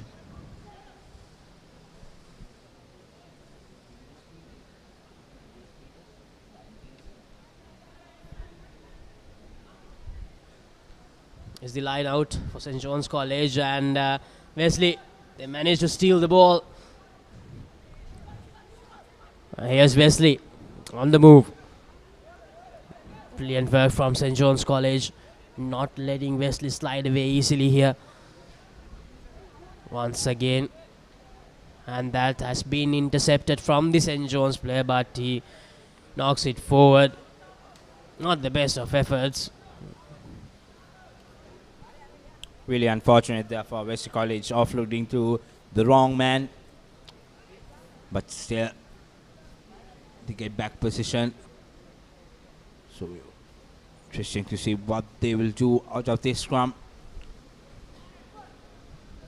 Nisham with the feed, gives it out quickly. Long pass out to Kavisha. Kavisha now to Nitil Rodrigo. Nitil Rodrigo steps outside. Brilliant run and brilliant defense by the St. John's player. Absolutely brilliant, and takes the line out quickly. There's no time for the Wesleyites to rest. St. John's now trying to straighten things out. Referee straight away blowing the whistle for holding on. Really unnecessary there by St. John's. Especially takes the tap quickly. Goes into contact. 5 meters away from the line. Referee says not 10 meters. Now Nisham tries to go by himself. It's taken down. 3 back-to-back penalties. Very unusual not to see a card, but Wesley College gets their first try. Fortunately, we do not have the player's name on the team sheets that we received. But West College with the early blow, 5 points in here with the conversion to come. St. John's College gave a valiant effort. They defended well during those first 2.5 minutes, but the errors came out when Wesley College came near the try line, and number 23 for Wesley College just overpowered the St. John's defender to go over the line to get the first score of this second Shield semi-final. Whoever wins this will face St. Sylvester's in the final. Wesley College, of course, the hot favourites in this game, but St. John's College, so far, they have showed that they won't let them go past Wesley College that easily. Good pressure on the restart. St. John's College manages to keep the ball with themselves. Looks like holding on there. Referee goes for the penalty. Wesley takes the tap quickly. Now spreading the ball out wide. Kavisha tries to get the offload done, but Nisham is not expecting it.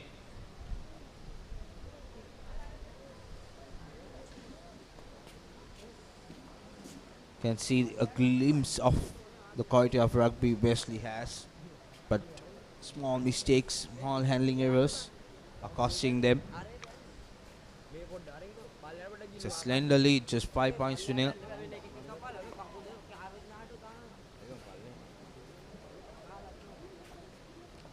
St. John's College now off the scrum. Shivanta decides to go to boot. Not the best of kicks. Manages to keep it inside. Doesn't go their way. Finally managing to get the Wesley player bundled into touch. St. John's College, they continue to defend well here. No, they have not given away anything easily to Wesley College so far. We are 5 minutes into this first half. Wesley College still with just a 5-point lead. Looks Good like pressure there by the Wesleyites. That was Dylan De Silva putting on pressure to the scrum off. Was coming back for the return ball off the line out. With quick line out from Wesley. Nisham now out to his line. Kavisha tries to give it out. Missed out on that. St. John's College also not managing to keep the ball with themselves.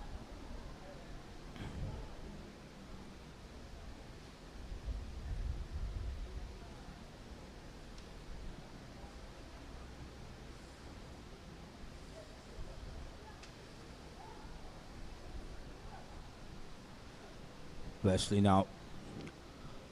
Nisham under pressure. Manages to get the ball away. Loose ball collected by Runitila Rodrigo. Hard to bring that man down. Wesley still with possession. Has gone a bit back. Trying to run around the outside. One man to beat. Gets the job done. Beautiful try there by Wesley College.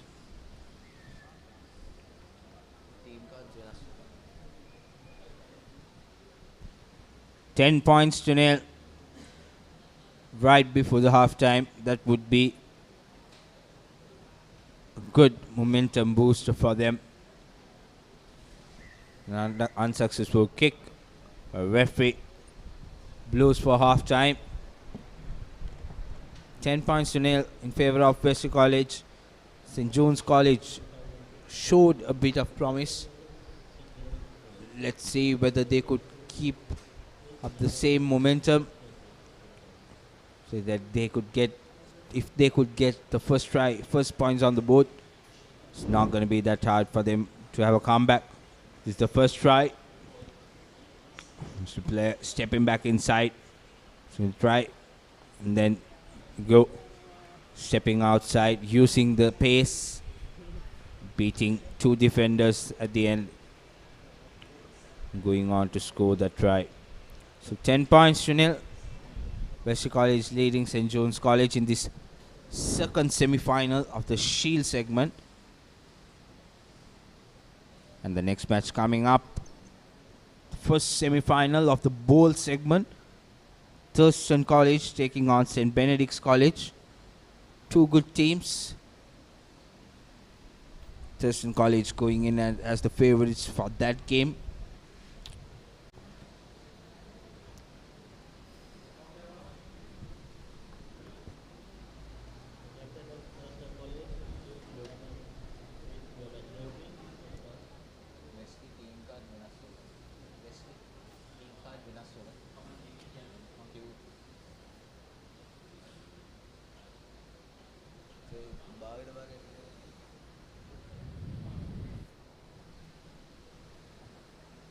St. John's College, they have defended well during that first half, but whenever they got the ball, they have failed to keep it for an extended period of time. They have given it away quite easily to Wesley College. That has been their problem in that first half, St. John's. So if they can work on that in the upcoming 7 minutes, No, there's every chance they can do something. Nearly fumbles the collection, but manages to recover. Yes, St. John's College shows and goes. Unfortunately, doesn't have the pace to outrun the Wesleyites. Wesley College, they managed to steal the ball. St. John's College trying very, very hard here, but Wesley with the advantage takes the quick tap. More advantage coming for Wesley College. And it's going to be a card to make the matters worse for St. John's College. The number 2, Midar Hansaka. Really unfortunate that that was very, very lazy from him. Not going back 10 meters after that infringement.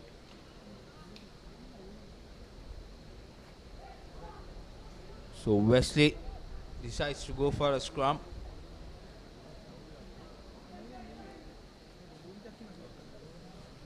Now gives it out.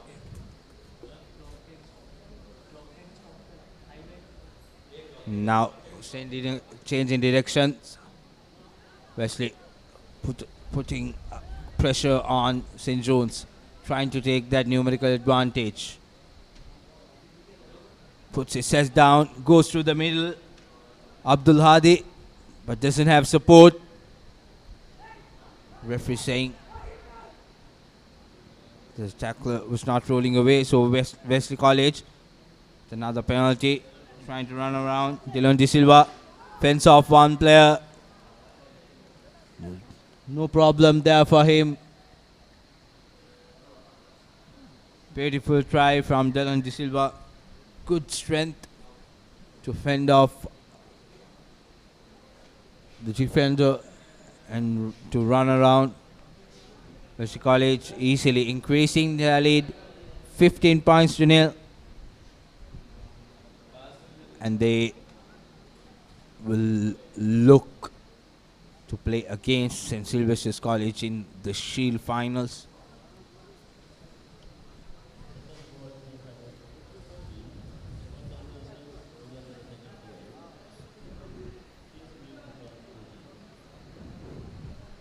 Unsuccessful conversion, so the scores will stand at 15-0. There you go.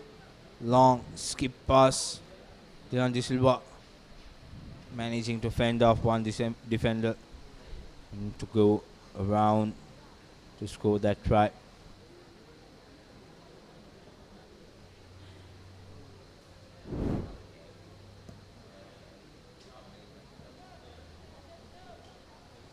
Yes, St. John's with the restart ball passes it very well. Gives a brilliant pass, but unfortunately fumbles it. St. John's,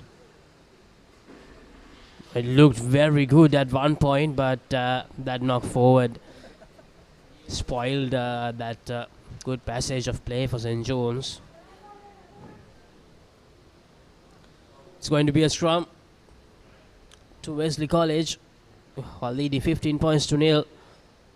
And looks like they're very well on their way to meet St. Sylvester's in the Shield finals later in the day. And coming up next, after this, we will have the 2 ball semi-finals. Promises to be 2 exciting clashes. Here's Wesley, more advantage to them. They pass the ball out wide. It cuts back inside the number 15. Gives it to number 10. Wesley still with possession. Here's Wesley. Brilliant. The number 8 for Wesley. Looks like he will outrun the St. John's defenders quite easily. And once again, unfortunately, we don't have his name on the Wesley College team sheet. The number 8 scoring that 4th try for Wesley College.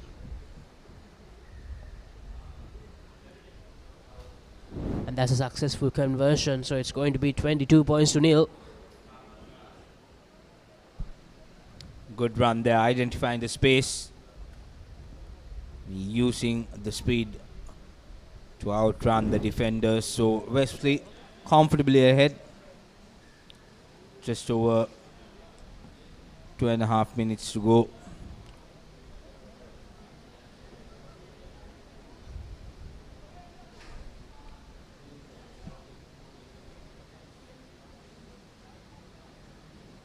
Plenty of fresh legs coming in for both schools.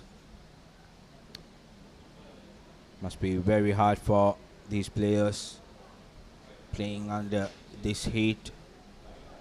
It's Nisham now. Brilliant kick for restart, not collected cleanly. So it will be a scrum for St. John's College.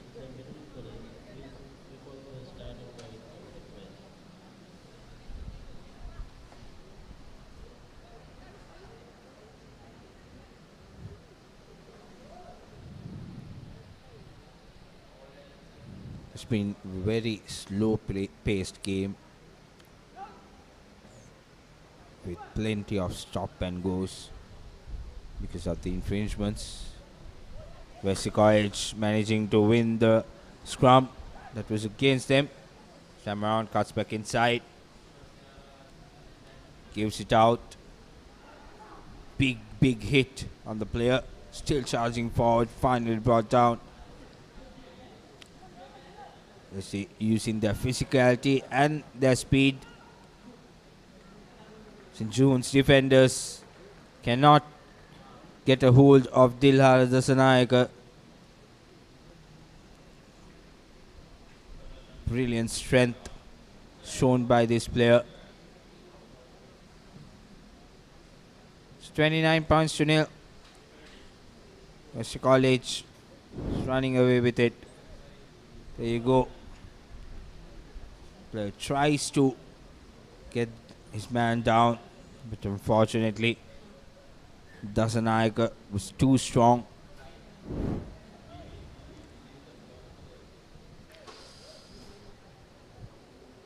It's 29 points to nil.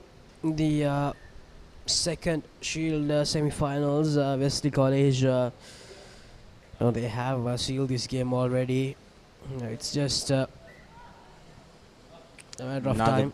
Another good restart, Laksasi, but fortunately handling is a big issue for both these teams.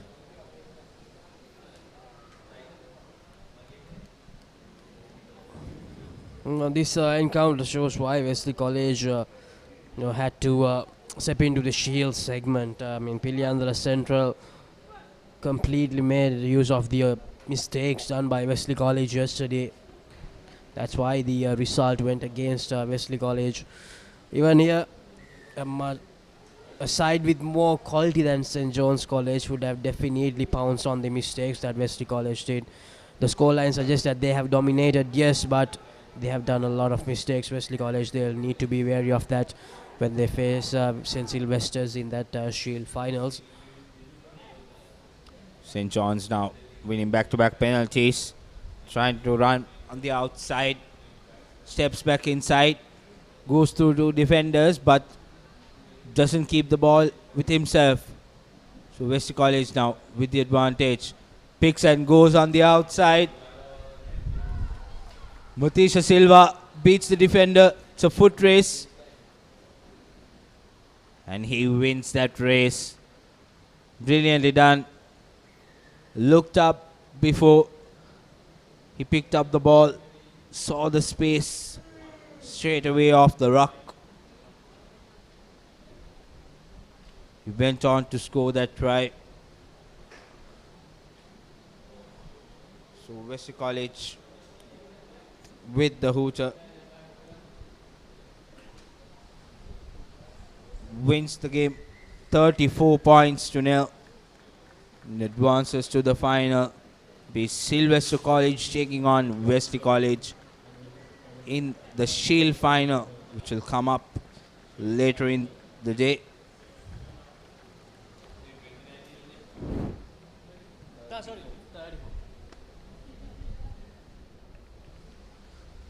These are the highlights of that second Shield semi-final. Wesley College registered a pretty much one-sided win over St. John's College. Wesley College, they will now meet St. Sylvester's in that Shield finals. We saw some good tries from the Wesley College players, but as we mentioned so many times during that game, we don't have the names of some of those Wesley players in their name sheet. So coming up next, we have Thurston taking on St. Benedict's College as we move into the bowl segment, the first bowl semi-final. Now, this promises to be a close game because St. Benedict's played some good rugby throughout the 2 days, and Thurston College, although they lost to Vidyartha yesterday, came out with a very good performance in the Shield quarterfinals. Absolutely. Thurston College coming in as the favourites, but the Bens will not let this go easily. Good collection from the kickoff. That time Thurston. Good offload by Pereira up to his supporting player. Pereira yet again with the recycle. Not a good pass. Loose pass given. Referee says no advantage. The line was offside, so early opportunities for Thurston College.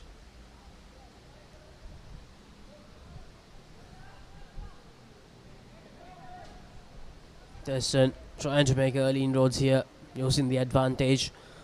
This is Deneth Pereira for Thurston.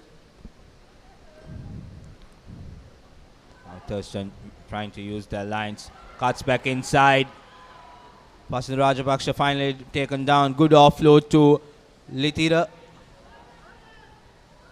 Now Ranasinghe gives it out. Cutting back inside is Denver Jason.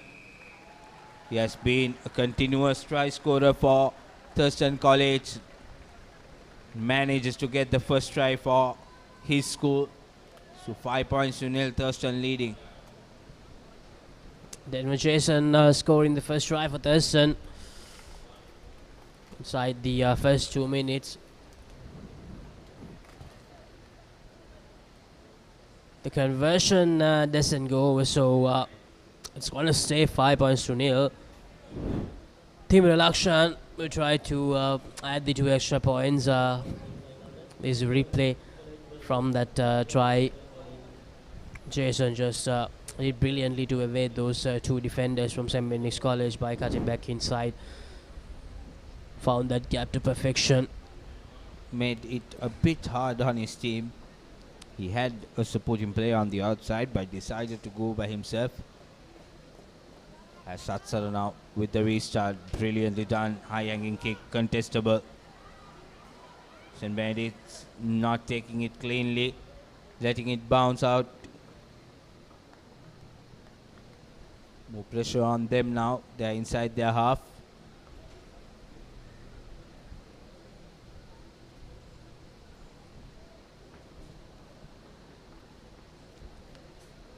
Now St. Benedict's College.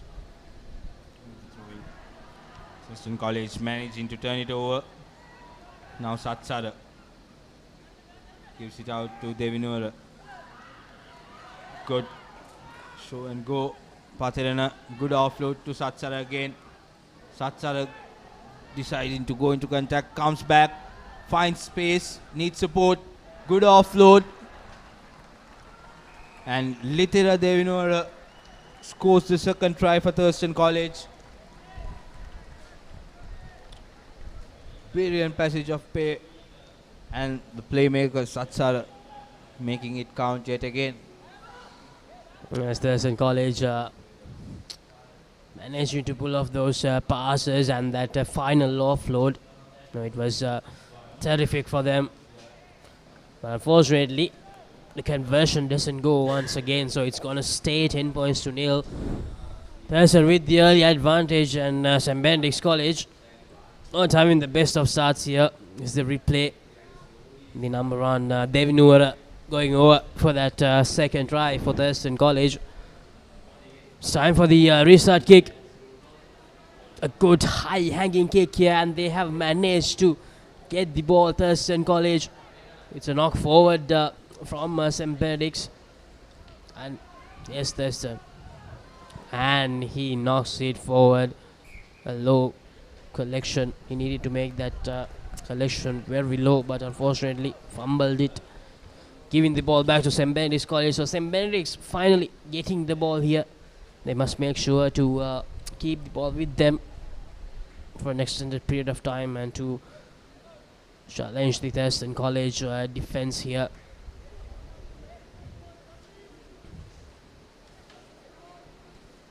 Just over the halfway mark for St. Benedict's College. It's a good scrum, and he has lost the ball. St. Benedict's College, just when I said that they need to keep the ball with them, they have lost the ball, giving it back to Thurston. Thurston, before the end of the first half, they'll really love to get another try to make it 3 tries in the first half. On the other hand, for St. Benedict's, if they can score a try here, they'll be very, very happy going into that half-time break. So it's advantage to St. Benedict's College. Brilliant run there to get the ball away. Quick penalty taken. Bit of a high tackle. Referee blows the whistle. St. Benedict's now with the advantage. Deciding to go for touch. A huge boot. It goes out in the in-goal area. So unfortunately, they couldn't take the maximum out of it. Turning over the ball from the exact spot they kicked that ball out to Thurston College.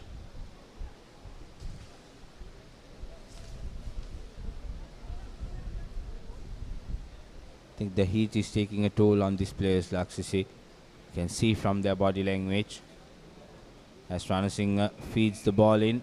Referee penalizing Benedict's for wheeling the scrum. Ranasinghe taking things quickly, trying to run by himself. Fancy footwork and a bizarre pass off to Rajapaksa, who's taken down. Ranasinghe comes back for support, gives it out to Satsara. Satsara out to Devinora. Devinora taking 2 defenders. Brilliant offload, not collected cleanly by Patirana. Losing it out. Another opportunity given away by Thurston College to increase their lead. No, that really should have been the 3rd try for Thurston College. Unfortunately, made a mess of it. So it's a scrum for St. Benedict's College. Probably one last move before the game pauses for the half time.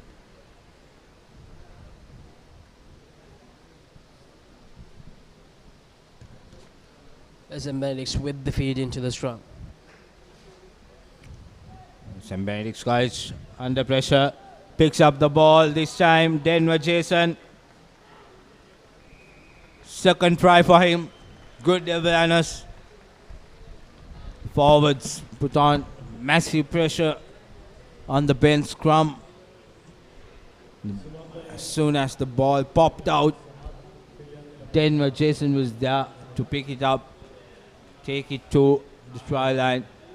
15 points to nil. Thurston College leading the way.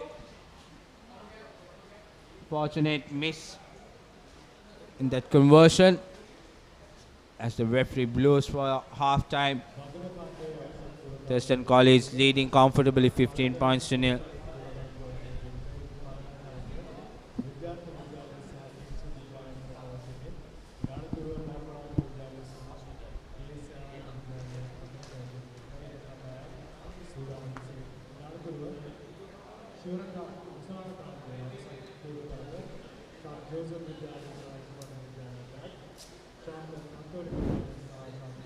Highlights from the first half. It was all Thurston College. First try by Denver Jason. And then the second try with Satsa running in, giving a lovely offload to Devinura. And the third try yet again through Denver Jason. Saw the ball popping out of the scrum. Pounced on that. Went on to score. So the winners of this game will be playing against the match coming up. Sri Sumangala College taking on Piliandal Central. Interesting game coming up. Like you see, both teams are good with their pace. A lot of backs who has a lot of pace and their handling skills are good. It's going to be interesting who's going to come out on top in that game. As of now, the first semi-final of the bowl segment. The second half between Thurston College and St. Benedict's College. As in that next ball semi-final, obviously a bit of more weight will be on Piliandala Central because they were the giant killing side from day one at Sri Sumangala College. They'll definitely be a team to watch out for.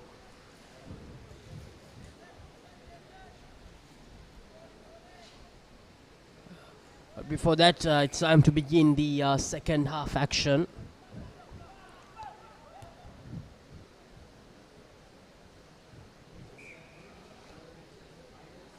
It's going to be a scrum for St. Benedict's College.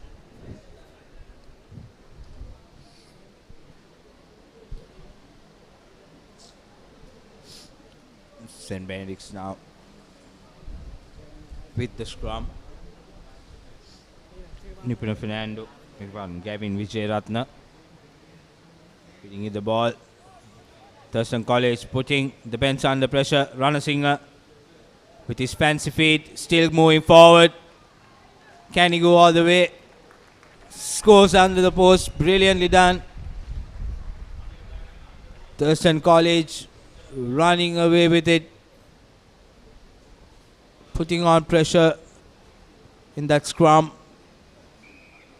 and then forcing their Ranasinghe, pouncing on it, using his fancy feet to beat all the defenders. Hugo was brought down, quickly got back up, managed to beat 3 defenders, then 2 more right at the end. 22 points to nil. Thurston with the lead, and a brilliant kickoff yet again. Good pressure by Denver Jason. But St. John's College now trying to run around on the outside. He needs support. Looking for support, but there's no one to help him out. Now Gavin, not a great pass there. Has Satsara, little bit of footballing skills. Unlucky there. Really unfortunate for Thurston College. If we had managed to collect that, would have been a brilliant try. Satsara using the boot, and Patirana, who was coming for support, could have let Satsara handle it. Both them missing out on another try for Thurston.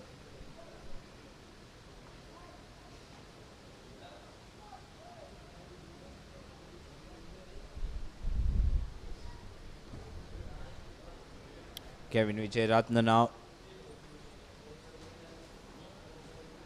with the feed in. Thurston have been putting on pressure in scrum time, and that pressure building, putting more pressure on the receiving player of St. Benedict's College, forcing him to make a mistake when collecting the ball. And now Thurston College has a scrum 5 meters away from the line.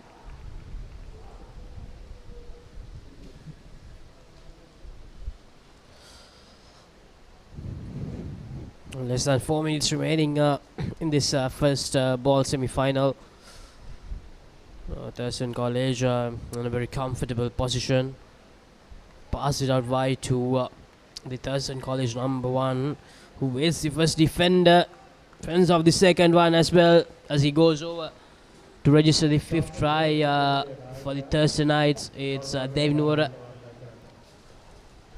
who scores that try as the scoreline goes to 27 points to nil.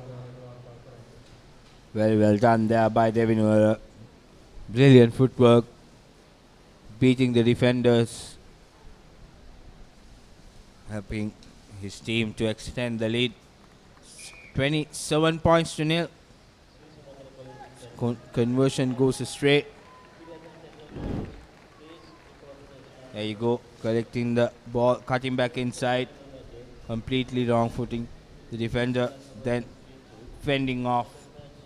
Following defender going on to score.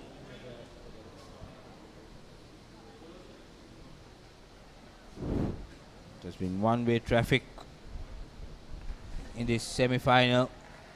Thurston College looks like they're moving on to the final of the bowl segment. This Sri Lanka Schools under 19 7th tour. St. Benedict's with an advantage. Knock forward, says the referee. So about 3 minutes to go in our clock. Can the Bens find a try, consolation try for the effort? They've been playing very well this tournament. Haven't come across a side like Thurston, but yet here they are. Gavin Vijayaratna out to his line, cutting back inside, goes into contact with Silva.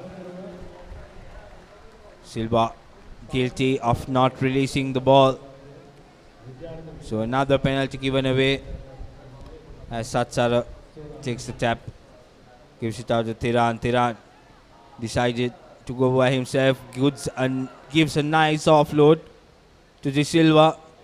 De Silva out to Premavardhana. Premavardhana is also penalized for not releasing the ball. St. Benedict's College now decides to go to touch, but doesn't find touch. Good recovery from Thurston College. Now Denver Jason goes into contact. Premavardhana, De Silva picks and goes. Denver out to Tiran. Tiran now to Ranasinghe. Ranasinghe, a long cutout pass to Devi Noora. He thought he was in space, but referee says it was a forward pass. Looked like it was forward from Ranasinghe. So referee brings back play. A scrum in favor of St. Benedict's College with time up on our clock. Only thing that they could collect is a consolation try.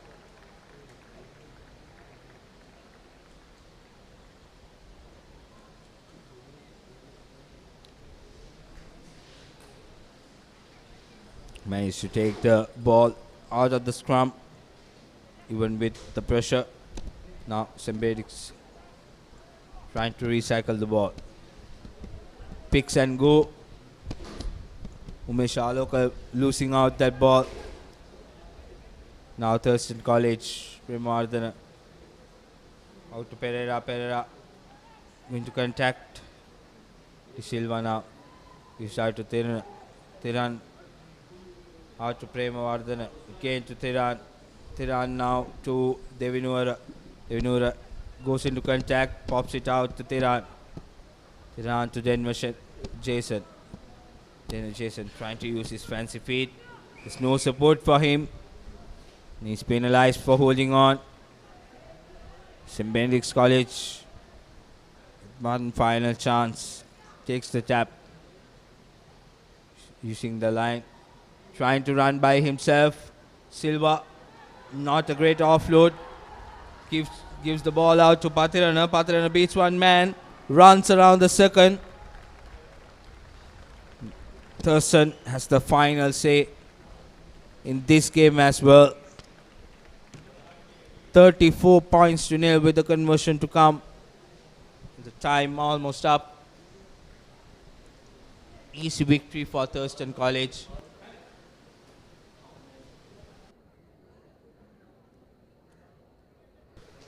Thurston College, they have registered their place in that ball final, so it will be interesting to see who they face in that ball final. It will be either Sri Sumangala College or Piliyandala Central College. It promises to be an exciting clash. So after a one-sided encounter, it's going to be Thurston College who will qualify for the ball finals. And it's time for a change in the commentary box. Romario and Reshwan will take you through the next set of semi-finals.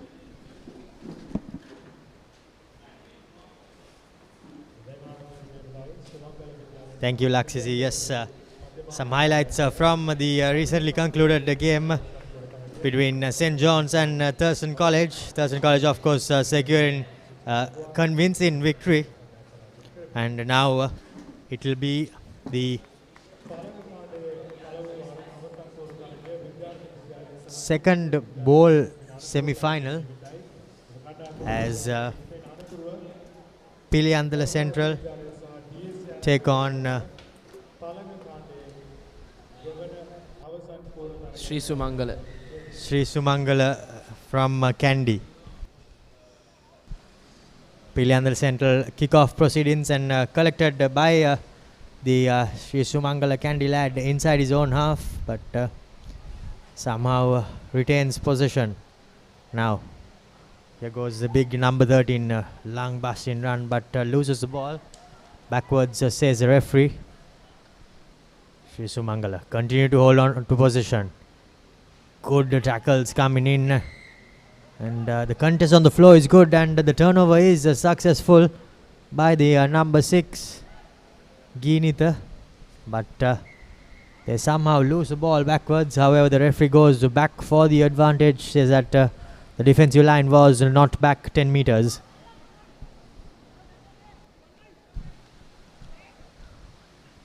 Now the big number 8, Veerakon, takes it and flings it long. Man on the outside for Piliyandala Central. Gets the handoff, and here goes Nirvan Mahesh under the post, and the first try of the game. It's brilliantly done by Piliyandala Central College to draw first blood here. The bowl semi-final.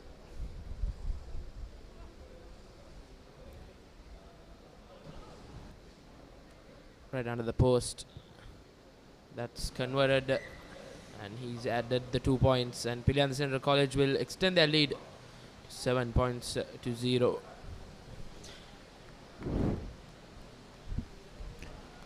This was the long cutout pass by the number 6 Ginita, and found his winger as he made no mistake, rounding off under the post by the number 11 Nirvan Mahisha.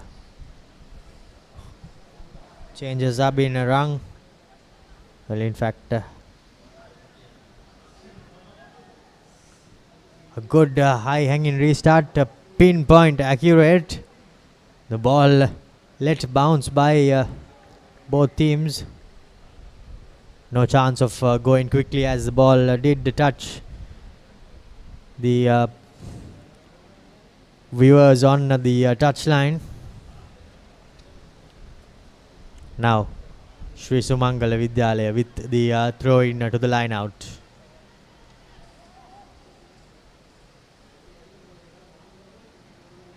Blatantly not straight, as the referee penalizes Sri Sumangala Vidyalaya, and the option for the scrum has been taken.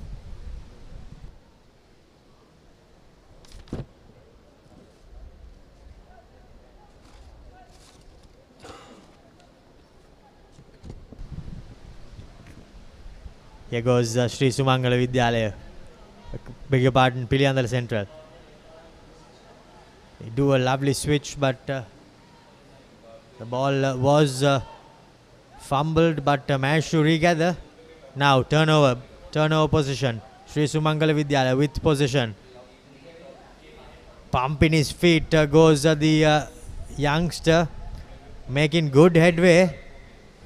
Penalty on the floor. The number 8 for Central College, Piliandala Central, Veerakun wasn't rolling away, fallen on the wrong side.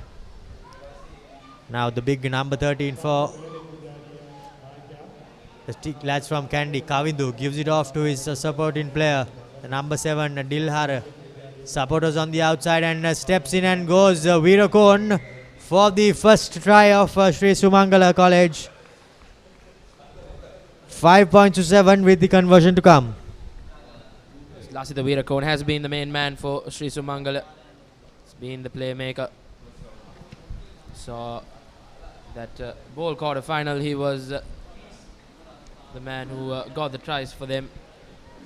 And he's continuing from where he left off. Conversion unsuccessful as the scores remain 7 points to 5 in favor of Piliandala Central. As we see the replay, the rush defense was stepped aside by the number 11 as he went over for the first try for Sri Sumangala Vidyalaya. Now Veerakon to take the restart. Good, well contestable kick, but was well collected and brought down by the Piliandala College lads. Now numbers on the outside, not the best of passes, neither was the collection. 2 knock-ons to both sides, and Sri Sumangala Vidyalaya will get the advantage of the first knock-on. Sloppy from both the sides. They will have to correct their mistakes and get on with the game. Nevertheless, a scrum in favor of Sri Sumangala.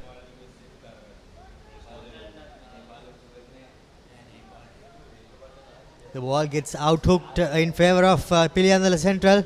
Here goes the number 8. Gives it on to his win 3/4, who gets on the outside and gets a lovely offload away.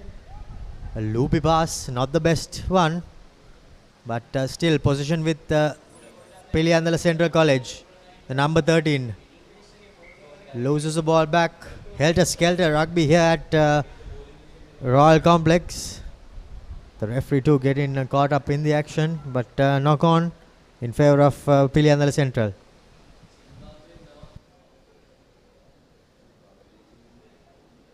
Scrum in favor of Piliandala Central. They will want to clear their lines, because they are in a very dangerous position inside their 22, and here goes Piliandala Central. Setting things up, still inside their own half, however, but a good pickup of the bootlaces. Numbers on the outside, the offload does not go successfully, but collected on the bounce by the number 8, Veerakon. He has the speed and he will get over the line for their second try.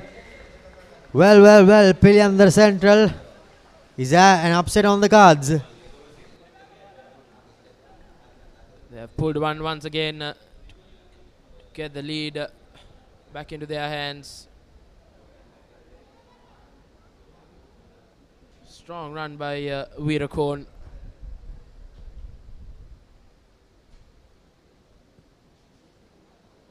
And he adds the 2 points as well to increase their lead to 15 points to 4, 14 points to 5 rather. That's half time here at the bowl semi-final. Sri Sumangala versus Piliandala Central. That's the half-time confirmation. Sri Sumangala 5, Piliandala Central College 14. These are the first half highlights. Piliandala Central College drew first blood, courtesy Mahisha, right under the post. And then Lasitha Veerakon tried to pull things back for Sri Sumangala. Then against the run of play, it was Veera Kon who goes under the post for Piliandra Central College for the second time.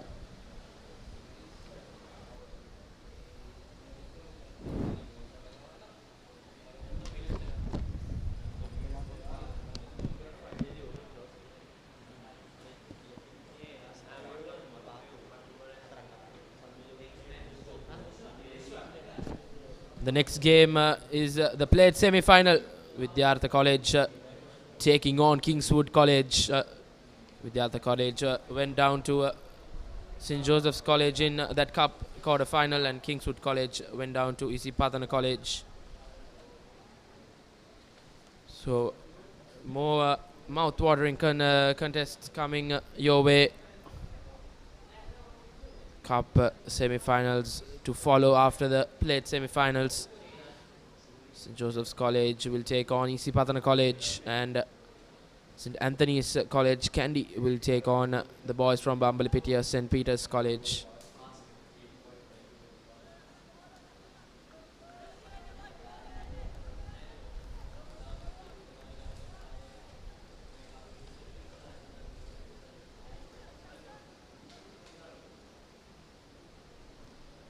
And Sri Sumangala will kick-start things here for the second half. Good high-hanging kick and a good, brilliant collection from Sri Sumangala. However, the referee penalizes Sri Sumangala Vidyalaya lads for not supporting their body weight at the breakdown.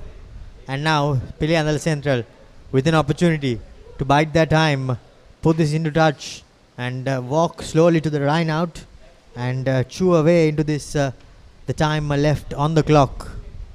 First things first, good touch found. Now it's about winning the line out.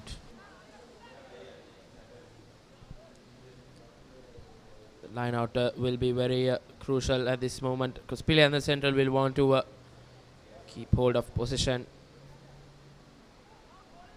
If Sri Sumangala wants to get back into this game and lead, they will have to score twice. They're trailing by 9 points. On the other hand, Piliandra Central right on top.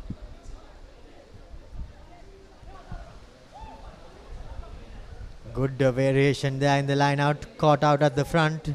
Here goes Piliandra Central. Dummy scissor, dummy switch rather, but unfortunately the offload was recollected by Sri Sumangala College lad.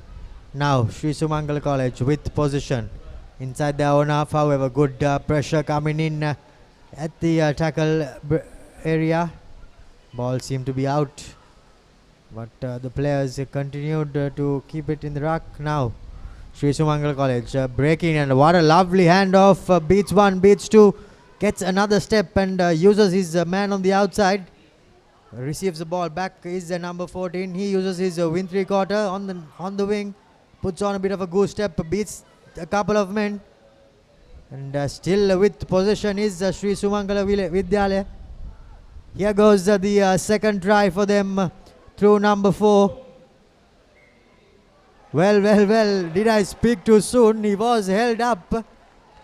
Really unfortunate there on that occasion. Should have got it down earlier. Looks like there is a bit of an injury scare as well, as the time is switched off.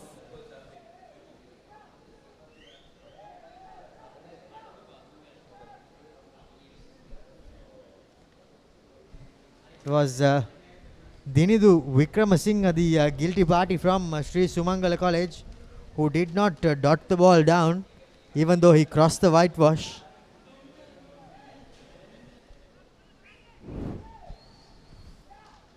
Really clumsy work from Vidyartha. They did all the hard work. Fenders off 2, and then after doing all the hard work, they just couldn't touch down.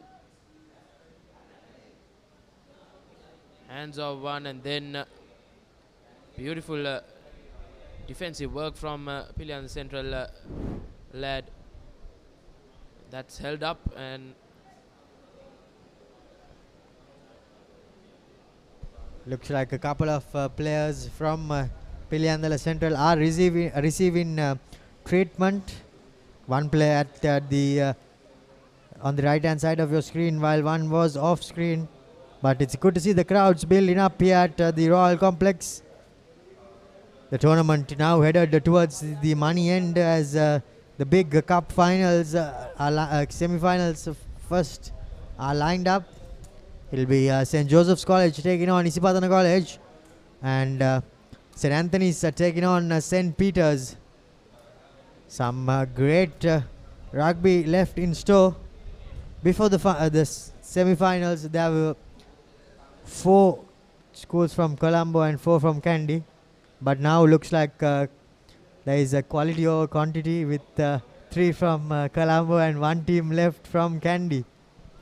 Yes, and I think that team from Kandy, St. Anthony's College, have been playing some impressive rugby throughout the past 2 days.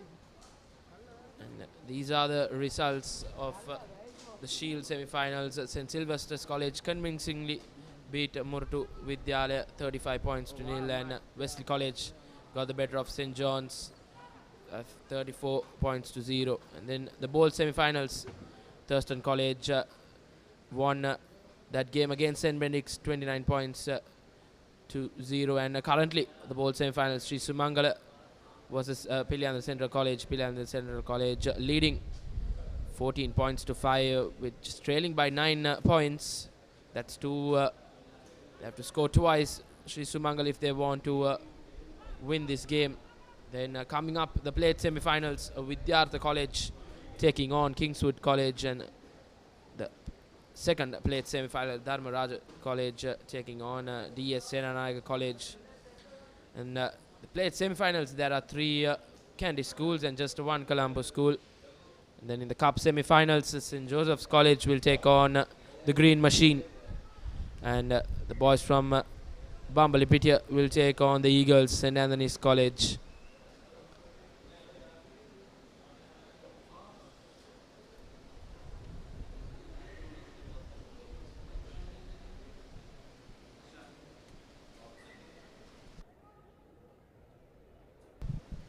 Players still receiving treatment, and that's why the slight hold up. But now looks like play is about to resume.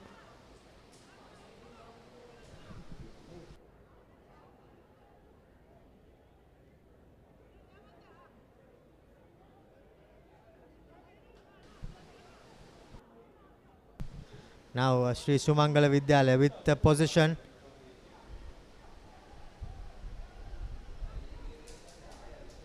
With numbers on the outside, the number 14 gives to the number 23. He puts on a good step and somehow manages to outstretch his arm and score. Sri Sumangala College back in it. Yes, they have pulled one back here. I think the 2 points from Veera Cohen will be crucial. And he doesn't get the direction right. So Sri Sumangala back in the game. Just 4 points deficit. Well composed try. A little goose step, and then Tuan gets Sri Sumangala back into this game. The restart collected by the Piliandala Central lads. Now they're spreading it wide. Through the hands it goes. Numbers on the outside. A beautiful switch coming in, but unfortunately the player was marked and caught with an advantage. Piliandala Central. Chips and chasers. Isn't able to collect it.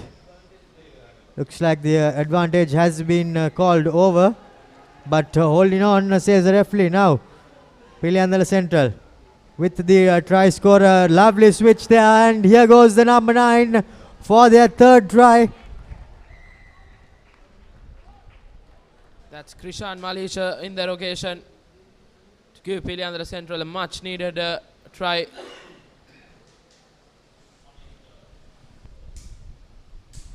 Beg your pardon, 4th try in fact.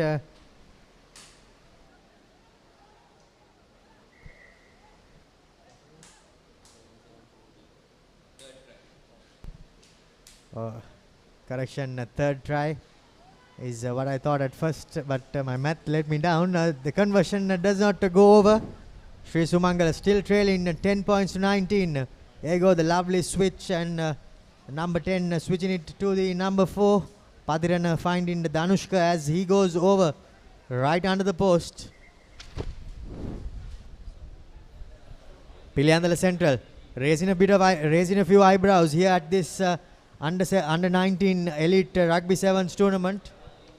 Now the number 8 Veerakorn puts in a lovely restart, but well collected by the by the Sri Sumangala lads.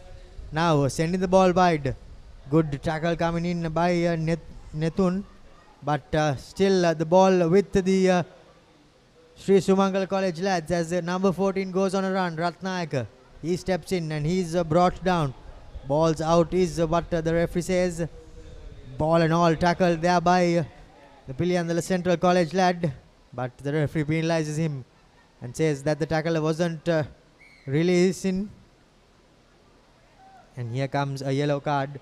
This time number 6 Geenitha sees yellow for not retreating back 10 meters.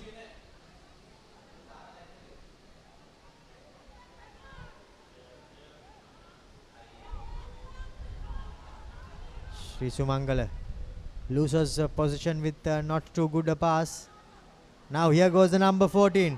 He's got all the gas in the world and he fends off the final defender, rounds it off, and this is a try for Sri Sumangala College, and it is their number 14 Aditya Ratnayaka, the beneficiary, as now just 4 points separating the two sides with this conversion to come, and the kicker will have the ability to cut this deficit to 2 points.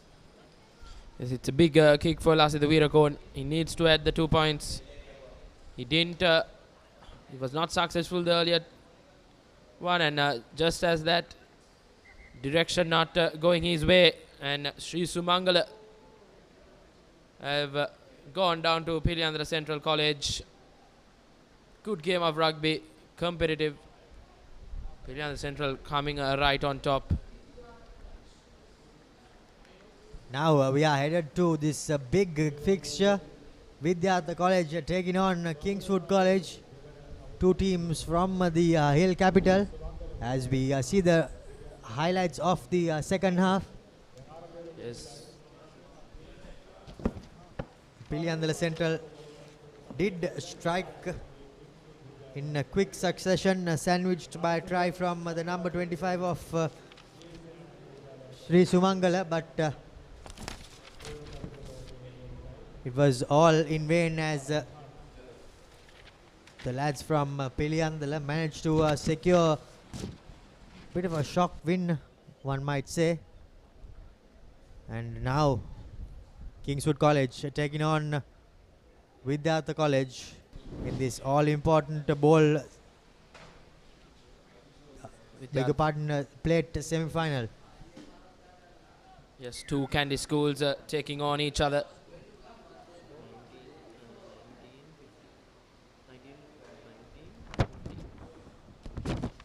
Well collected by the Vidyartha College player, bumps off the first tackler.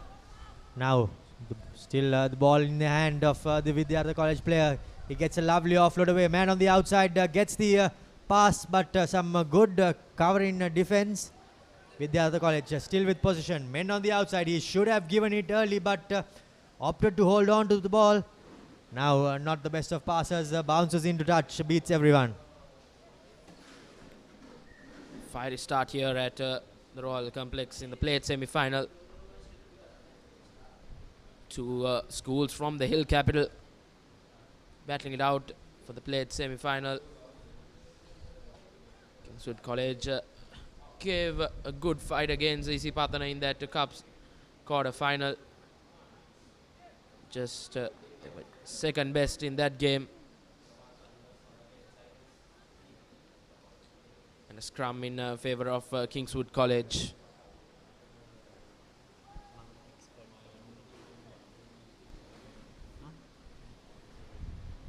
Kingswood College feeding the scrum inside their own half. Inun with the man on the outside. Opts to hold on to position. Bumps off one. Gets a lovely handoff and gets a lovely flick, but unfortunately not to the man, but his opponent. Instead, here goes Vidyartha College with position, setting things up. Now, Vidyartha College, the big number 7 gives it off to the number 9. Here goes the number 8 for Vidyartha College and the opening try of the game.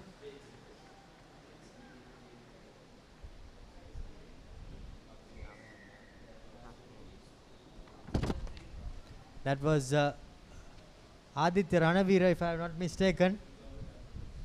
But he seems to be in a bit of a strife after scoring the try, unfortunately.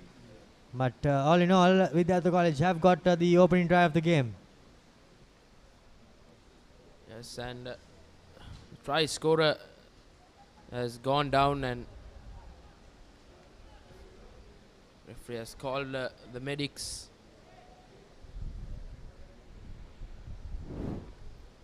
There you see the try, very well, perfectly done from Vidyartha. Goes in bit of a unfortunate incident for Aditya Ranavira, if I am not mistaken. Hope he is fine, because he will play a key role for the Tigers. And the kick not successful. So Vidyartha College have a lead of 5 points here, and Kingswood College will want to level things as soon as possible.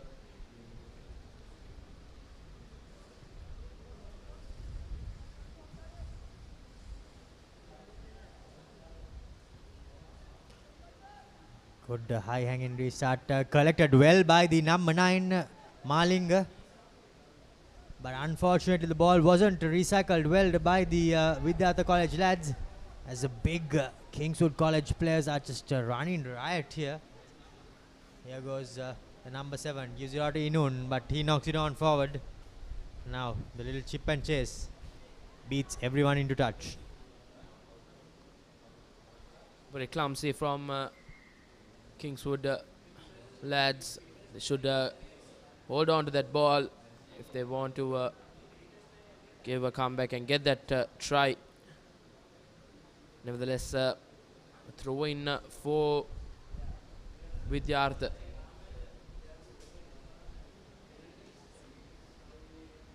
Now Vidyartha College with the throw into the line out. Good throw, but unfortunately goes over everyone. Inun gets a lovely offload away. Kingswood College with position. The number 9 makes a hash of things as Rivin is bundled backwards. The ball thrown away, marched back 10 meters, and a double whammy, you would say. He also sees yellow.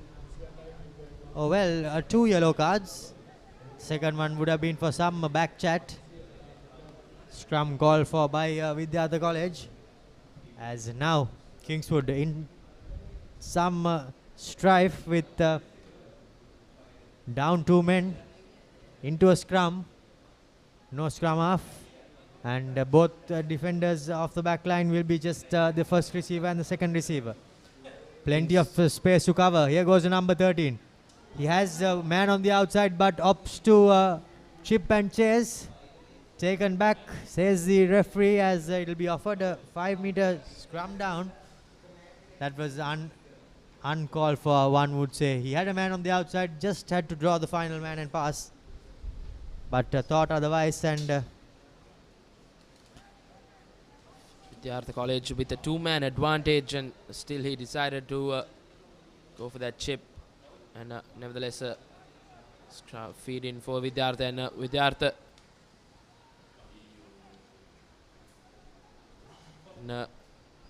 Vidyartha number 11,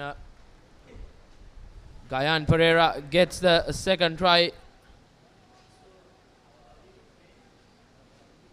That's Vidyartha College taking the maximum use of the 2 yellow cards, and the kick is successful. Vidyartha College have added the 2 points and they will go on to a lead of 12 points to nil. Good try from Gayan Pereira to give them the extra advantage. Things are not looking good for Kingswood College.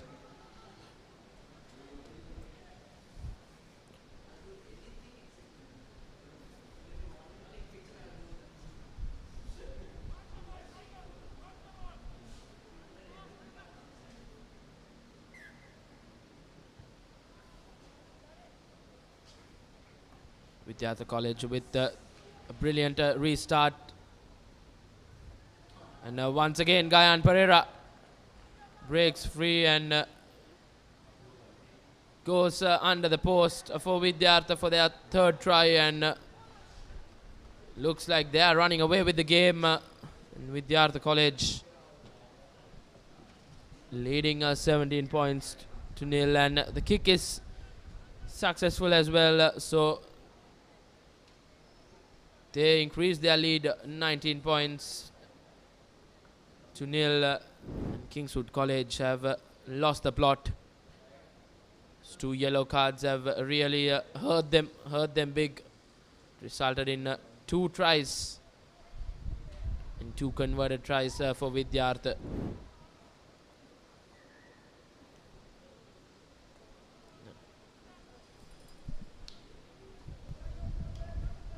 Now, Kingswood College in quite a bit of strife, and everything doesn't seem to be, nothing seems to be going their way. But on the halftime, it's 19 points to nil as Vidyartha College have taken a commanding lead.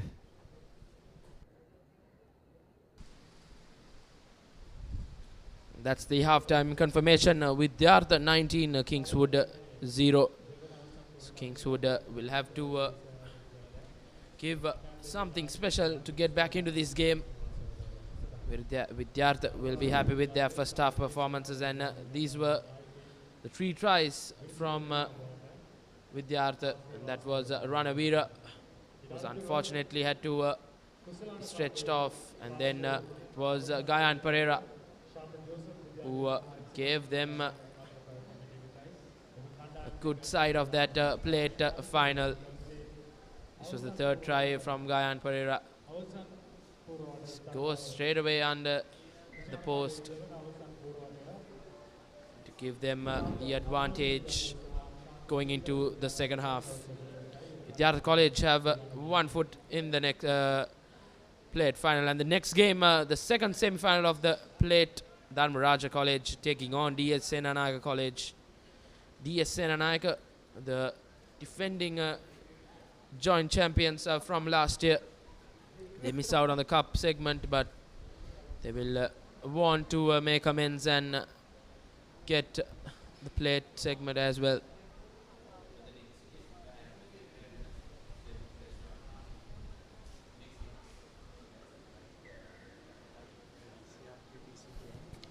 Now Kingswood College kicks off proceedings in the second half. Well, a lovely thumping tackle coming in by the Kingswood number 4. But now numbers on the outside. Vidyartha College, the big number 12, gets the offload away, but is bundled down by the lad from Kingswood, Asmi Aftab. Still holding on and wriggling their way forward is Vidyartha College. Still with position. Here's the big number 12. Vijay Sekar beats 1, beats 2, gets the offload away. Here goes the number 19 on the touchline, chased, but unfortunately for the number 4. Well, we all thought he did beat the on-rushing defender, but Ishara has somehow managed to pressure his opponent and put a foot in touch.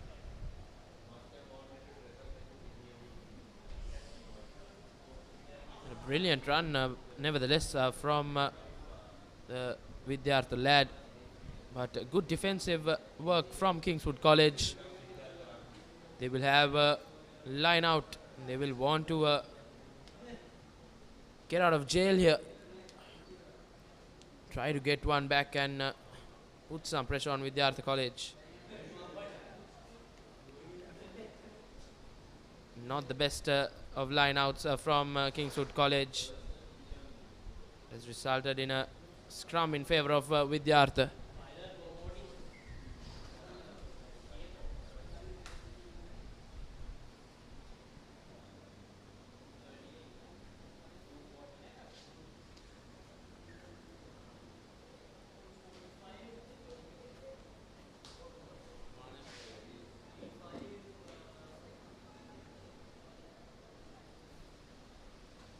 Vidyartha College feeds it in.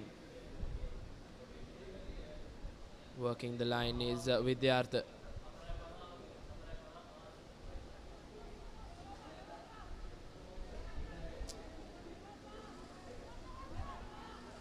Vidyartha once again working the line really well, and that's a good interception from Kingswood College. Just not able to get onto the ball, Kingswood College. That's a yellow card for Vijay Surya. He will spend 2 minutes in the naughty chair. Now Kingswood. Inoon gives the ball out to number 7. Not the best of passes. He has men on the right side, and beautiful cut-off pass. Kingswood College, number 10, Asmi, going all the way for their first try. Inoon, Ismi.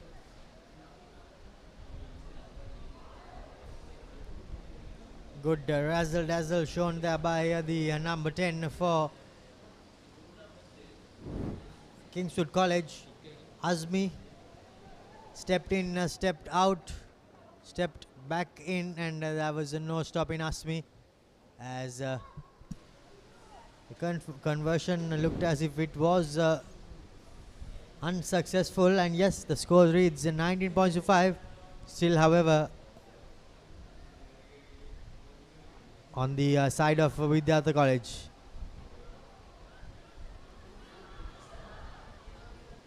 Once again, Inoon. Here goes Kingswood College.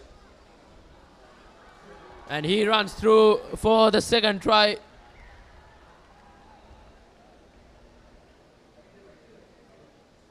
That's Eka Nayaga, and he adds on the 2. So just in a space of 1 minute, Kingswood College have given a comeback, and brilliant play by Ranavira to give Kingswood some hope in this game. And just like that, they are just 1 try away from Vidyartha's 19 points. No. Kingswood have taken that advantage of that yellow card for Vidyartha. A good high-hanging kick. Collection not successful, but here goes Kingswood. Gives the ball out to Eka Nayaga.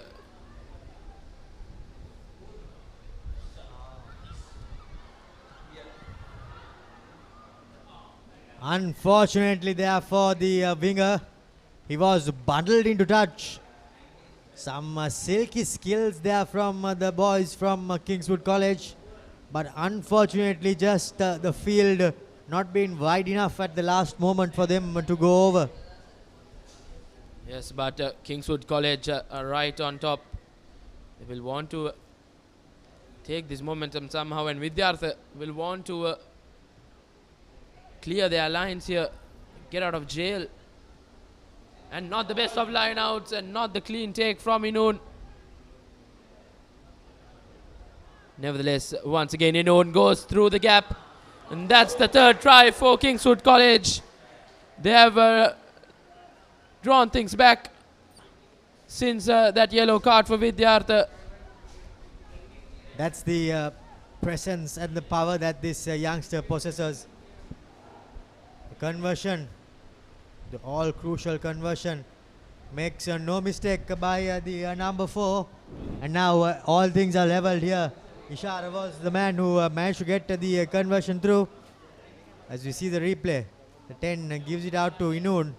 He shows, gets a fend in and dives over, crashes over rather. And Ishan, Inun and Kingswood have level things here in the played semi-final. Who would have thought Kingswood would come back? Vidyarth have lost the plot since that second half whistle was blown.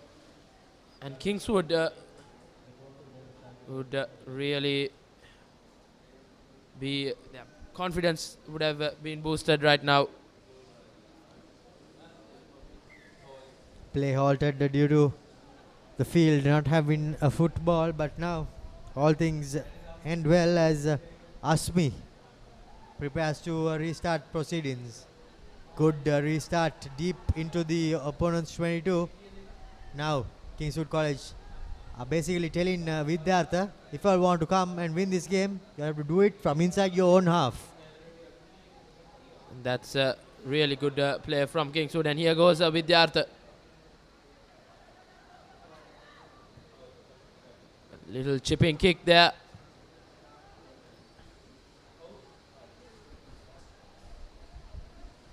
Ball tossed backwards by the number 7, but they somehow rescue things, and the secure possession is Kingswood College. Good high hand kick, good take from Vidyartha.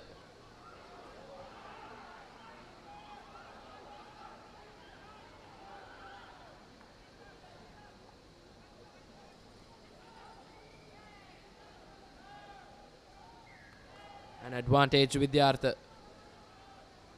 Taken it quickly.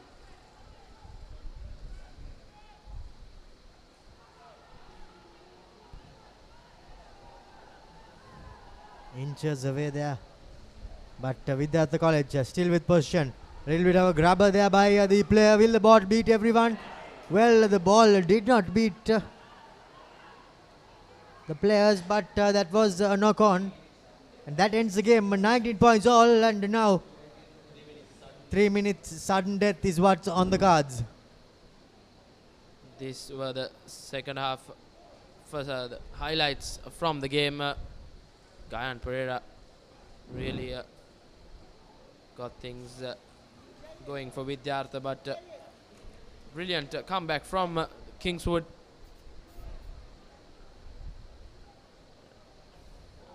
Full-time confirmation. There you see Vidyartha College 19, Kingswood College 19, and there'll be 3 minutes of a sudden death.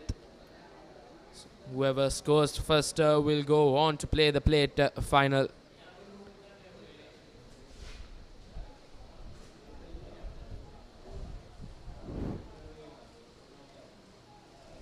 This was the game highlights. Gayan Pereira. Yeah, a few highlights from the second half. Gayan Pereira was the first. After that, it was Asmi who scored with a little bit of a forward roll, as Vidyartha College somehow hung on until the last moment of the game. This was the try that level things here. Ishan Inun, brilliantly done by Kingswood College to get back into this game. Now it's just a matter of sudden death. You score first, you win.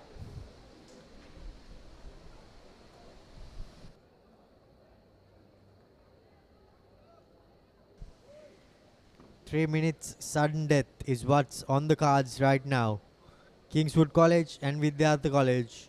Everything left to play for in this school's elite Rugby Sevens 2023.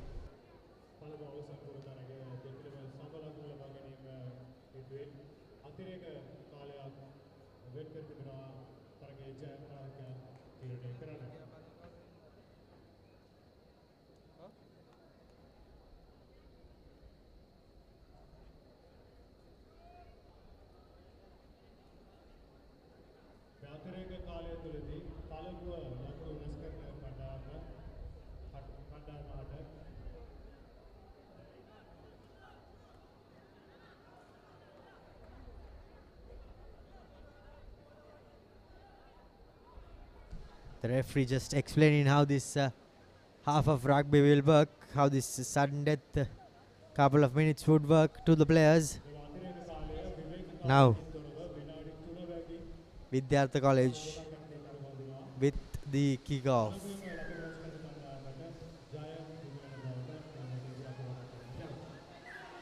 Not the best of starts for Vidyartha. Will be Kingswood ball from the center line. Kingswood gets things going. Here is number 7 from Kingswood. Another taken down and working the line. Ishani Noon once again gaining some ground. Rolling away, says ref, and advantage for Vidyartha. And Gayan Pereira once again, and he goes on to score for Vidyartha College, and that's the game for Vidyartha. Gave a bit of a scare after letting that game, and now Vidyartha College will qualify for the plate final. Gayan Pereira, the man, his third try in the game. The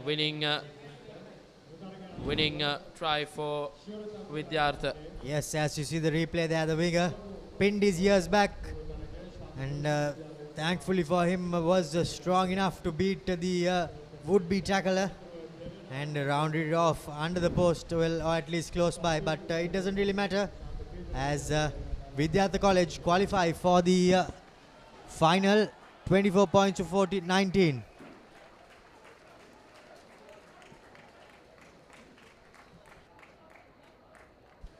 Now Dharmaraja College are taking on DS Senanayaka in the second plate semi-final.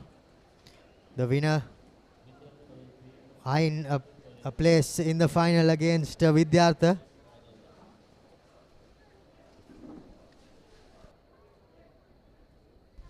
As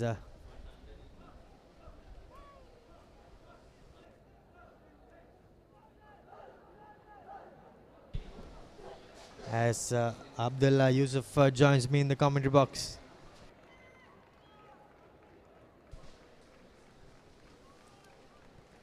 So what a semi-final that was, Romario. Going to sudden death, and Vidyartha, after dominating the early part of that game, Kingswood coming storming back, but Vidyartha prevailing to make it to the plate final, and they will meet the winner of this encounter between Dharmaraja and DS Senanayaka. Yes, indeed, Sarath Madugalla with the whistle, as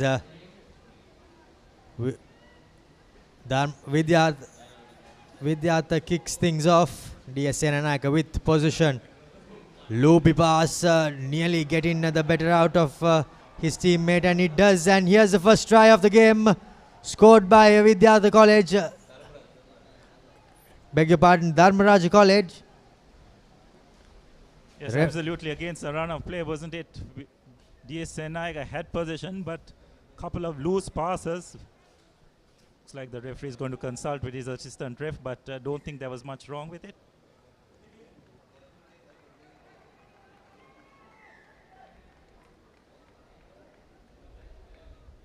So he's come back for a penalty for DS Senanayaka. Not sure what that was for, but we'll try and get back to that. At DS Senanayaka launch an attack from their own 25.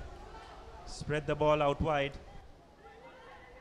Some good defense by Dharmaraja. That definitely did touch the sideline. So it will be a throw in for Dharmaraja. Probably have to say that DS Senanayaka slight favorites going into this game, but Dharmaraja have the ability to pull off an upset if need be.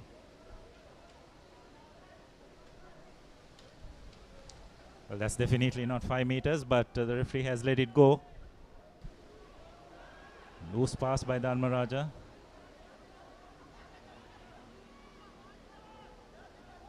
Dharmaraja trying to launch another attack. They have players out wide. Go into contact. Ball is recycled. Spreading it out wide.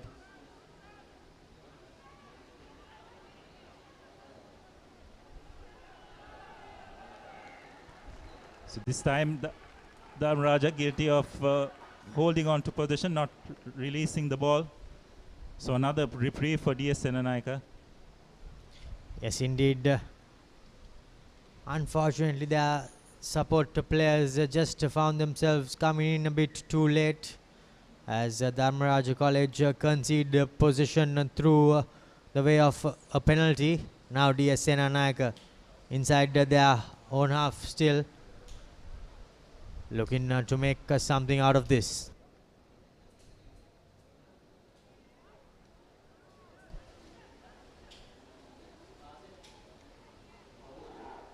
Nice clean line out for DS. Spreading the ball out wide. It's their skipper. Making that break. Looks like he'll have enough gas on him. He's going to go all the way. Jayatu Rajaratna showing his class and speed on that occasion. And the Dharmaraja defense was definitely not up to it. So he goes under the post for DS Senanayaka's first score. And as a result, they're on the board 5 points to nil. Indeed, what a lovely bit of individual brilliance there by Jayatu. Spotted the mismatch in front of him, stepped on the accelerator as the try is converted. 7 points to nil in favor for DS Senanayaka. As we see the replay there was no way the inside defender was catching up to him. The would-be sweeper came close, but still no chance. Jayatu goes over for the first try of the game. Yes, real talent, this young lad from DS Senanayaka. Jayatu Vijayaratna. Real prospect. Jayatu Rajaratna rather. Real prospect for Sri Lankan rugby. As DS Senanayaka restart things again.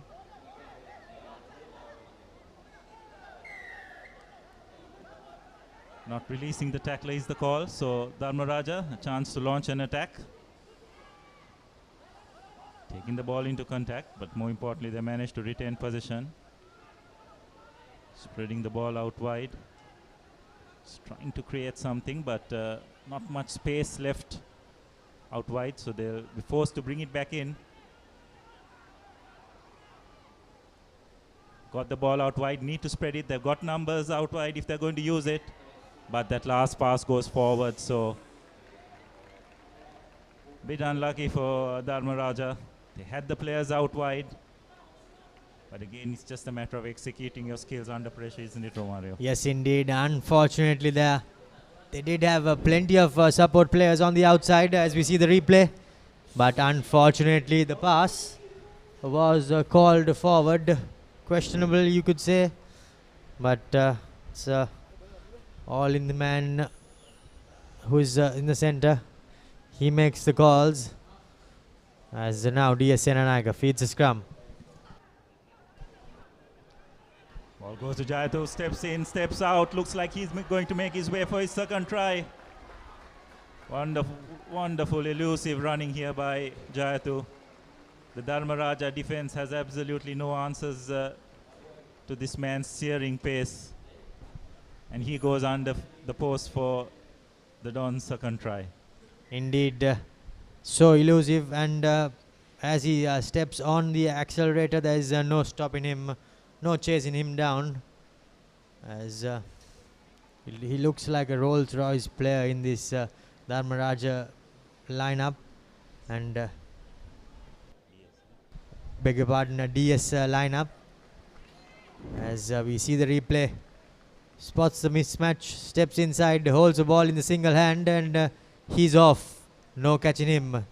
Bye-bye under the post. Yes, the impressive thing about that piece of play was his ability to step in. He beat the defender and then step out again without breaking his speed. He managed to do it in one motion and without breaking his speed. Tremendous skill to possess, and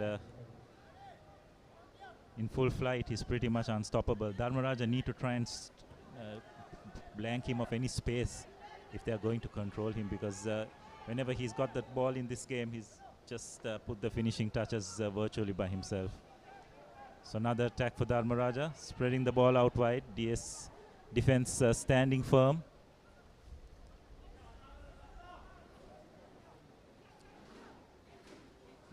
Dharmaraja breaking a couple of tackles, but some very good work by the sweeper. It's Manura Piris takes a quick tap, passes it on to the other flyer.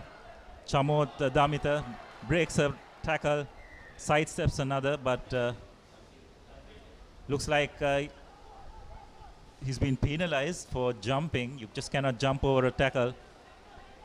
Yes, indeed, safety measures there. As now Dharmaraj College takes a quick tap and tries to make something out of this inside their own 22.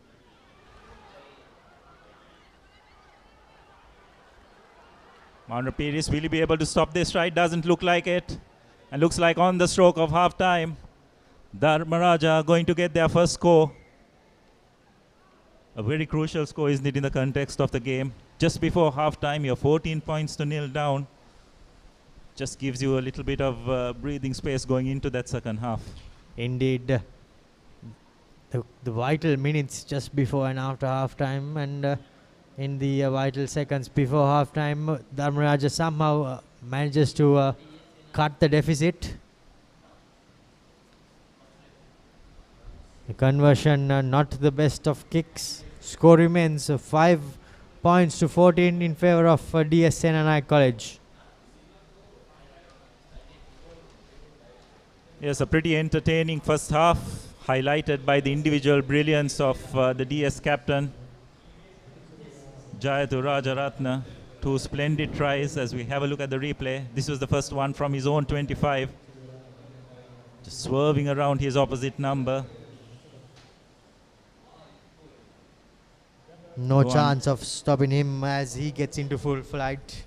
And this was the second try. Stepped in, stepped out, beat the defender comprehensively, and just cruised through to touchdown under the post for DSNNI College. The Dharmaraj lads somehow managed to strike through their number 7, Nadishan Akila, to cut the deficit, and now it's the score is 5 points to 14 as we prepare for the big cup semi-final number 1, St. Joseph's College taking on Nisipadana College.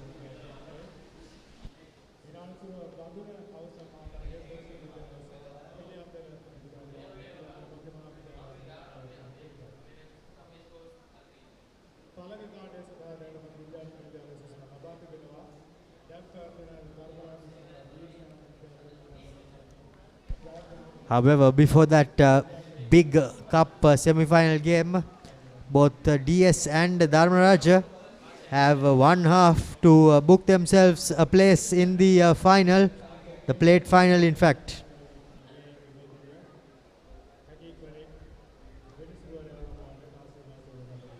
Dharmaraja have given themselves a lifeline by scoring that try on the stroke of half time to stay intact. They've yet 2 scores behind. So from both teams' point of view, getting that first score in the second half is going to be vital, isn't it, Romario? Yes, indeed. First points in the second half could very well decide who goes on to qualify for the final. So Dharmaraja launching the attack. Bit of a slip. Some really good work by Rajaratna, but the referee has adjudicated that the ruck was already formed. So Dharmaraja will launch another attack. Short tap taken. Changing directions. The DSNI defense standing firm so far. Dharmaraja retain position, spread it out wide.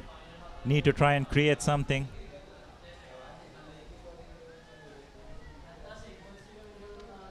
Dharmaraj College with the possession. inside the opposition half, but some good tackles continue to be made by DS Senanai College, and some good discipline as well shown by the lads from DS, not rushing too far. Ball was knocked back, says the referee. Well. Not too sure why that was, but penalty, and a penalty in favor of DS Senanayaka is what the referee adjudicates. Yes, well, the call was for holding on. So those waves of attack by Dharmaraja not amounting to much. DS will just try and slow the pace of this game, go to touch, reorganize themselves. Ball bounces in play, but eventually finds its touch.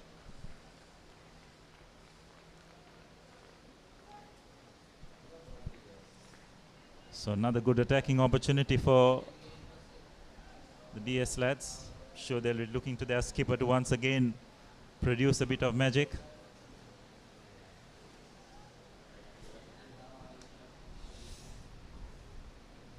Just a minute or so left on our clock for the clock to enter into the 10-minute mark. But here goes Jaitu. Collects the bouncing ball and outfoxes everyone, and he goes under the post for the third try, for his third and his team's third. And will that secure the encounter? Yes, well, Dharmaraja defensive effort you have to question, isn't it, Romario? They know the danger this man possesses, but they just haven't been able to counter it. They've just put probably one of their bigger made players in front of him, but the lateral movement of that defender is questionable. Conversion is successful, so score moves to 21 points to 5. And uphill now task for the Ranjans now, as we have a look at that replay once again. Yes, indeed. Not the best of passes, but Jaitu let the ball bounce and made something out of nothing as he went over under the post. Dharmaraja College now has plenty to do.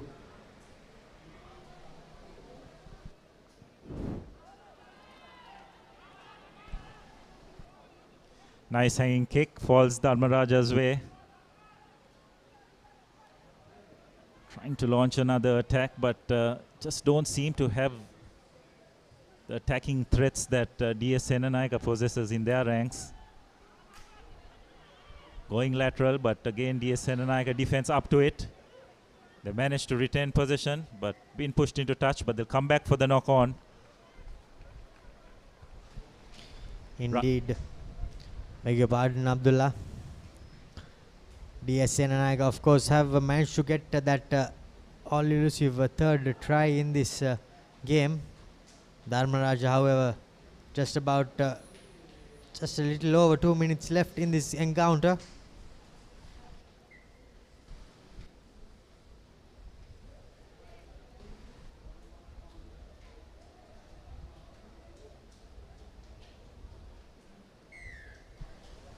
Free kick, says the referee. Early shove-in.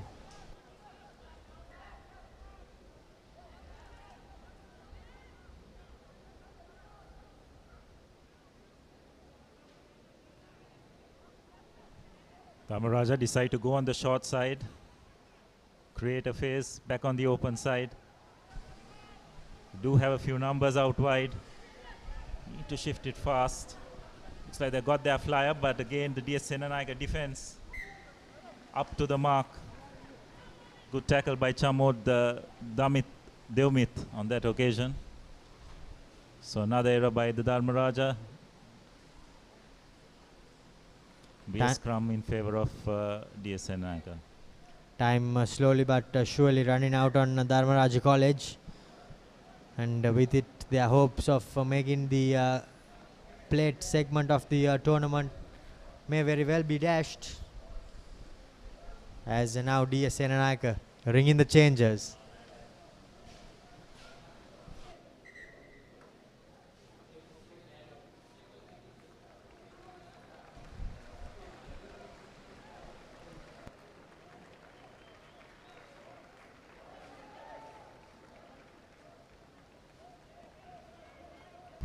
DSA Nanayak College still with possession.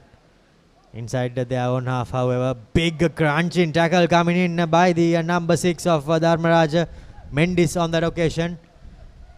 That's like a stinger that...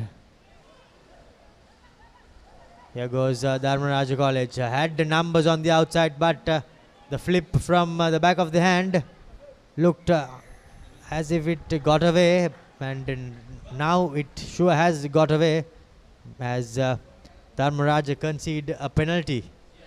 Yes, that's been the story of Dharmaraj in this game, isn't it? Whenever they have had an opportunity, just haven't been able to put the finishing touches.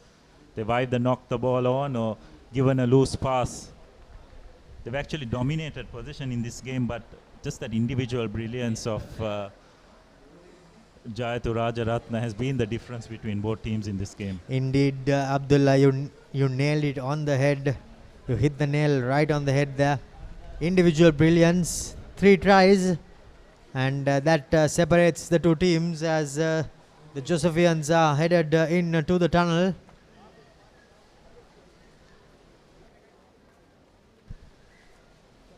DSA Nanayak, last line out in this semi-final. Here's Jayatu. Hello. This time decides to put boot to ball. Ball let bounce. And a good chase coming in. DSA Nanayak College put in all the pressure in the world. Now Dharmaraj concede yet another penalty. Here goes Jayatu, gives it out to his winger. He puts on some footwork, beats one, but is brought down by the second man. Now DSA Nanayak College. Not the best of passes, unfortunately, but secured by the big number 1, Pereira. Still with possession, and penalty awarded for not releasing, says the referee, as DS are caught, Rajans rather are caught inside their own half, and now the referee has run out of patience and he shows yellow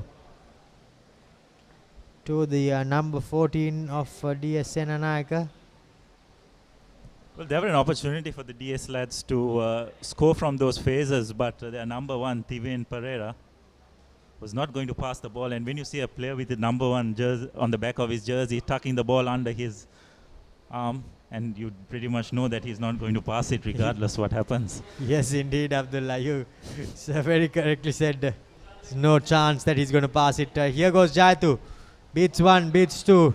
Swivels, gives it out to his number 3, Janidu, and he goes in the corner. And with that secures their place in the final of the plate segment.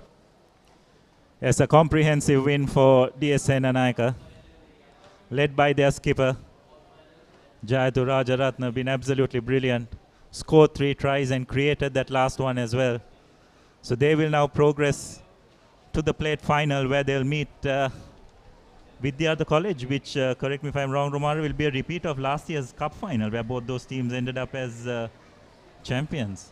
Yes, indeed. Joint champions. DS taking on Vidyartha as the rows go up to welcome the teams Isipatana and St. Joseph's.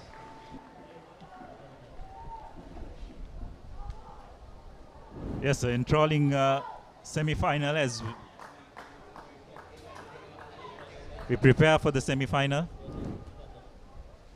Isipatana and St. Joseph's. Probably have to say the power of St. Joseph's versus the speed and guile of Isipatana, which will be on show in this semi-final. Contrasting styles. Joining me in the commentary is James Pires. Thank you, Abdullah. Exciting cup semi-finals coming up. One of the keys to this game will be the ability of the Patana lads to shut down Mara Singh, isn't it, the Josephian skipper. They've got to make sure that they don't give him much room, because if they do, it's going to be very hard to stop him once he gets a bit of momentum in his play. Absolutely, and along with him, his brother as well, Abdullah, as we saw in the quarterfinals. He also has the same physicality. Just to see how Josephians are going to manage the Patana speed as well. Good high hanging kick. Not collecting cleanly. First mistake of the first kick off from Isipatana College. Not good signs for their momentum. It's not the start Isipatana would have wanted from that kickoff. Clean collection, and for them to get back into the Josephian half would have been the plan, but that's all changed now. The first attacking opportunity for the Josephians. We have Randeepa with the feed in. Cleanly given out to Gunaratna. Out to Rodrigo. Rodrigo out to Dahamjay. Dahamjay taken out. Brilliant defense. Gunaratna now again using his lines. This is Sachin Tana. Back to Gunaratna. Cut out pass to Dahamjay. Cuts back inside. Goes into contact. St. Joseph's recycling the ball. Going on the short side. Rodrigo is brought down. Joseph is keeping possession. Now given to Navin Marasinghe. Takes 3 players to bring him down. But referee says tackler not rolling away. So Vihanga takes the tap quickly. Back to Janit Marasinghe. Beats one defender. Navin Marasinghe out to his line. The Hamza to Rodrigo. Rodrigo gives it out to Sachin Tana. Taken down. Referee says handling in the ruck. Nothing going Isipatana way. As Sachin Tana takes the tap quickly. Rodrigo out to Vihanga. Vihanga to Janit Marasinghe. This time around, Isipatana wins the penalty. Quick tap taken. Beats the defender. It's a foot race between Vihanga and Kanishka. Kanishka brought down finally. Referee saying it's coming from the side, but doesn't allow Isipatana to take the tap quickly. Silva now. Gives it out to Randimal. Randimal taken down. Referee penalizes. Will go to his pocket. Yes, that definitely looked dangerous. High collar tackle, and I think rightly been shown a yellow card. So after that initial onslaught by the Josephians, Isipatana have come storming back. They have a man advantage. Chance to launch an attack in their own 25, and looks like they'll be going over for the first score. So Isipatana have got that first score courtesy their playmaker Shahid Zumri going over for that first try. Isipatana will be probably very happy with that outcome because they were under a lot of pressure in those first 2.5 minutes or so, but they absorbed that and have managed to get the first score in this semi-final. What a response to that 3 minutes of pressure put on by the Josephians. The kick is not in their favor, but there you go, taking that numerical advantage. Zumri had no problem.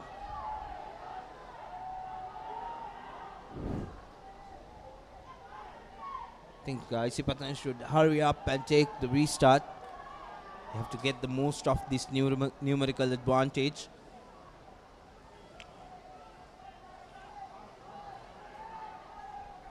Silva now. Good high hanging kick. Contested cleanly. Zumri, the try scorer, gives it out. Now Silva, one man to beat. No problem there. Back-to-back tries for Isipatana College. What a restart. Absolutely brilliant. Again, Shahid Zumri, isn't it? Lanky lad using tremendous aerial skills. Just caught the Josephians napping, wasn't it, James? And massive momentum shift. So with that yellow card, the Josephians have managed to get 2 tries. Rather, the Isipatana lads have managed to get 2 tries. And the conversion has been slotted over as well, further extending their lead. As we have a look at that wonderful chase by Zumri, and just had the presence of mind to get it out, isn't it? We've seen so many occasions they're going into contact, but wonderful awareness of the supporting players around him, and going over for their second try. Ringesh Silva was the try scorer. Silva yet again with a good restart. Zumri collecting it again. Needs support. A referee stopping play.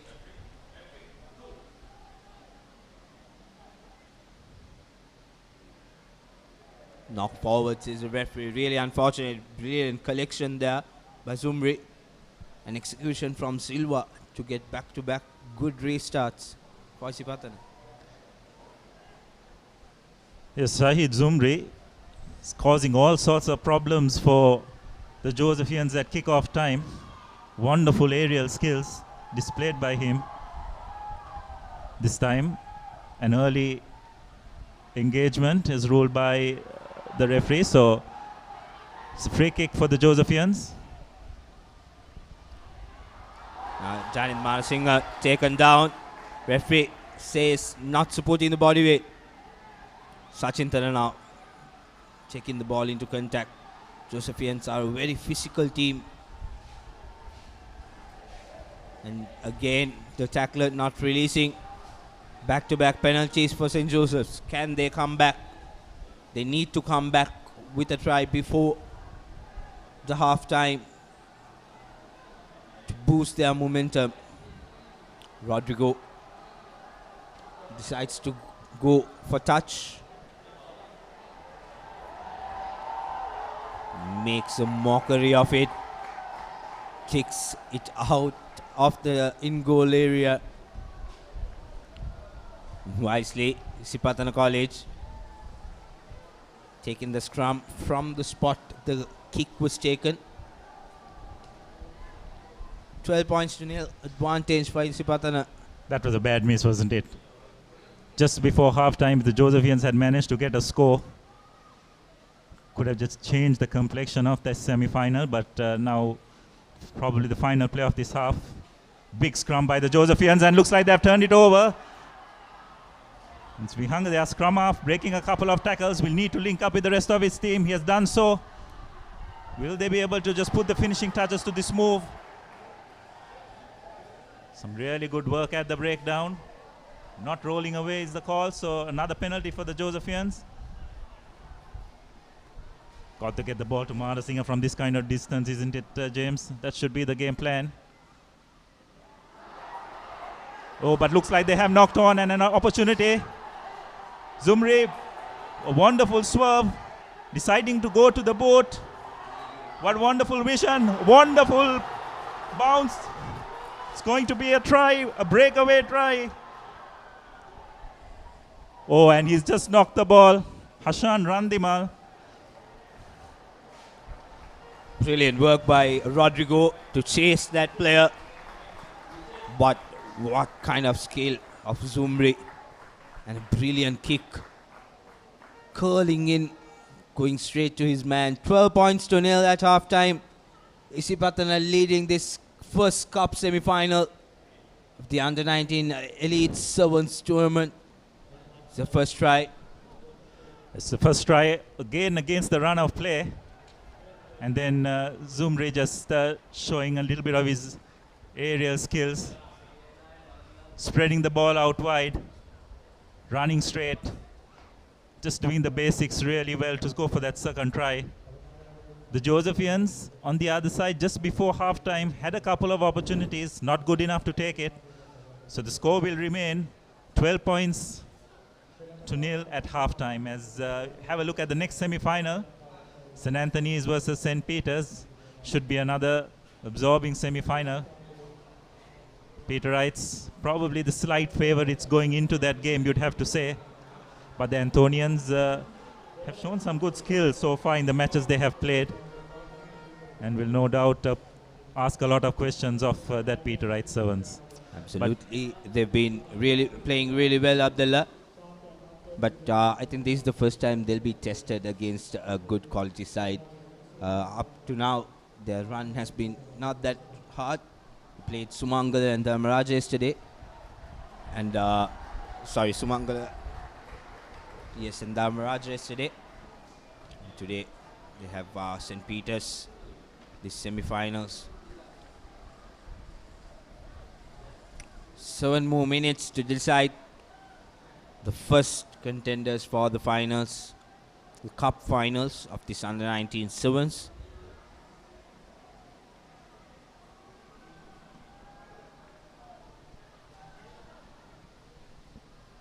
So it's 12 points to 0 in favor of Isipatana. St. Joseph's will need to try and be the next to score if they are to stay in this semi-final. Long kick by Isipatana lads. Joseph have collected cleanly. Now just working the line, trying to create something. Good defense by Isipatana, but St. Joseph's have recycled and done it well. They've just got to get the ball out wide to their big man. Marsing out wide. He's got a bit of momentum, bumps off one tackle, but two Isipatana lads just come around. Terrific defensive work.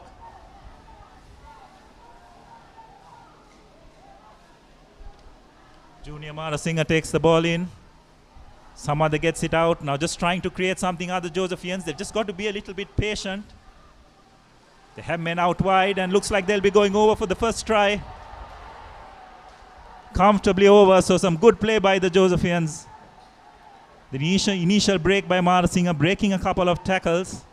He may not have been able to finish that move, James, but what he did was he managed to attract a lot of defenders towards him, which created space for the rest of his team. So Josephians storming back in this second half.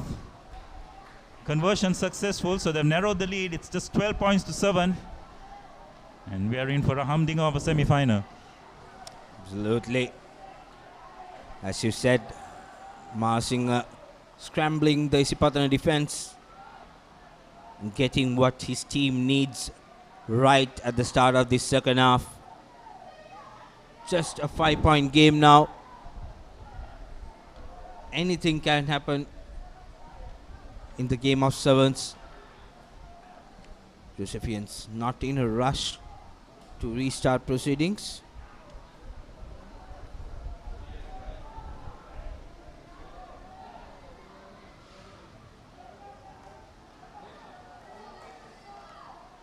Rodrigo with the restart. Deep kick this time. Isipatana player using his boot to control the ball. Silva now gives a back at the hand pass. This player is taken down. Referee says not supporting the body weight. Another advantage for St. Joseph's. Rodrigo takes the tap quickly, gives it out to Vihanga. Vihanga out to Sachintana. Sachintana manages to win the penalty as Gunaratna takes it up quickly. Josephians have to build on this. Referee has his hand up. Wants to speak to. Yellow card is shown to the Isipatana player. Kalindu Shenal. Isipatana down to 6 men now. Can St. Joseph's take the advantage? Dahamja tries to go into contact. The ball is ripped by Isipatana. Marasinga tries to get the ball. Referee awards the penalty for St. Joseph's College as Vihanga takes it up quickly. Marasinga tackled right before try line. The supporting player scores under the post.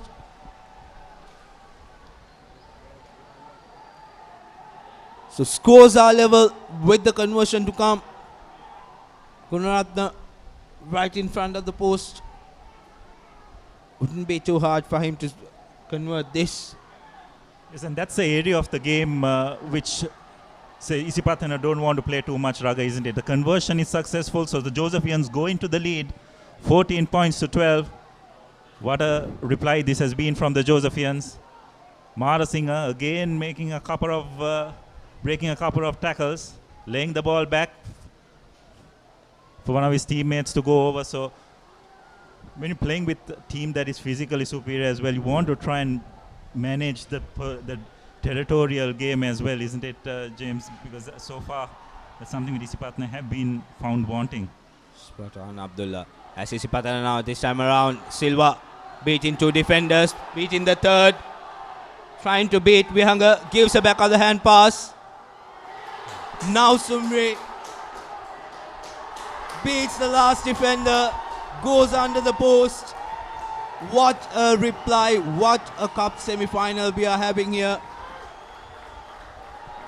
Absolutely brilliant, end-to-end stuff. It's just the determination of both these teams that is being highlighted here, isn't it? Just forget the skill factor, forget the fitness, everything. It's just the determination, just to throw everything at it. And we had everything to play for. We had got about a couple of minutes remaining. It's 19-17, just one 19-14, just one score in it yet. Again, this is the supporting play of this Isipatana team, isn't it? Initial break by Silva, but just look at the way the support kept coming. And the awareness. Again, Zumri, the communication to know that he has a player out wide. Absolutely brilliant. Going under the post for good measure as well.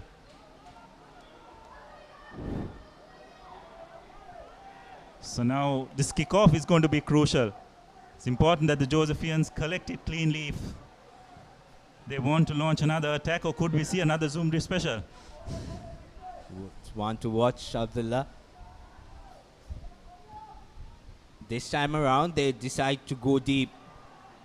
They want to keep Josephians pinned in their own half as Bihanga collects it in the in-goal area. Gives to Rodrigo. Rodrigo runs to the corner. Gives to the Hamja. The Hamja goes into contact. He's under pressure. Referee penalizes Isipatana for not releasing. So Gunaratna now to Rodrigo. Josephians have space on the outside as Sachintana goes into contact. Vihanga picks and gives it out to the skipper. Nine Marsinga brought down. Good offload to Rodrigo. Rodrigo to the Hamza. Cuts back inside. Josephian slowing things down. Marsinga pick and go. Good hit. Back to Gunaratna. Rodrigo to Vihanga. They have numbers on the outside. Sachintana now with the ball. Cutting back inside. And winning the penalty is Isipatana.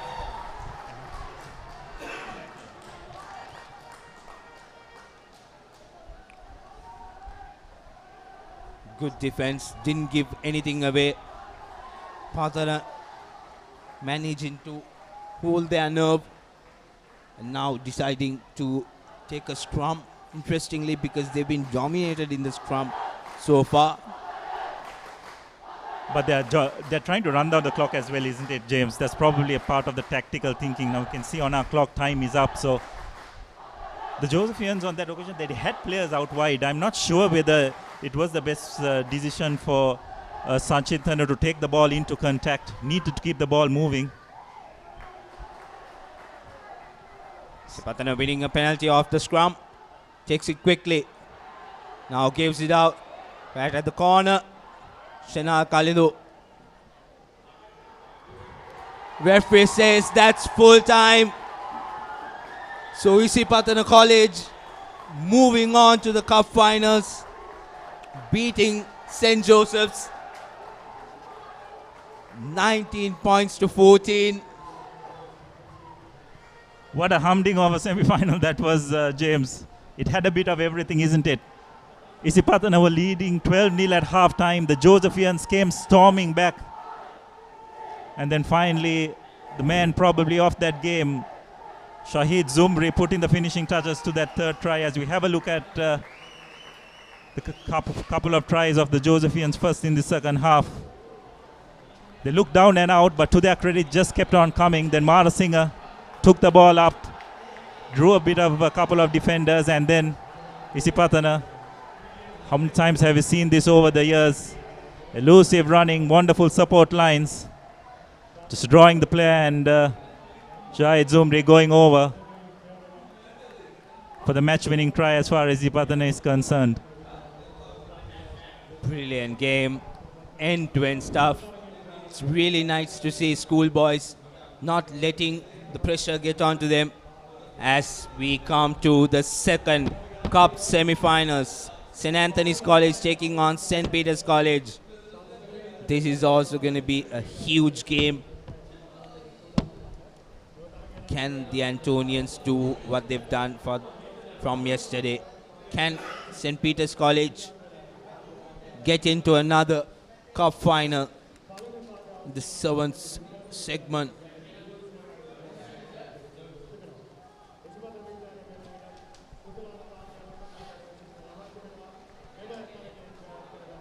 Yes, the Antonians have been very impressive in the lead up to this semi-final. But they will be definitely tested against what you'd have to say probably tournament favorites, the Peterites. So not the best of starts. That kick not reaching the 10-meter line, so it'll be a free kick in favor of the Peterites.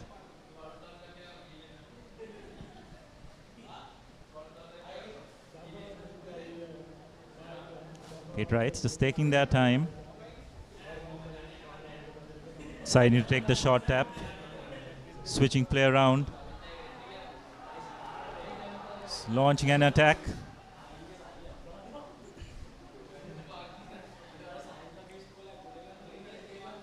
Ball loose. Some good rush defense by the Antonians. But the Peterites, importantly, have managed to retain possession. St. Peter's now on the attack. Umet cuts back inside, beats the defender. It's a foot race between Umet and Mariadas. Beg your pardon, that was Hussein Kumar. But referee awards a penalty try and a yellow card for Hussein Kumar. This will affect the mentality of the Antonians deeply, Abdullah. Yeah, that's right, a double whammy, isn't it? They've not only lost the man to the bin, they've conceded the try as well. So just the start the Peterites would have wanted. 7 points to nil. Lovely break, bit of footwork by Imit Jayavira. Definitely a dangerous tackle, and quite rightly adjudicated as a penalty try, because if not for that he would have definitely scored. St. Peter's now not the best of restarts.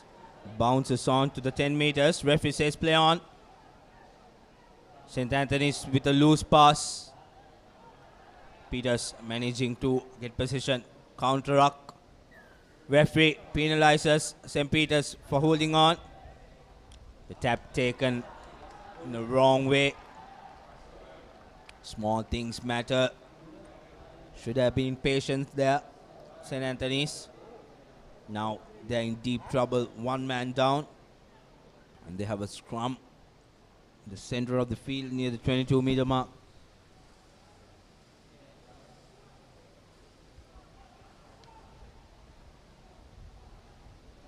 Ball given out to St. Peter's. Galage goes into contact. Now, bit of sloppy play. As Navodya goes into contact, the ball pops out. Referee says holding on. St. Anthony's this time deciding to go for touch. Gains good meters. Yeah, I think that's a good decision, because they're probably playing the clock as well at this time. They know they are a player down. Just try and slow the pace until they get their full complement of players back. It's a good decision to go to touch.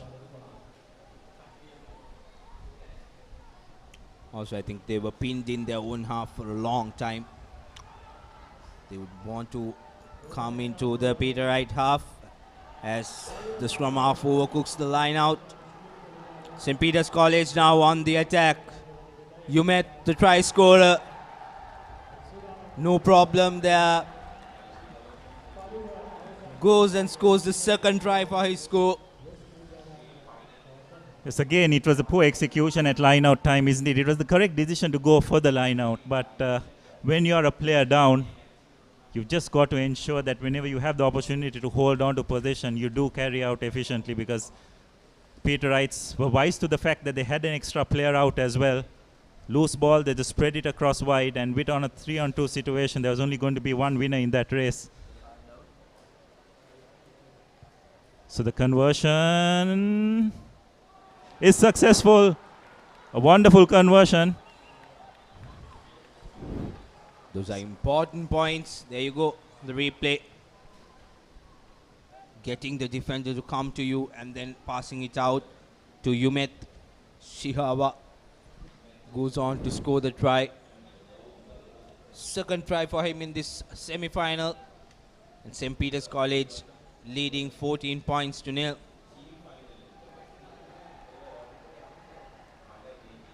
St. Anthony's College back to full strength.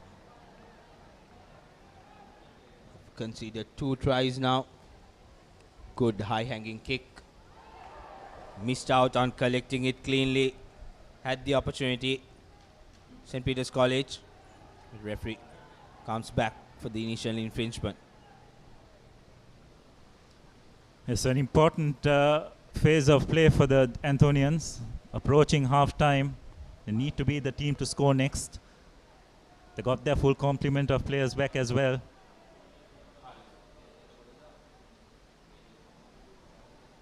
Disanayaka now clean from the scrum. Slowing things down, using the boot. Good high-hanging kick. Shouldn't let the rugby ball bounce as St. Peter's College manages to pick it up. Kushan Tarindu taken out. Anthony's opting to take a quick line out, sending it out wide. Cuts back inside. The support on the inside. Good offload. Very good continuity. St. Anthony's now cutting back inside. Roshan Kumar. He needs support. Overhead pass. Beautifully done. Beg your pardon. That was Mariadas who gave that pass to Roshan Kumar. Scores under the post. 14 points to 5. Absolutely brilliant, James. What wonderful bit of Sevens rugby we are witnessing in this schools tournament, isn't it? End-to-end stuff. We witnessed, even in the plate segment, those semi-finals were absolutely brilliant, and it's just carried on from then on in this cup semi-finals as well. On the stroke of half-time virtually, St. Anthonians have struck back from their own 22. Can see this St. Peter's defense scrambling back, but just the superior pace of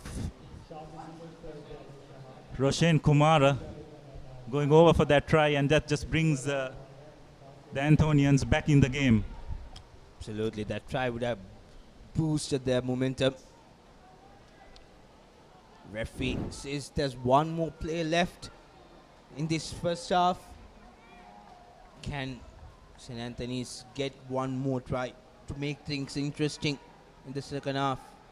Or can St. Peter's score and put more pressure on the Antonians?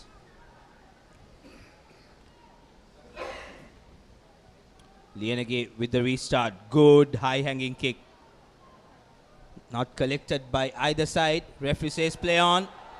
St. Anthony's guilty of not playing for the referee's whistle. St. Peter's now with position. Yumet cuts back inside. Takes one defender. Gives it out to Silva. Silva beats the defenders. There you go. Try under the post right before the half-time. Brilliant stuff by the Peterites. Again from the kickoff, just so important to retain possession. The Peterites were good enough to do that. And you just sense that the Anthonian defense was cramped up, isn't it? And the Peterites just had the vision to spread the ball out wide. Brilliant stuff. And it's an important score in the context of the game as well, James. Right on the stroke of halftime. They'll go into halftime with a 14-point cushion. And I'm sure they'll be feeling much better because 14-7 and 21-7 is an entirely different prospect. So the Anthonians will feel a bit aggrieved that they couldn't shut out that half with just being 7 points down. Now they find themselves 2 scores down going into half-time. Absolutely, Abdullah. First half highlights.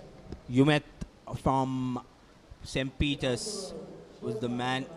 The first one was a penalty drive after his brilliant run, and this time around managed to score by himself.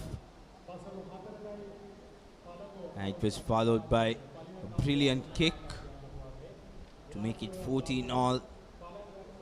Then the Antonians, Mariadas, using his pace, and then a lovely overhead pass to Roshan Kumar, who scored under the post to make it 7-0, 7-14, beg your pardon, and then the final try from Silva, running around the outside. So 21 points to 7, St. Peter's College leading in this second cup semi-final. The winners will take on Isipatana College. Isipatana winning after a thrilling game against St. Joseph's.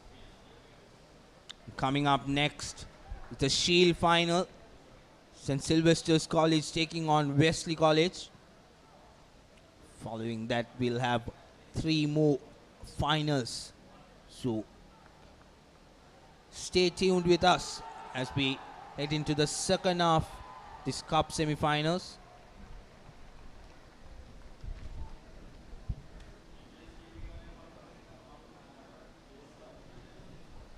Yes, it'll be interesting to see how important that final score on the stroke of half-time is going to prove, James, because the Peterites sensing the moments, isn't it, when they need to pounce on the Anthonian defense.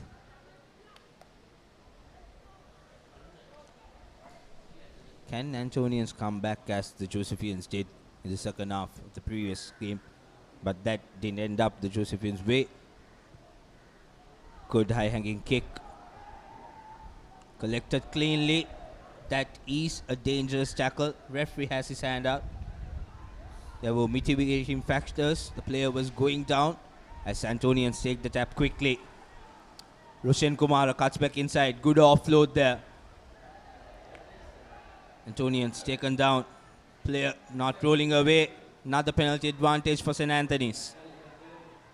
Anthony's now cuts back inside. Tries to give a offload, but finally deciding to go down. Not collecting it cleanly. Referee saying it's a knock-on. Advantage given away. So I think what St. Peter's have done extremely well is their realignment in defense, isn't it? They are not overcommitting. They're just realigning, taking man-to-man, managing their respective channels, not overshooting. And thus the Anthonians are finding it extremely difficult to find any gaps in the Peterite defense. And they are also forcing Antonians to run to the corners as Peterites now puts a chip ahead. Not collected cleanly by the Antonians. Another try for St. Peter's. This time around, Suleiman Riaz.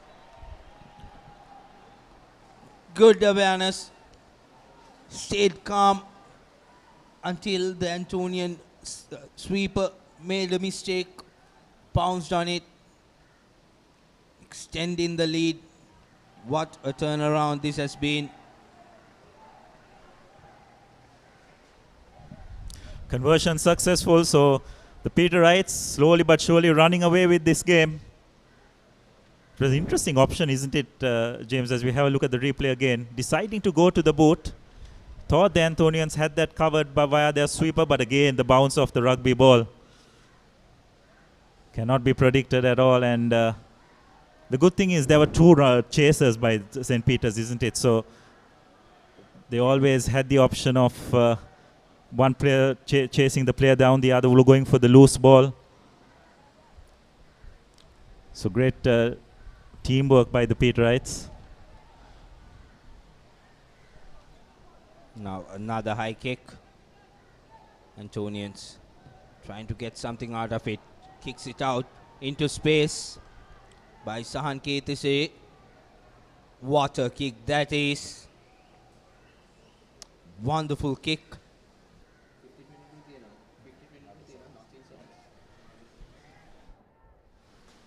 Huge boot there. But I don't think the Patriots would mind it much, isn't it, James? Because this is just running the clock down further. Just slowing. I think the Anthonians need to ensure that they, first of all, keep possession of the ball and keep the ball in play.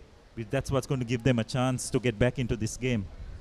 The more stoppages there are, it's more advantageous for the Patriots. Absolutely. So, St. Peter's now overshooting the line out. Antonians going on to score. Tiron Mariadas, the player who created the previous try. Well, it looks like the Patriots have returned the favor. We saw the the Patriots benefiting from an overthrow at line out time. And on this occasion, it's worked the other way. So eventually that long kick has paid rich dividends as far as the Anthonians are concerned. It's 12 points to 28. Missing the conversion. That would prove costly, Abdullah, at the end if this goes down to the wire.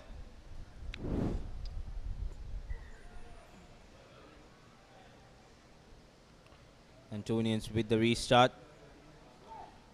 making some changes. Rakesh Pillai coming in for Ravindu Velagadara. Good high-hanging kick. Does it go to 10 meters? It does not. So another free kick for St. Peter's College. Yes, you can see the experience of this Peter outfit. They're just slowing the pace of the game down. They know they have this in the bag. Anthonians need to score thrice to get back into this game, so they're just going to run the clock down. Long loopy pass. Let's take the ball into contact. Managed to recycle the ball, spreading it out wide again. Trying to do a switch, but looks like it's been knocked on. And could we see another counter-attack from the Anthonians? Looks like there's going to be another try, the third one as far as they are concerned. Absolutely against the run of play. Pouncing on that loose ball. Peterites probably a little bit lackadaisical in their attitude. Not showing the same intensity that they have thus far. And that loose ball has been pounced on. And the conversion. Well, the conversion is not successful, but I don't think that will matter too much. The Anthonians will need to score twice, at least to get back into this game. Rushen Kumar, brilliant run. Right around the outside. Yes, he's the speedster in this Anthonian outfit, isn't it, James? So just cannot afford to give him the ball in open play. A very good finisher. So this time the ball reaches 10 meters. Again, St. Peter's just waiting for things to happen. But they managed to retain possession, and that was offside by a country mile. Referee playing advantage. Ball going back into St. Peter's way. A kick ahead this time by the Peterites. Come off. Tharindu Kushan collects it himself. A wonderful bit of individual brilliance. Sees them seal that try.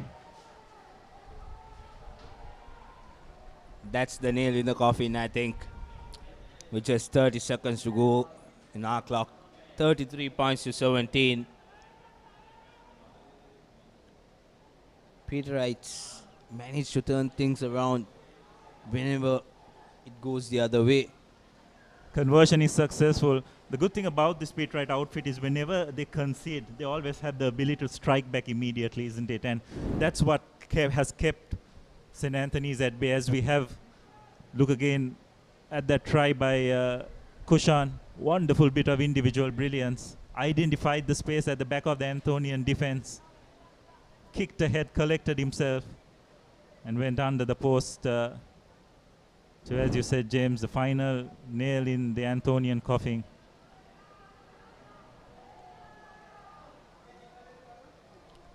.30, 35 points, all converted against the 17 scored by the Antonians.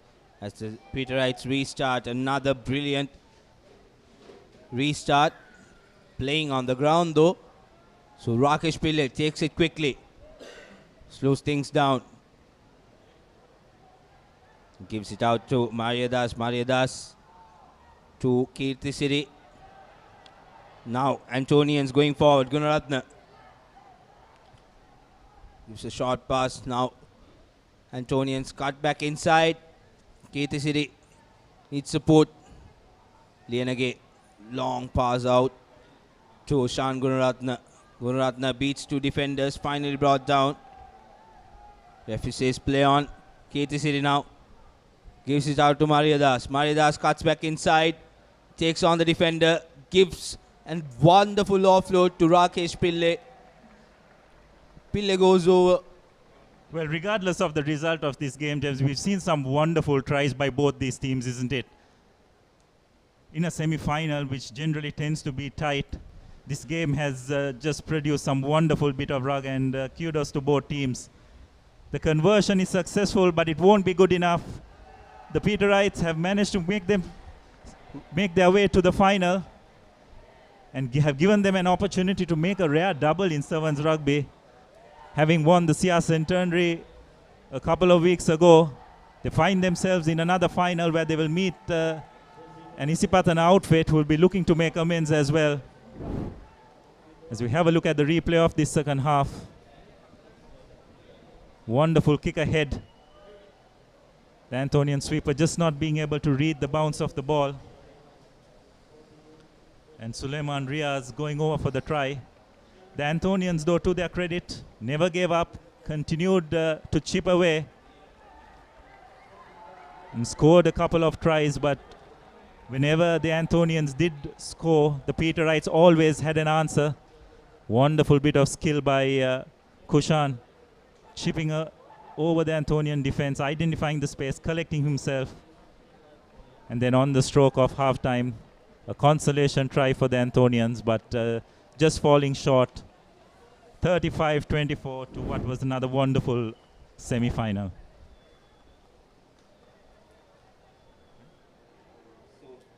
And these are the results of the semi-finals. Sylvester College winning the first Shield semi-final, followed by Wesley College. They'll be playing the Shield finals coming up next. Then the Bowl semi-finals. Thurston College winning against Piliandala, and then Piliandala College winning it as well. As we start off the Shield finals between St. Sylvester's College versus Wesley College.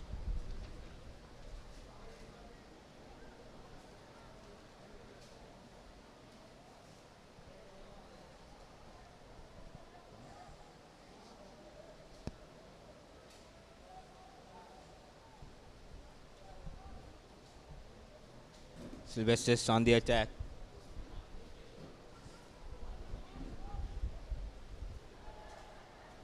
Fumbling the ball. Wesley College attacking. That's Wesley College drawing first blood here in the Shield final. Right under the post goes Wesley College.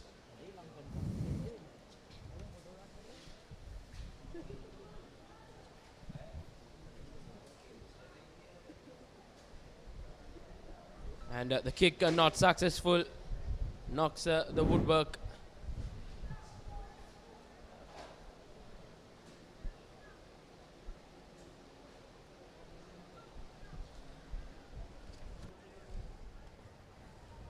Wesley College scoring that first try in the very first minute in this Shield final against St. Sylvester's College. Wesley College, of course, the favourites coming into this encounter.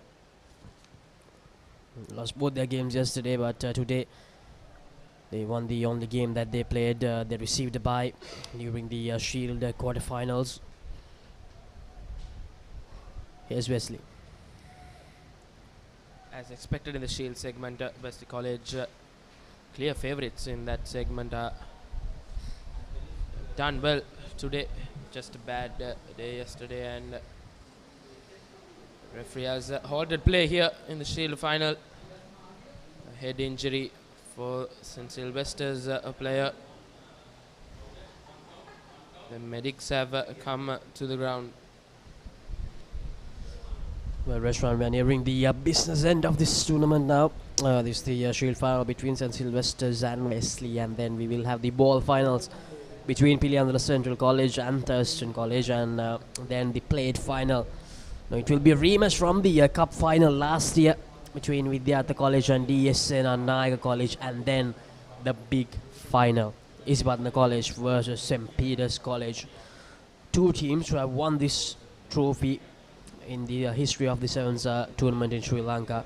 They have won it before, so one of those two teams, they will win the trophy once again this year. It promises to be a mouth-watering clash between two of the best rugby playing schools in Sri Lanka.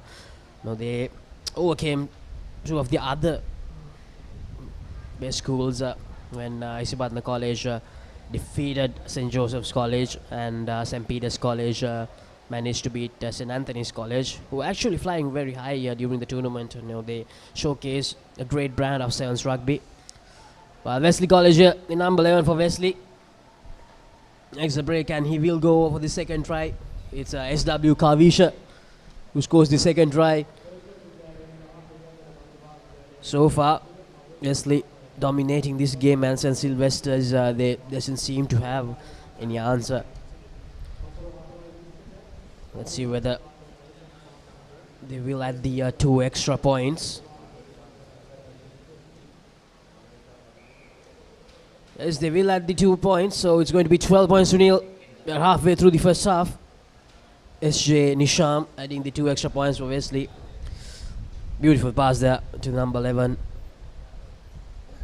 Kavisha. Now he had no one in front of him. He just had to run over the try line and touch it down.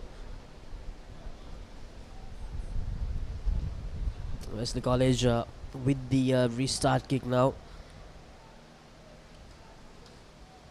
Wesley College right on top. Brilliant take from Wesley. A good restart. Referee has called in a free kick for St. Sylvester's.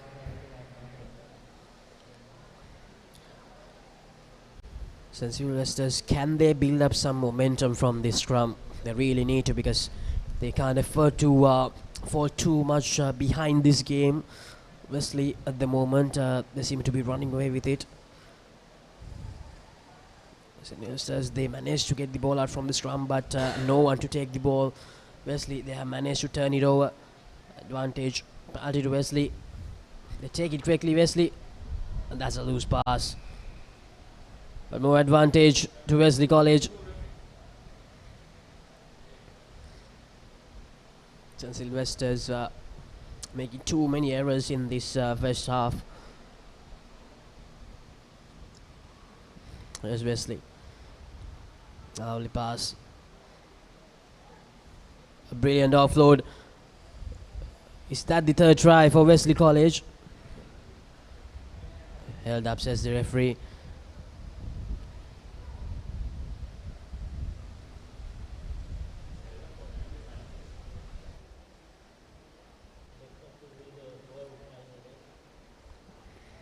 Wesley College have dominated this first half.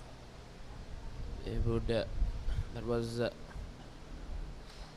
expectation, and they are the clear favourites in this segment. Once again, Wesley College, jersey number 19, touches down for their third try, Abdul. And Wesley College are well and truly ahead in this game, and He adds the 2 points as well. So Wesley College leading this game 19 points to 0. And look at that step. And an easy try for Abdul.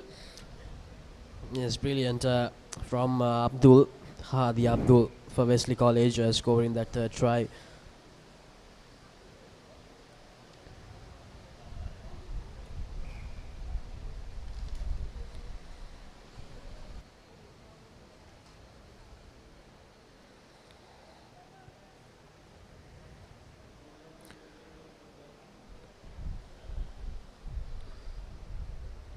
And here's Abdul with the restart kick for Wesley.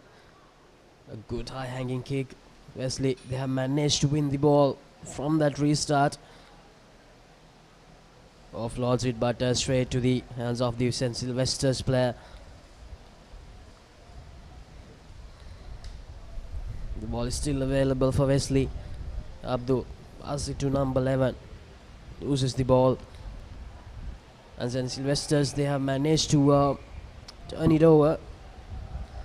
And it looks like the referee is bringing out a card, and that's going to be a yellow card to Hadi Abdul of Wesley College. That also means that St. Sylvester's, they will have the numbers advantage when the second half begins. Most probably this is going to be the last move of this first half.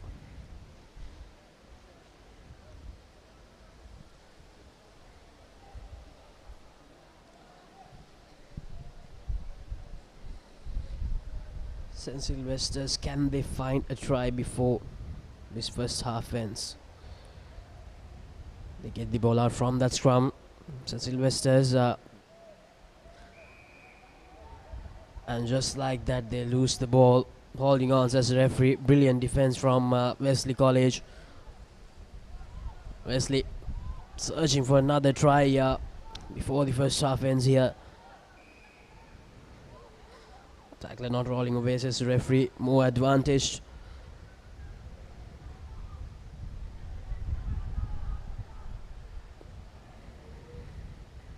Gives the ball out, but the referee signals it as a high tackle.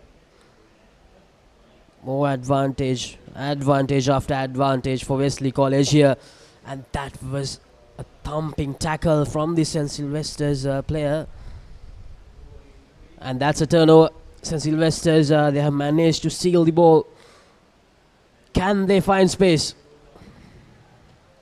No support for him. St. Sylvester's, and that's another knock forward. St. Sylvester's. It has been pretty disappointing for them. They managed to produce a good performance in the semi-finals of the Shield segment, but in this final, they have been totally outplayed by Wesley College in the first half. This is the halftime score confirmation. Wesley 17, St. Sylvester's yet to get off the mark.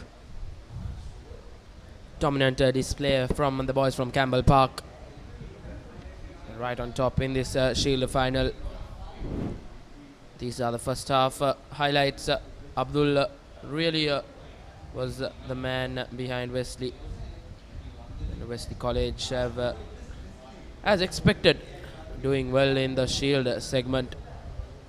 And they're on the verge of clinching the Shield for the All Island School Rugby Sevens.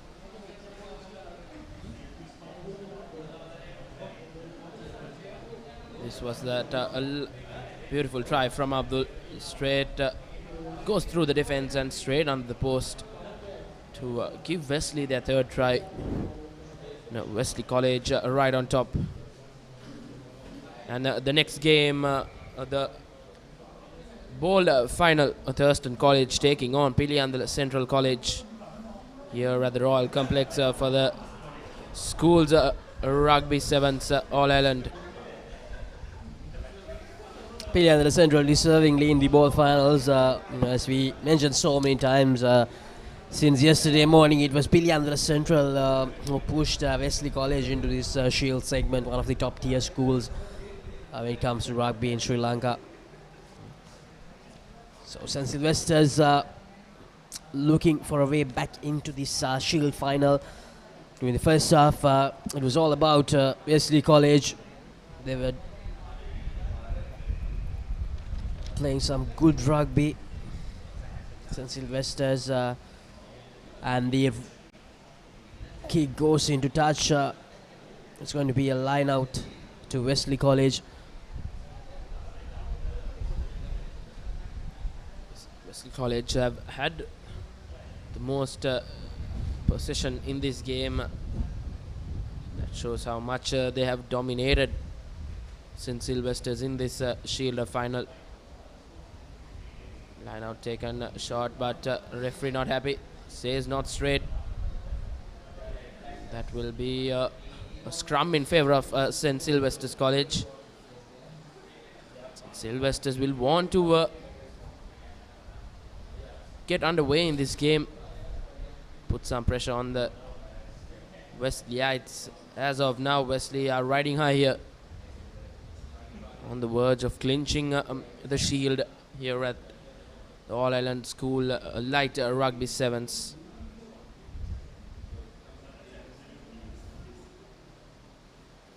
Here goes St. Sylvester's. First form of attack from St. Sylvester's, but referee plays advantage for Wesley College. Taken quickly. Gives it out perfectly from Wesley College and taken down well from St. Sylvester's.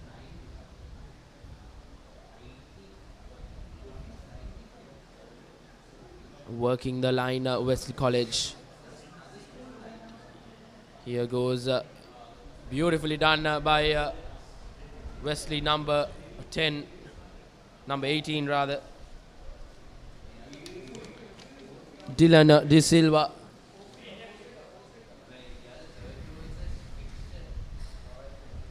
Was taken down in the try line. Still yet to be confirmed. And the referee has awarded a penalty try for Wesley College. And add some salt to the wound.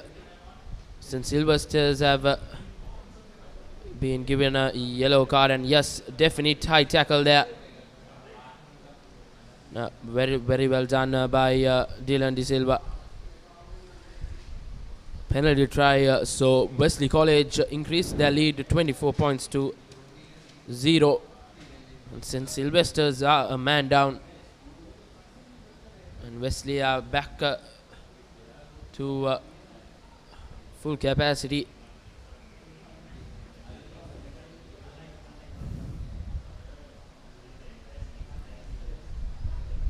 Good collection from St. Sylvester's College. They trail by 24 points and time is running out. They need to do something and they must do it very quickly, St. Sylvester's. The boys from the Hill Capital. There's the number 6 and he loses the ball forward. I'll be really disappointed. Rather than gaining distance, he decided to run across.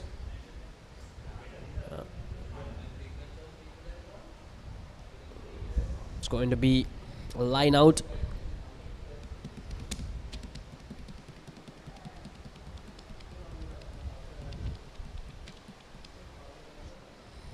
St. Sylvester's with the throw-in.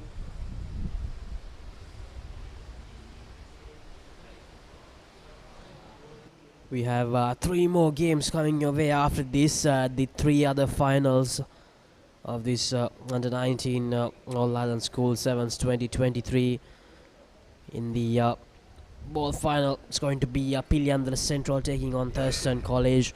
In the plate finals, it's going to be DSN Naik versus Vidyartha, followed out by the big one, the ultimate clash for the biggest prize on offer in this tournament between Isipatana College and St. Peter's College.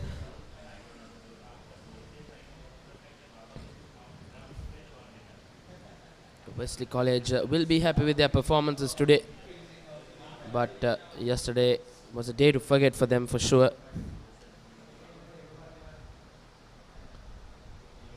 They will go back to Campbell Park with some sort of silverware.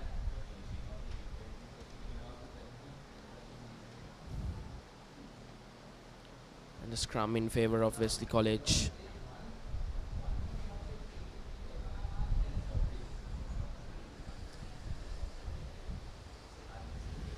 He feeds it in cleanly.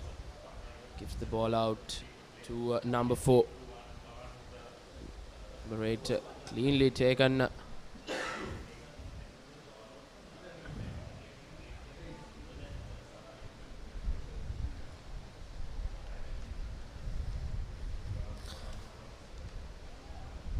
Some sloppy work by Wesley College, but they somehow managed to keep the ball with them.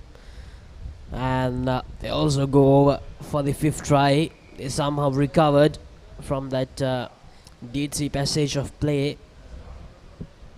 The score moves to 29 points to nil. Wesley, they have sealed this game by quite a distance now. We still have around 2 minutes remaining in this Shield final. Here's Wesley College running away with the game.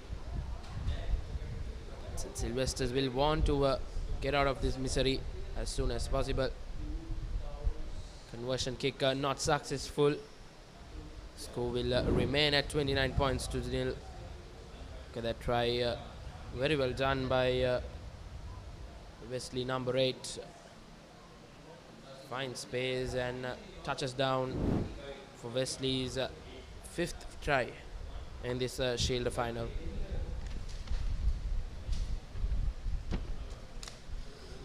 Here's Abdul with the restart for Wesley. They have managed to win the ball from that restart kick.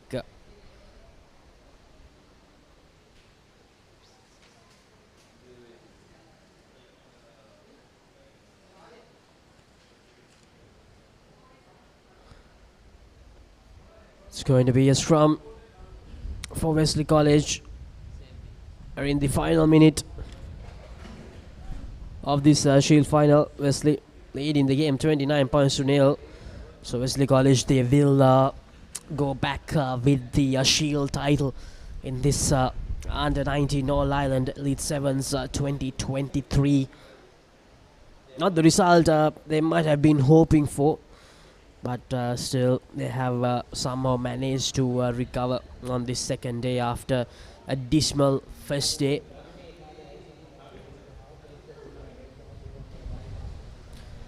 Yes, Wesley searching for a 5th try to end this tournament. And here's Abdul. Awaits 2 tacklers. Where's the 3rd one? It's surrounded by 3 defenders of St. Sylvester's College. Tackler not rolling away, says the referee. More advantage to Wesley College. And that's going to be a card. Referee points the card to the number 13 of St. Sylvester's College. Penalty after penalty in favour of Wesley College.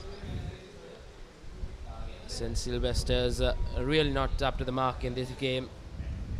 It was expected coming into this final. Wesley College were the favourites, and they have respected that title. They will be going back to Campbell Park, as I said, with the Shield. The All Ireland School Rugby, All Ireland Schools Light Rugby Sevens.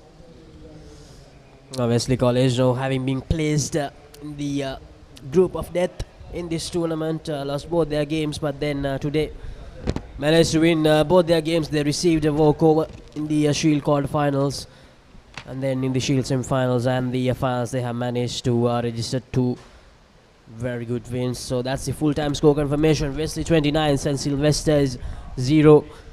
So Wesley will work out with the Shield segment title. These are the highlights from the second half. This is Abdul going over for the first try of the second half. And this was Dylan De Silva.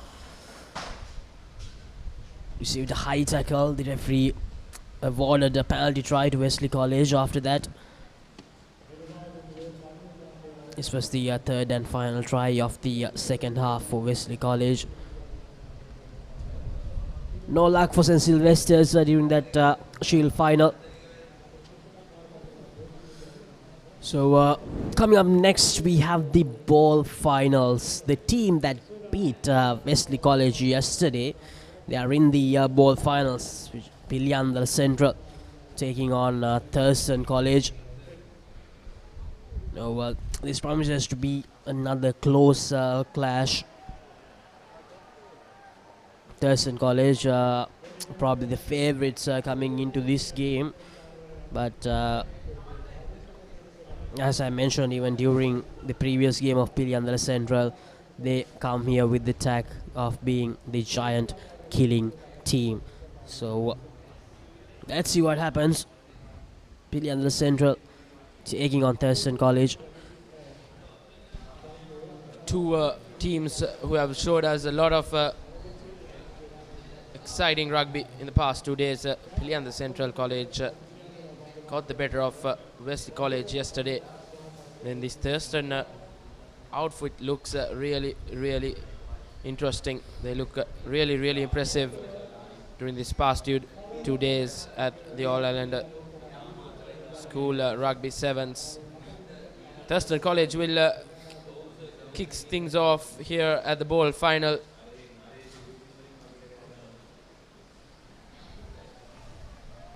Thurston College in the ball finals. Their big match rivals Isipatna College in the cup finals. And interestingly, Isipatna facing St. Peter's in the finals. Isipatna knocked out the big match rivals of St. Peter's College, the St. Joseph's, in the semi-finals of the cup segment.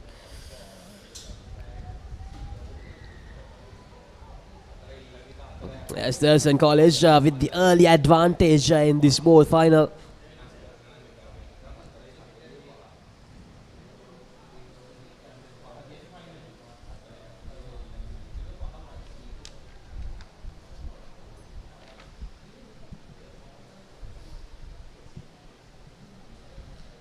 Thurston College working the line. Team with a lot of combinations, and here they go for the first try. Thurston College, jersey number 6, Patirana, touches down for Thurston College. Thurston College draw first blood here in the bowl final.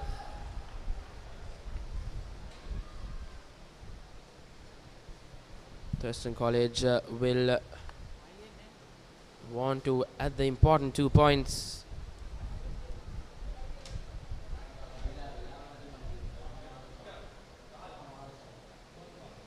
The kick not successful in that occasion. Thurston College will remain at 5 points, and they will have a slender lead over Piliandala Central. Good teamwork. A lot of chemistry between them. Scores a brilliant try. Thurston College had just one game yesterday, Reshwan. They lost it to Vidyartha College. But today they have managed to win both of their earlier games. And here in this both finals, they have been very good so far. In the opening 2 minutes, they scored the first try. One of the key players during the 2 wins they registered was Denver Jason for Thurston College. Looked like a very talented player, had a lot of speed. Now he'll be someone to watch out for when we think from the side of Piliandala Central. He'll be a huge threat. Yes, Piliandala Central with the possession at the moment, but unfortunately loses the ball forward. Losing the ball forward is something that most of the teams that lost did during the games which we had in this tournament. The teams that did more handling errors went on to lose the game. That has been the pattern during this tournament so far.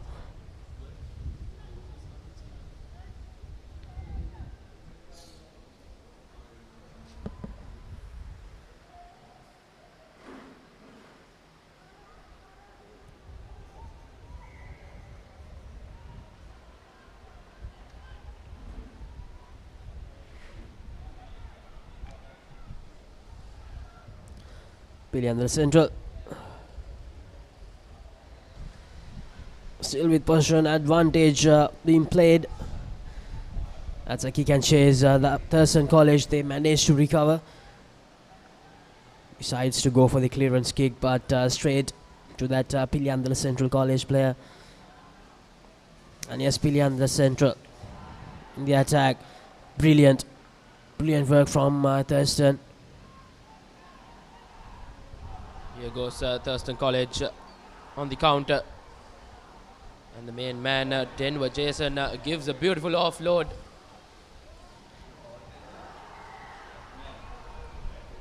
The referee calls back play. Offside.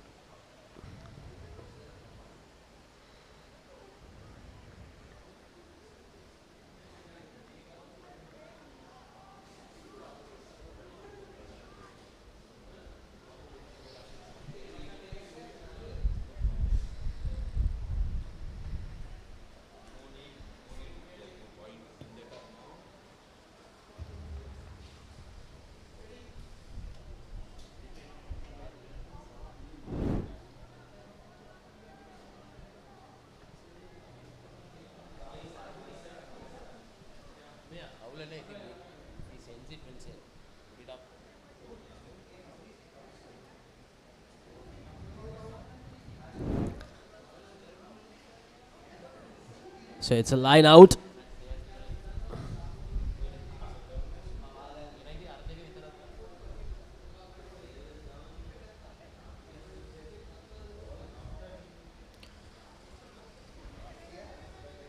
And the Central with the line out, opting to go for a short one. They won the line out. Piliandra Central slowly progressing to that Thurston College half. Gives out a good wide pass. Piliandra Central. This is good passing. Can he find space? No. Gets tackled into touch. Brilliant work from the Thurston defender.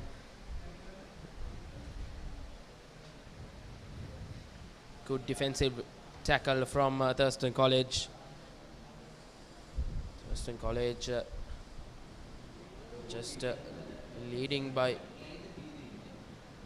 5 points. A slender lead here. It's been a very balanced game. Just Piliandra not being able to get underway with the points.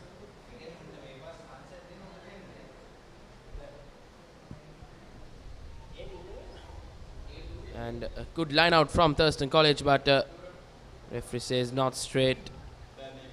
And a scrum in favor of Piliandra Central again.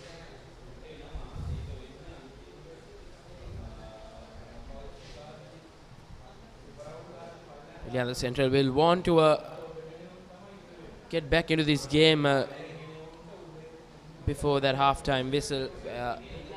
Just moments away from completing the 7 minutes on our clock. Here goes Piliandra Central.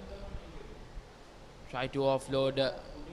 Nevertheless, turnover ball for Thurston College. And here goes Thurston. And that's Litira Mitusara goes and touches down for Thurston College for their second try. Litira Mitusara gives Thurston College an advantage going into halftime.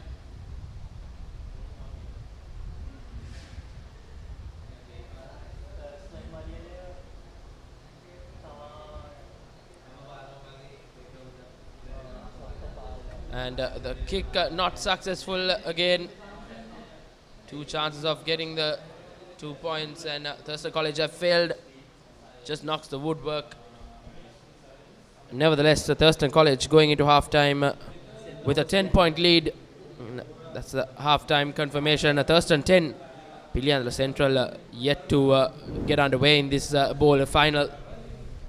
And this was the first try from Pathirana to give Thurston their first try. And then it was Litira Mitusara who went on fence one and went on to score the second try for Thurston College. Thurston College going into half-time with a comfortable lead of 10 points. And the next game, the plate final, Vidyartha versus DS Senanayaka, the defending champions, joint champions from the last year's All Island School Rugby Sevens tournament. Last year out they were playing in the cup final, but this year they will be playing in the plate final. So it's an interesting game to watch out. Both teams will want to go back home with some silverware. Vidyartha and DS. It will be very interesting game as they were the two finalists from last year's All Island School Rugby Sevens.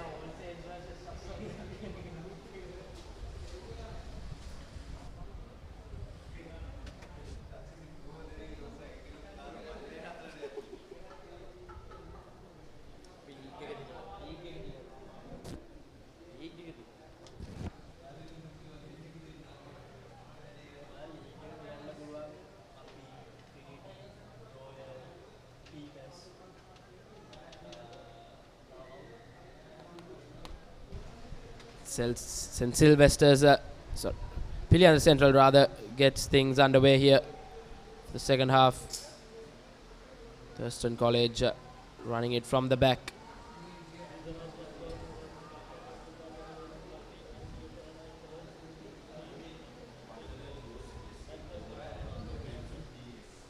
Here goes Thurston College. Beautiful runs through the gap. Here is Pathirana, and he's running for the third try for Thurston College.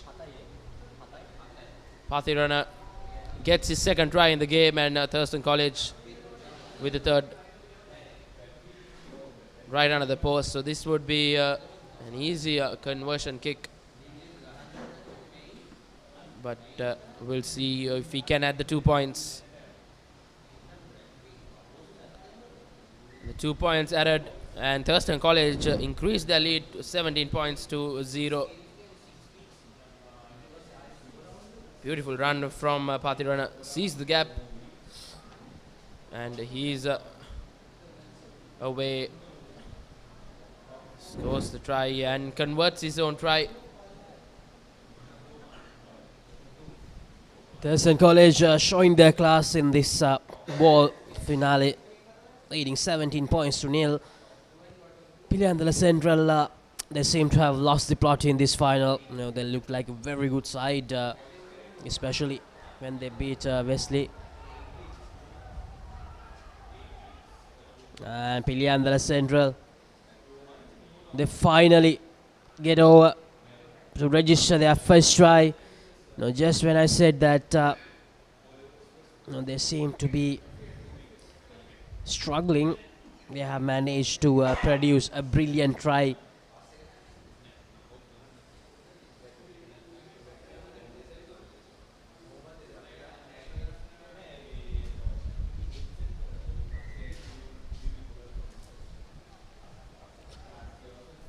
It's 17 points to 5 now, Piliandala Central.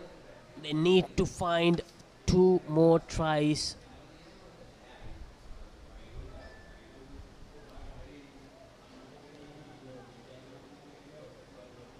They need this conversion to go over, and unfortunately it doesn't. Now they need 1 converted try and another try to at least tie with Thurston College in the remaining 5 minutes of this ball final. This is the number 2 for Piliandala Central College with that strong run. This is Hasindu Nethun. Brilliant work from Hasindu.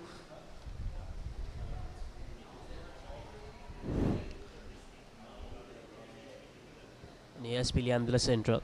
Can they mount a comeback from this position? And this is Thurston College fumbling the ball from that restart kick. But luckily, The ball doesn't go forward. And here we go, Piliandra Central. They have the advantage now. Yes, Piliandra Central, just what they wanted, and they will go for the second try. Piliandra Central well and truly back in this game. 2 back-to-back tries inside 1 minute. This match just got interesting, Rishwan. Yes, it's never over until it's over.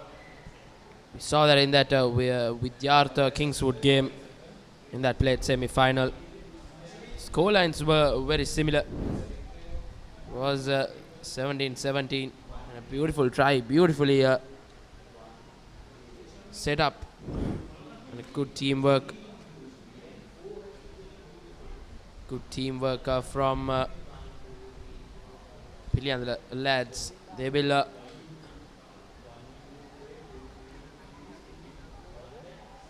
have some hope, and here goes Thurston College, but asked to come back.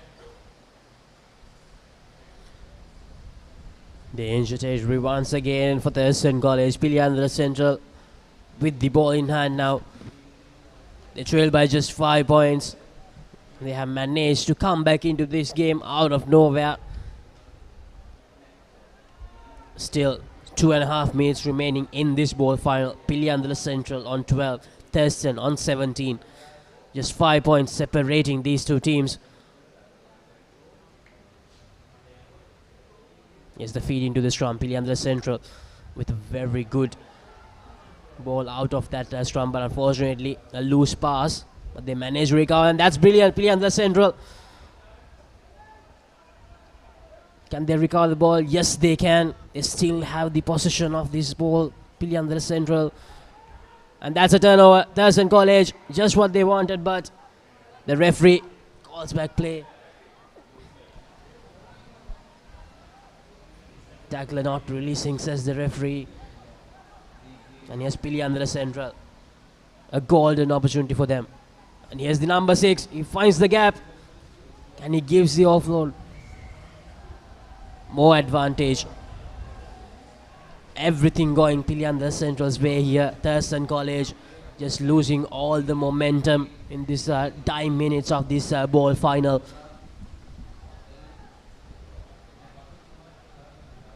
Piliandra Central in a really good position to go and add some points.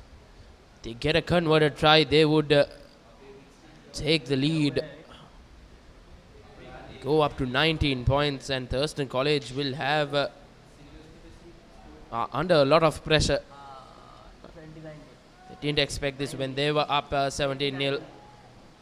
But game of rugby is very uncertain.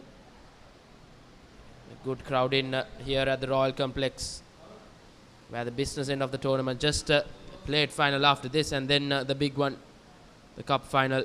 Sipatana College taking on St. Peter's College.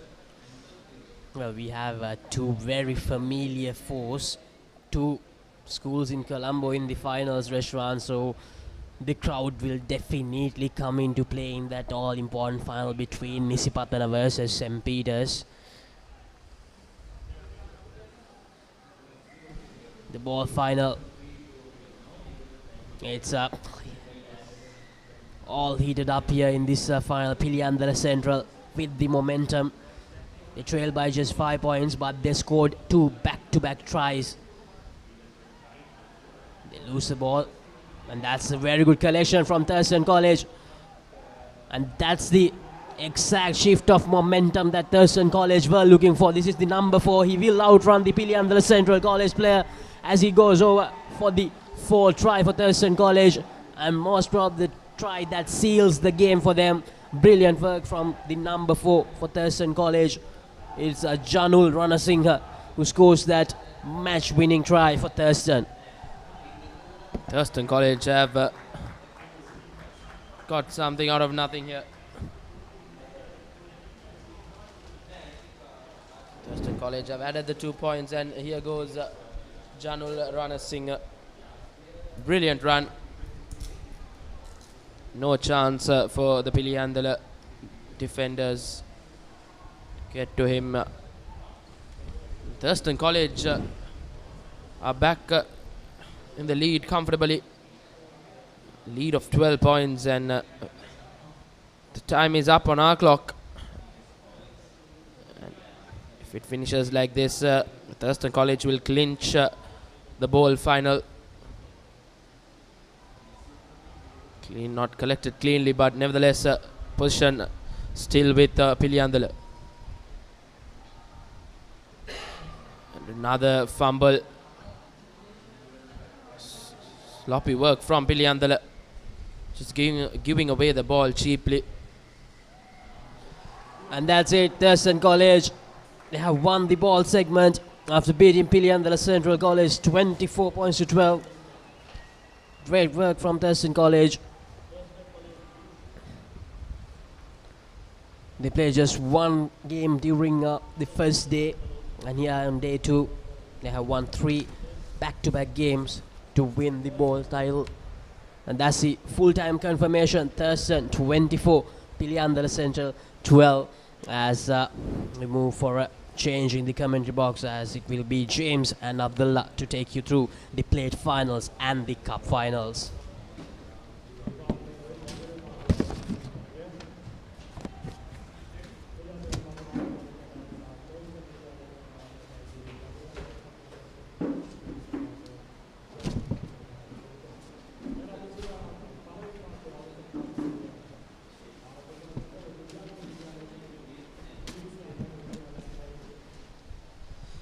After 2 thrilling finals, we come to the plate final. Abdullah, how excited are you for the plate and cup finals coming up next? Yes, I think we're in for 2 really exciting games to bring the curtain down on these under-19 schools elite rugby 7s for the year 2023. Vidyartha and DS displayed some really good skills in the lead up to this final. Will be disappointed that they couldn't make it to the semis, but an opportunity for them to take some silverware back home. Vidyartha and DS, both defending champions or joint defending champions of the tournament last time around. This time will be competing for the plate trophy. For far as Vidyartha concerned, they will need to keep a check of Jayathu Rajaratna, been pretty outstanding throughout this tournament of DS Senanaika. They will need to cut off whatever space he has, because if they don't, it's going to be a hard and long 14 minutes for them. Vidyartha, on the other hand, will try and play a real up-tempo game, isn't it, James? That's the way they like to play, keep the ball moving. Try and avoid getting into too many breakdowns. So it'll be interesting to see how both these teams execute their game plans and respective skills in this plate final. Absolutely, Abdullah. Vidyartha with the kickoff. Sat Kumar kicking off proceedings, collected cleanly by DS Senanaika. Taken down. Now moving the ball around. Jayathu, long cutout pass to his fellow teammate. Cuts back inside. That's Janitha Wijayaratna beating 2 defenders. From the first whistle, DS Senanaika College scoring the first try. Brilliantly done. Just simple hands right to the corner. Absolutely. Just spread the ball out wide. And the DS Senanaika lads, we were talking about Jayathu, but they definitely have got some other very good runners in their ranks as well. On that occasion, it was Vijay Ratna put the finishing touches to that move. Conversion as being slotted over by Menura Pereira. So that's the start DS Senanaika would have wanted. They're up 7 points to 0. There you go. Spreading the line out wide. Long cutout pass. And Wijayaratna beating 3 defenders, cutting back inside, using his pace to go all the way. Beautiful run there. Early points on the board and a crucial restart. Pereira, good high-hanging kick, contestable. Little fumble. Referee deems that the Vidyartha player knocked down the ball. There's a nice hanging kick. Some good pressure being applied by the DS lads. So have a look at that replay once again. So the referee did decide that it was the ball came off Vidyartha lad's hand, so it will be a scrum down in favor of DS. Ball is fed into the scrum. Get it out. Jayathu just evaluating his options, passing it back on. Keeping the ball alive is DS Senanayaka. That's something they've done really well. Coming from the side, not entering to the gate, so Vidyartha penalized once again. I think the nerves are getting the best out of the Vidyartha College.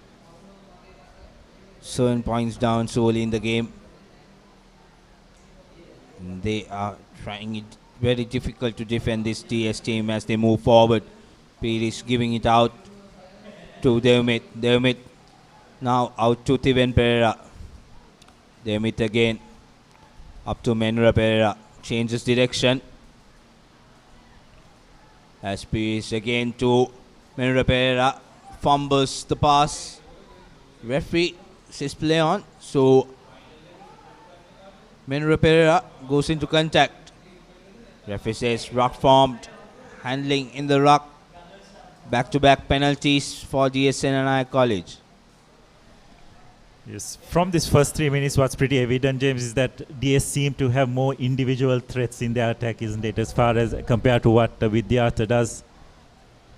Jayathu, Vijayratna, all of them have got some real ability to create problems for the opposition defense. Vidyartha will have to rely much more on a team effort rather than individual brilliance. An opportunity now from virtually their own goal line. They've got to get the ball out wide. Given the ball to their speedster. Will he be able to go all the way? Steps in. It's Udesha Ratnayaka. And he's passed the ball on to Aditya Ranavira. A brilliant try by the Vidyarthians from their own goal line virtually, going end to end to equalize. We're just talking of the importance to be much more cohesive in their attack, isn't it, James? And that's exactly what Vidyartha have done. Absolutely, Abdullah. Spot on there. As you mentioned, Vidyartha, their team game is helping them. They bounce back 7-all. You go running from their own goal line. Good draw and pass. As Ratnayaka cut back inside. Beautiful pass out to his fellow teammate Aditya Ranavira. Went on to score under the post. So 7 points all. Nothing separating these two teams. Good high hanging kick. A bit too deep to contest. As DSNNI College now. Pete is trying to run by himself. Offloads the ball out. Now Tiven Pereira. Give it out to Chamud Devmit, who spills the pass.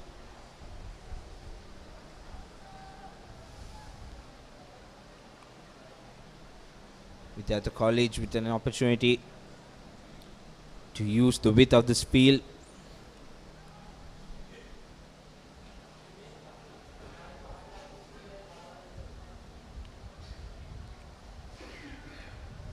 Referee giving a free kick for Vidyartha. Saad Kumar takes it quickly. Goes into contact, needs support. And gives it out. Now Ranavira. Up to Pereira. Gayan Pereira steps in, steps out. Beats the last defender. Goes on to score. Brilliantly done. DSNI College caught napping in that defense.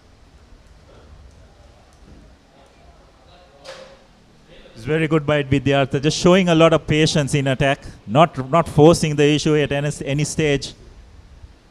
DS lads falling off a couple of tackles, which will definitely disappoint their coach a little bit, but need to try and come storming back as we have a look at that once again. Ball recycled. It seems man on man, but pretty poor tackle by Jayatu of all people. Generally very sound in defense. But some brilliant work by Gayan Pereira. Showing good lower body strength to evade a couple of defenders to go over for Vidyatha's second try. So Vidyatha with the restart this time around. Good high hanging kick. Managed to get the position back. Referee seems that it was knocked forward. Didn't even feel the 7 minutes go, Abdullah. That's how good this game was. At half time, it's 14 points to 7. Vidyatha leading.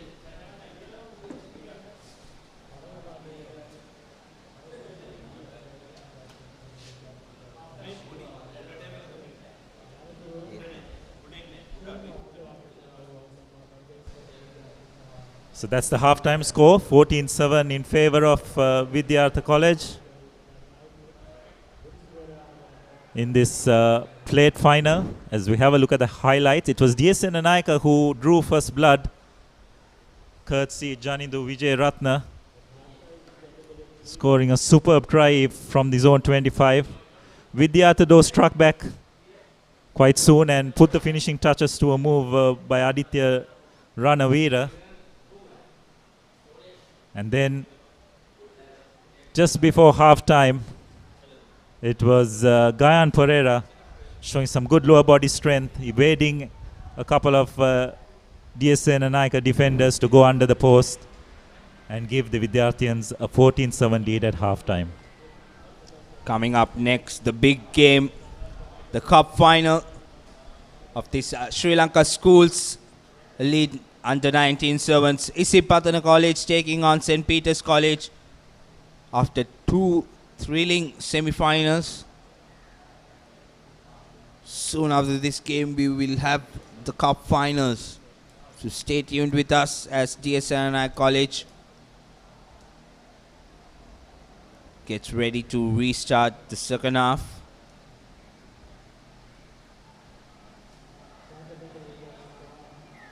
The reigning joint champions, the Sevens All-Ireland Sevens Tournament, playing for the plate finals this time. As they manage to bundle them to touch. The Senanayaka College putting on early pressure the second half against Vidyartha College. Yes, you felt DS after scoring that first try just took the gas off the pedal a bit, isn't it, James? And you just cannot afford to do that, but got a chance to make amends. As Jayatu goes forward, gives it out to Vijayaratna again. Vijayaratna tries to go on the outside, taken down. Jayatu in support. Now Menura Pereira out to his line. They have numbers on the outside. Standing passes, making it easier for Vidyartha to defend. Sanduru Pereira is taken down. Now Pires up to Pereira. Jayatu again cuts back inside, beats the defender, goes on to score. Brilliantly done. Yeah, well, that's the class of the man, isn't it? Just needed a little bit of space and a little bit of opportunity to run on the ball. Just managed to glide himself between two of the Vidyartha defenders and get his team back on track. It's 14 points to 12. Conversion to come. It'll be Jayatu to take the conversion himself. Comfortably slotted over. So it's now 14-all in this plate final. As we have a look at that replay once again. Jayatu forming deep, taking the ball, running in. Stepped in again, straightened out and took off. And he was no match for that Vidyartha defense. Ironically, that was the same player. He missed out and scored the try for Vidyartha, who missed out on Jayatu, returning the favor. So nothing between these two teams after 9 minutes in this game. Plate finals, the Under-19 Sevens Tournament. Kick not going 10 meters. Vidyartha wants to keep on playing. TSNI College not ready to defend. Guyan Pereira loses out the ball, but referee deems it as a dangerous tackle.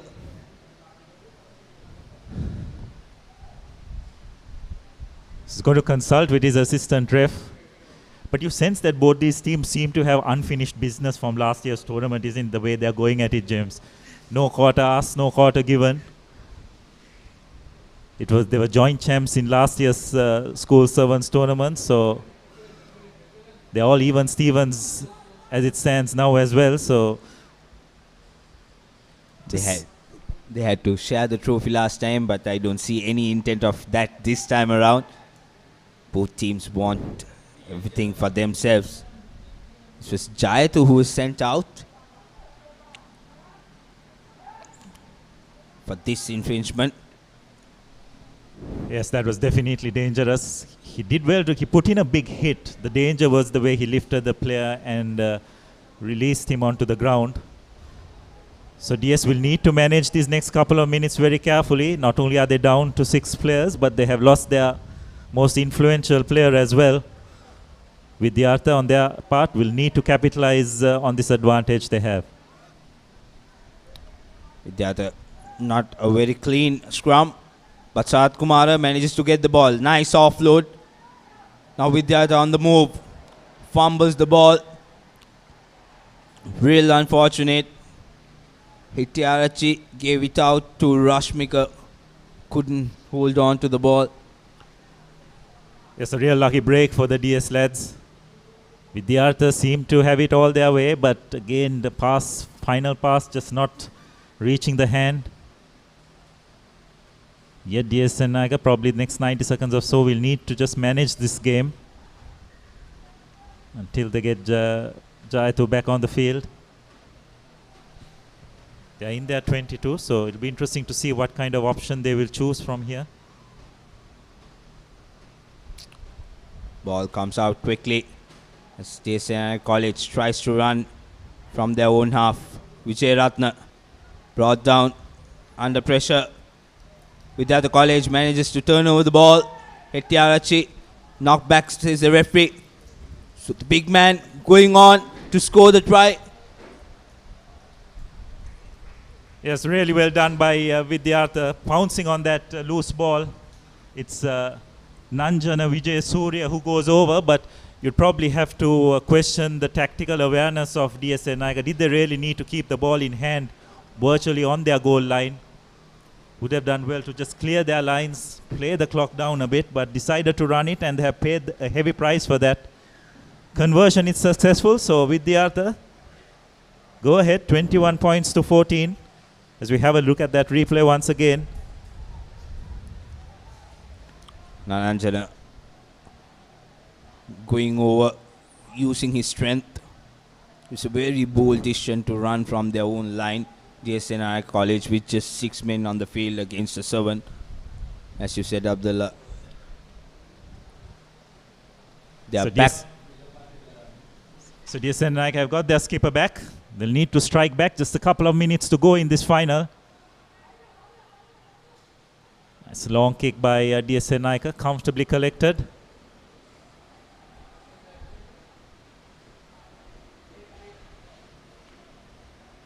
So there's no advantage. The referee will come back for the knock-on.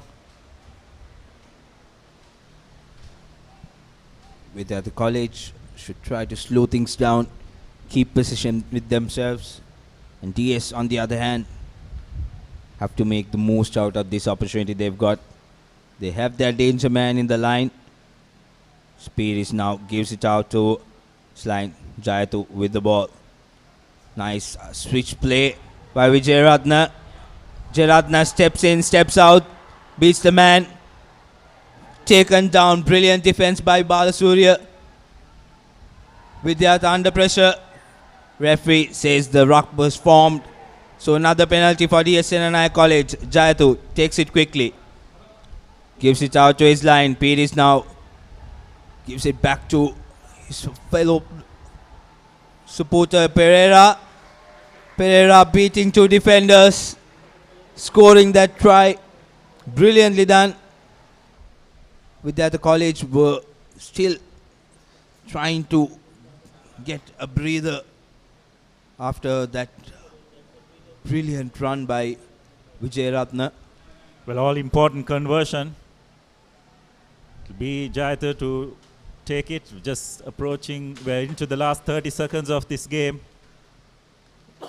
Jayatha has missed it. So how crucial is that miss going to prove to be in the final analysis of this game? There's probably time for just one more play as we have a look at this replay again. Senanayaka spreading the ball out wide. Some brilliant work by Thiven Pereira, using his size to good effect. Did well to get it as much as he possibly could. But that conversion, Vidyartha have made another error. DS need to get the ball out. I'm not sure why they didn't play advantage. DS Senanayaka not very pleased with that call.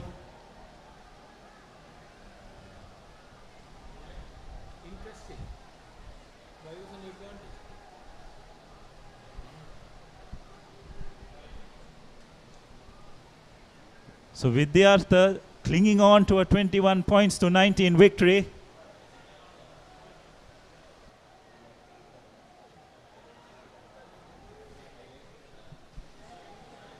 So seems to be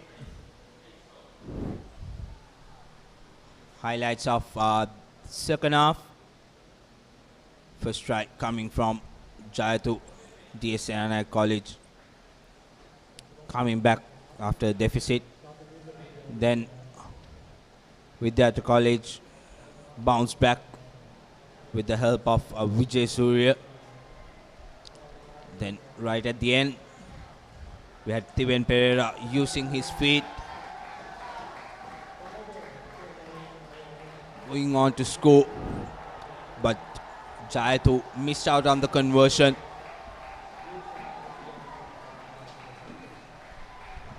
The big one, the plum that everyone is after. Cup Championship of Sri Lanka Schools Rugby Football Association Elite Rugby Sevens. Two teams who have been impressive throughout the tournament have received qualification to battle this one out. Plenty will be spoken in the middle. The tunnels will be active. They'll be on fire. And these two teams have a lot of history between them. We'll want to make sure this time around the history will be written in their favor. Sparks will be flying inside that tunnel. Referees already getting involved. Abdullah, St. Peter's College taking on AC Patana. What a final. Yes, you can expect an absolute cracker. St. Peter's going in for an unprecedented double in sevens this year, so it's an opportunity for them to make a bit of history, but no doubt Isipatana will have other ideas as well. They were champions of the under-18 sevens tournament, so we'll be looking for some sort of a double in their own right. It should be a really absorbing contest between two very highly skilled, competent teams. You'd have to say that the Pete Wrights were probably slight favorites going into this final. But one thing you can expect from both these teams, it'll be high-octane, non-stop rugby. So don't leave your seats, because you couldn't have asked for a better final to bring into conclusion this wonderful schools sevens tournament. AC Patana College booked their place after beating St. Joseph's 14 points to 17. Pete Wrights booked their place in a high-scoring final against the Antonians, 24 points to 35. And here we are at the grand finale of Sri Lanka Schools Rugby Football Association Elite Rugby Sevens, who will go home as the champions. Pete Wrights fired up. Isipatana looking slightly calmer.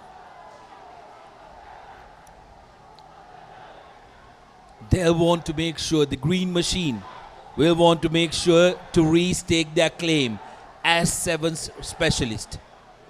Peters, who had a dismal season last year, will want to make sure that everybody knows that they're back.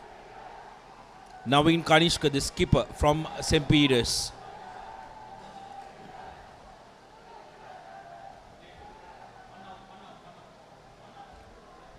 Yes, well, regardless of the result of this final, we've had a couple of excellent days of rugby, isn't it? I thought today the knockout phase, especially in the cup-led segment, was brilliant. The quality of rugby, the commitment and dedication shown by all teams was of the highest standard. And I'm sure this finals is going to live up to that as well.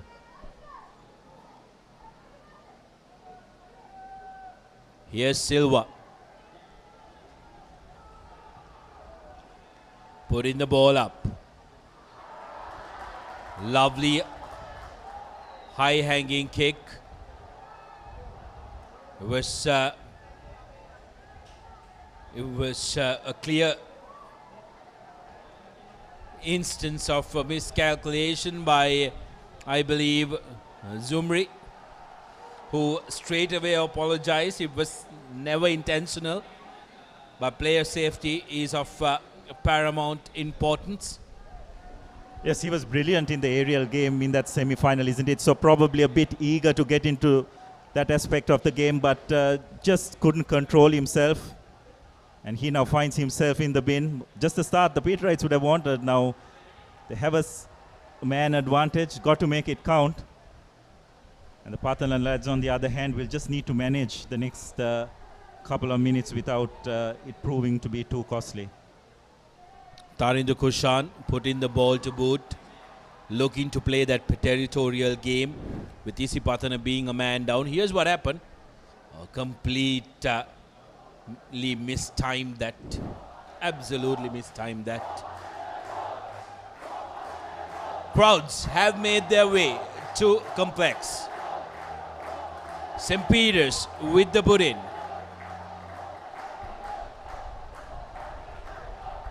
Praneeth Silva, long throw to Navodya, takes it into contact, intercepted by Silva. Now we see Patana trying to get their composure right. Passes the ball to Nisaja Jayavira. Here's Silva again.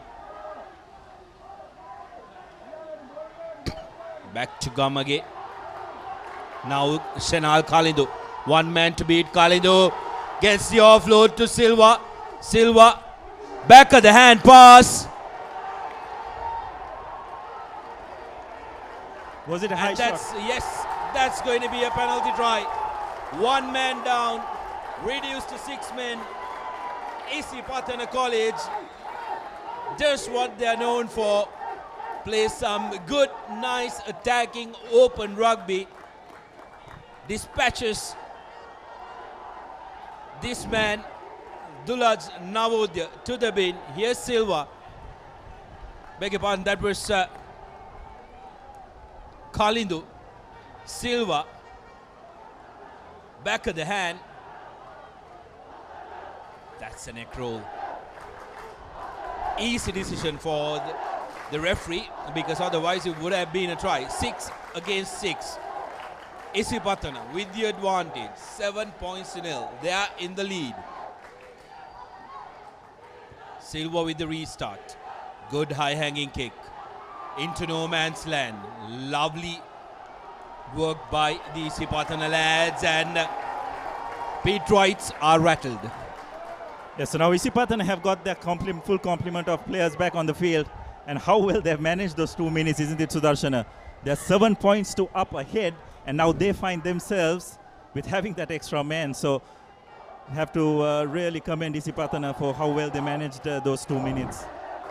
St. Peter's, why they decided to let that ball bounce is beyond me.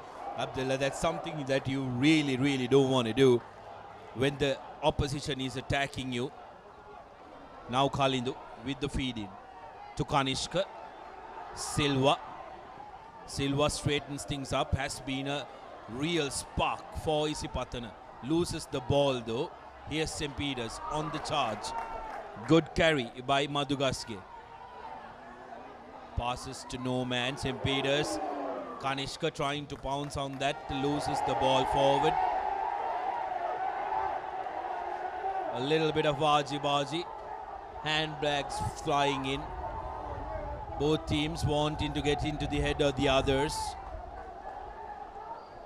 Yes, it's an all-important final. Tensions, butterflies, emotions running high. So we have a look at that once again. A near interception by the Isipatana skipper, Naveen Kanishka.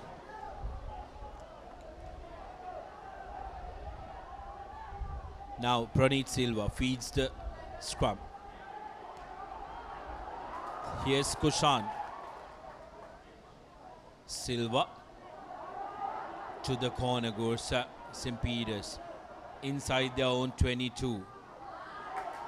Put under pressure by Zumri.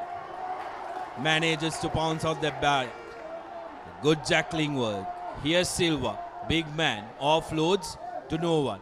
Isipatana managing to hold on to possession. But referee Abekon has spotted Isipatana losing the ball forward.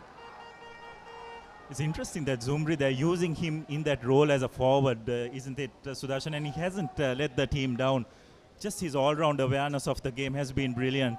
Saw in that semi-final how good he was chasing the kickoffs.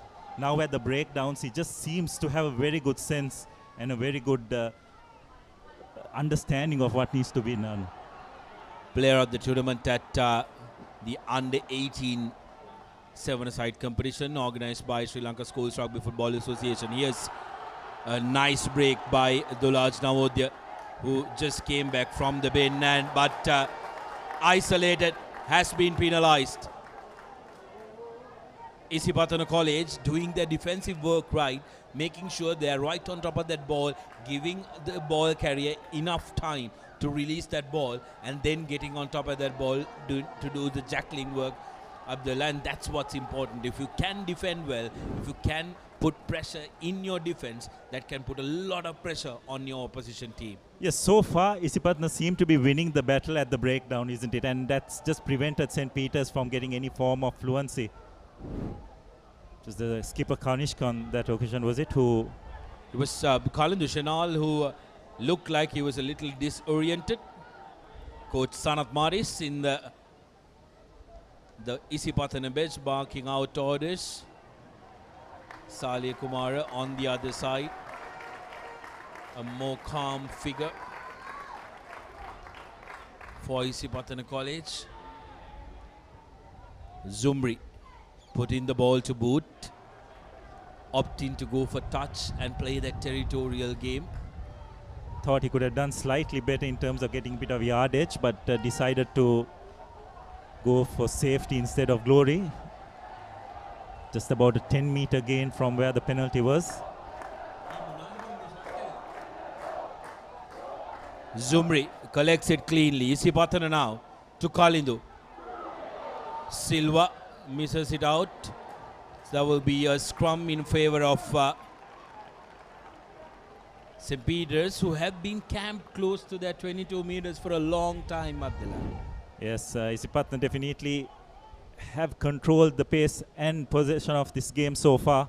That was another set play which didn't quite go to plan. So it's a turnover ball for St. Peter's. Kushan Tarindu being castled, held up. That's going to do a lot of damage to his psychological confidence. Being castled, couldn't move. And Isipatana College letting him know, you may have danced around in the earlier games, not today, mate.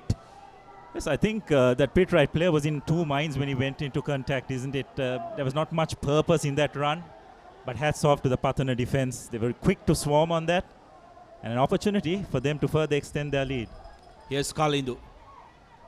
Goes to Kanishka. Kanishka changes direction. Kanishka still on the move and offloads to the man in the corner. That's going to be a high charge. That's going to be a high charge, and I'll be surprised, very, very surprised, if there is no card involved there. Here's Naveen Kanishka. Goes for the second try for St. Peter's College. Now, under a lot of pressure, Isipatana is absolutely brilliant.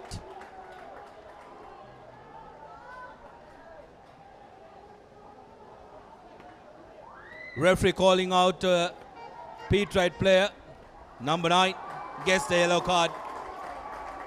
He can protest all he wants, and that was clearly high and dangerous. Anything above the shoulder, kudos to the assistant referee who picked up on that. Yeah, well, what a performance by Isipatana in this first half. Coming in as slight underdogs, they definitely thrown everything at this Peter Wright outfit. Conversion to come. It's not successful, so it'll be 12-0 at half time, but they will also have an extra man when that second half starts. So everything in favor of Isipatana, St. Peter's with everything to do.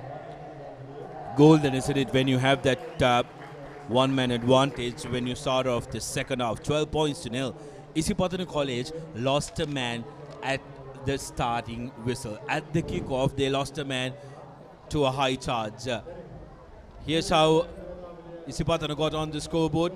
Great break by Kalindu Silva. Back of the hand pass. Good awareness by the supporting runner Hashen Randimal, who touched down for Isipatana. Naveen Kanishka changed in direction and creating this try. Gave it to Randimal. Massive high shot on him. And then, after some good work by Zumri, it was Kanishka who spotted the space. Brilliant supporting line by the skipper. Touches down.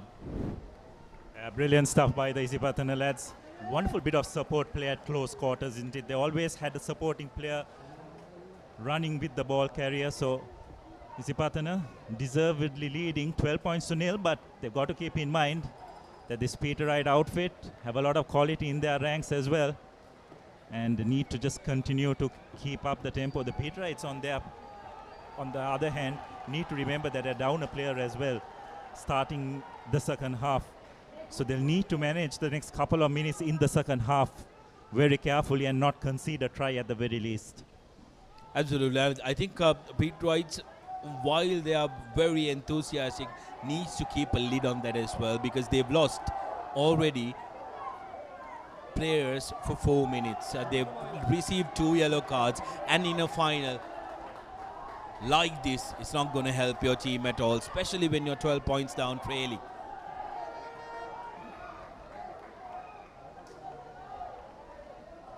Here's Tarindu, Pete Wright's skipper, with the restart. Puts the ball high up. That goes full out. Not the restart St. Peter's would have wanted. Definitely not. Interesting to see what option they will take. Isipatana have an extra man. Will they go for a scrum to try and use that extra space out wide, or will they decide to just go with a short tap? Well, I'd like Isipatana to try and hurry things up. Try and maximize the time that they have that numerical advantage, rather than just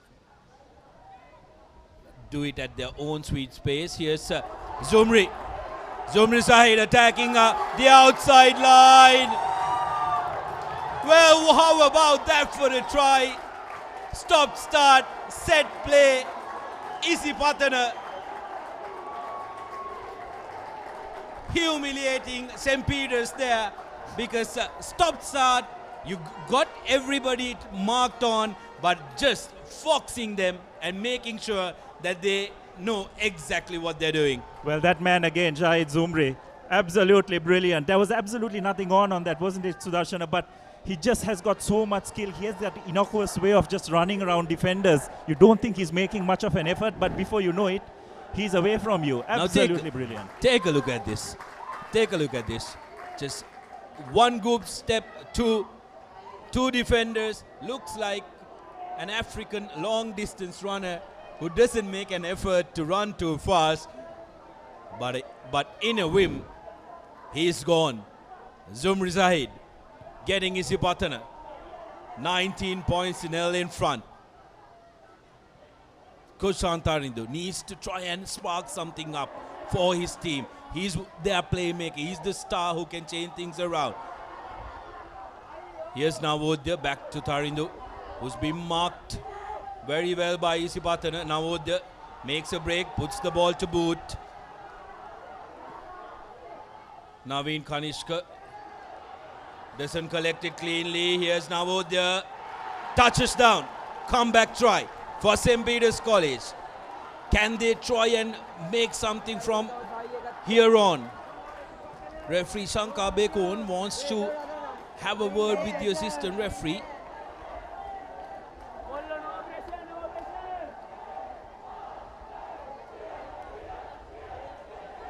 Gets the nod from the AR. From this end, wants to have a word with the AR on the other end. Let's try and take a look. Seems like the number 11 from Isipatana, Khalidus Shenal, might be in a little bit of a trouble. Yes, the card comes out. So double blow for Isipatana. Concedes a try, loses a man. Next 2 minutes, St. Peter's will have the advantage. So we had 4 yellow cards, Sudarshan, and we are only 9 minutes into this final, so it's pretty much had everything. Crucial misconversion, so score remains 19-5, but courtesy that try and man down as well, Isipatana definitely need to be on their guard. Good work by Navodya to kick that ball and keep chasing it. Didn't look very easy for him. Here's Zumri with a good collection. Calm and collected. Offloads to Dilshan. Here's Silva under pressure. Good pressure coming in from the Pete Wrights inside the 22 meters. Yes, brilliant work at the breakdown. It has applied that pressure, forcing that knock on. It's just those little bit of extra effort, isn't it, that makes such a difference. Now, a great opportunity for St. Peter's to pull this score back. Scrum in the opposition 22 with a man advantage. Here's St. Peter's attacking the corner. And Shivab, have we managed to touch down?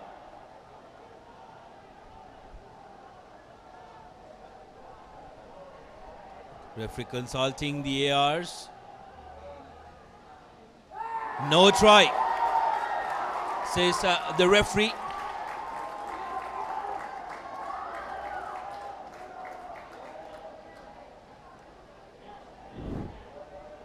Here's another look at the replay of what happened. Oh no, that was almost basketball-esque.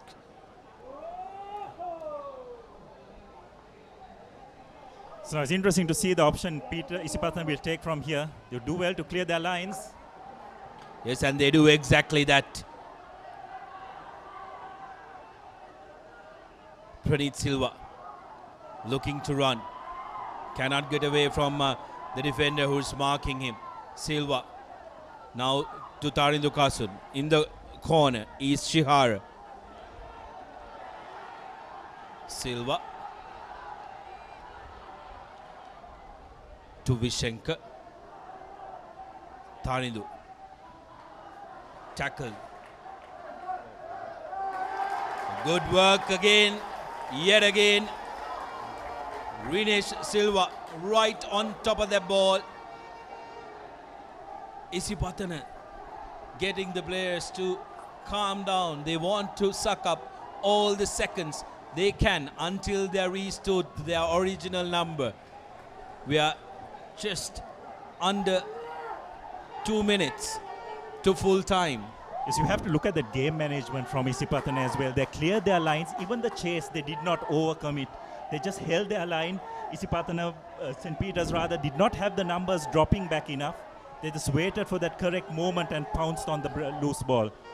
Isipatana now back into their original number. Wish Shenuda Di Costa with the throw.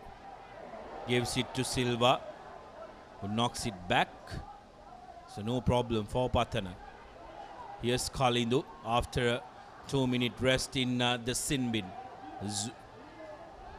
Big tackle on Kalindu from Shihara. Patana still with possession. Zumri in the corner.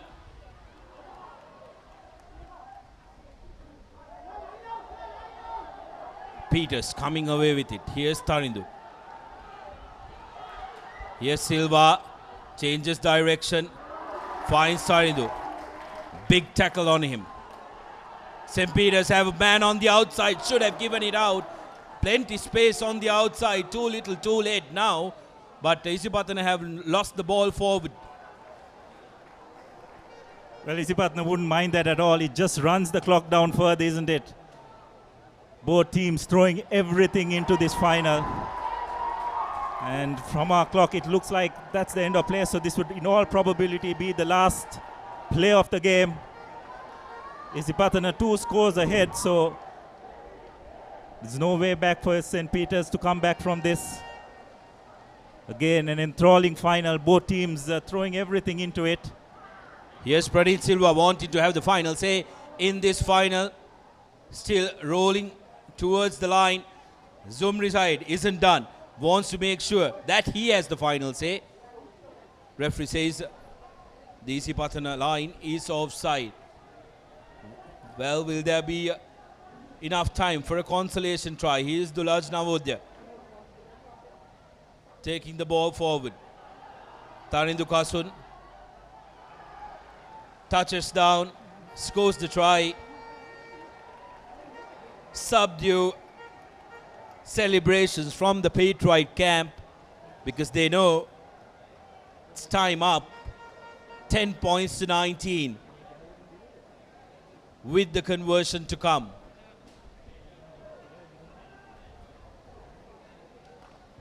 Kasun with the Kushan rather with the conversion, not successful, and that is the full-time whistle.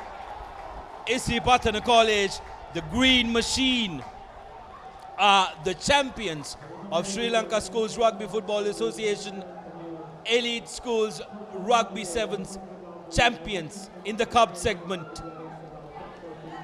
And deservedly so as well, isn't it, Sudarshana? Probably would have been a bit disappointed with their performance in the Century CR tournament a couple of weeks ago. But they've come back into this tournament with a lot of determination. And they've really put in a stellar performance. Their performance in that semi-final against St. Joseph's was outstanding as well, against a much more physically superior team. It's just that the understanding these players have about the game of sevens is indeed how they manage the situations. They don't rush things. Even in this match, they had to manage the game when 2 of their players were shown yellow cards. But they just did it brilliantly well. So that's the final score. 19 points to 10 in favor of Isipatana. And you have to say that they've done well to win a double themselves, isn't it? The under-18 champions and now the under-19 champions as well. So kudos to Isipatana. Absolutely. Here's how the second half action unraveled. Full-time action rather. First try was through Hashin Randimal, created by Robin Silva, and then Naveen Kanishka, who created that try with the change of direction, touching down for Isipatana's second. Patana got their third through this absolutely brilliant score. Humiliating for St. Peter's because it was a standing start for every player. Zumri making it look so very easy. Dulaj Navodya trying to get his team back in the mix. Kept chasing. Pounced when it was a loose ball. Got St. Peter's back in the game. This was the missed chance. Take a look at this. He wouldn't want to take a look at that replay, Shihara. He knew the moment he dropped it cold like a wet soap. And then Kushan Tarindu, the Pete Wright skipper, touching down to finish the game off as the green machine converged around their players who have brought glory to Isipatana once again. Here's how the finals worked out. St. Sylvester's College were beaten by Wesley College to win the Shield finals, while Thurston College got the better of Piliandala Central College 24-12 in the bowl finals. In the plate finals, Vidyartha College ended a long debate who the best was, being joint champs alongside DSN Anayaka College in the last edition. They managed to beat them here at the plate finals, 21 points to 19 in a very, very closely contested battle. In the cup finals, the big two, Isipatana College took on St. Peter's College, and Isipatana becoming champions of the cup finals at Sri Lanka Schools Rugby Football Association Under-19 Schools Elite Rugby Sevens 2022.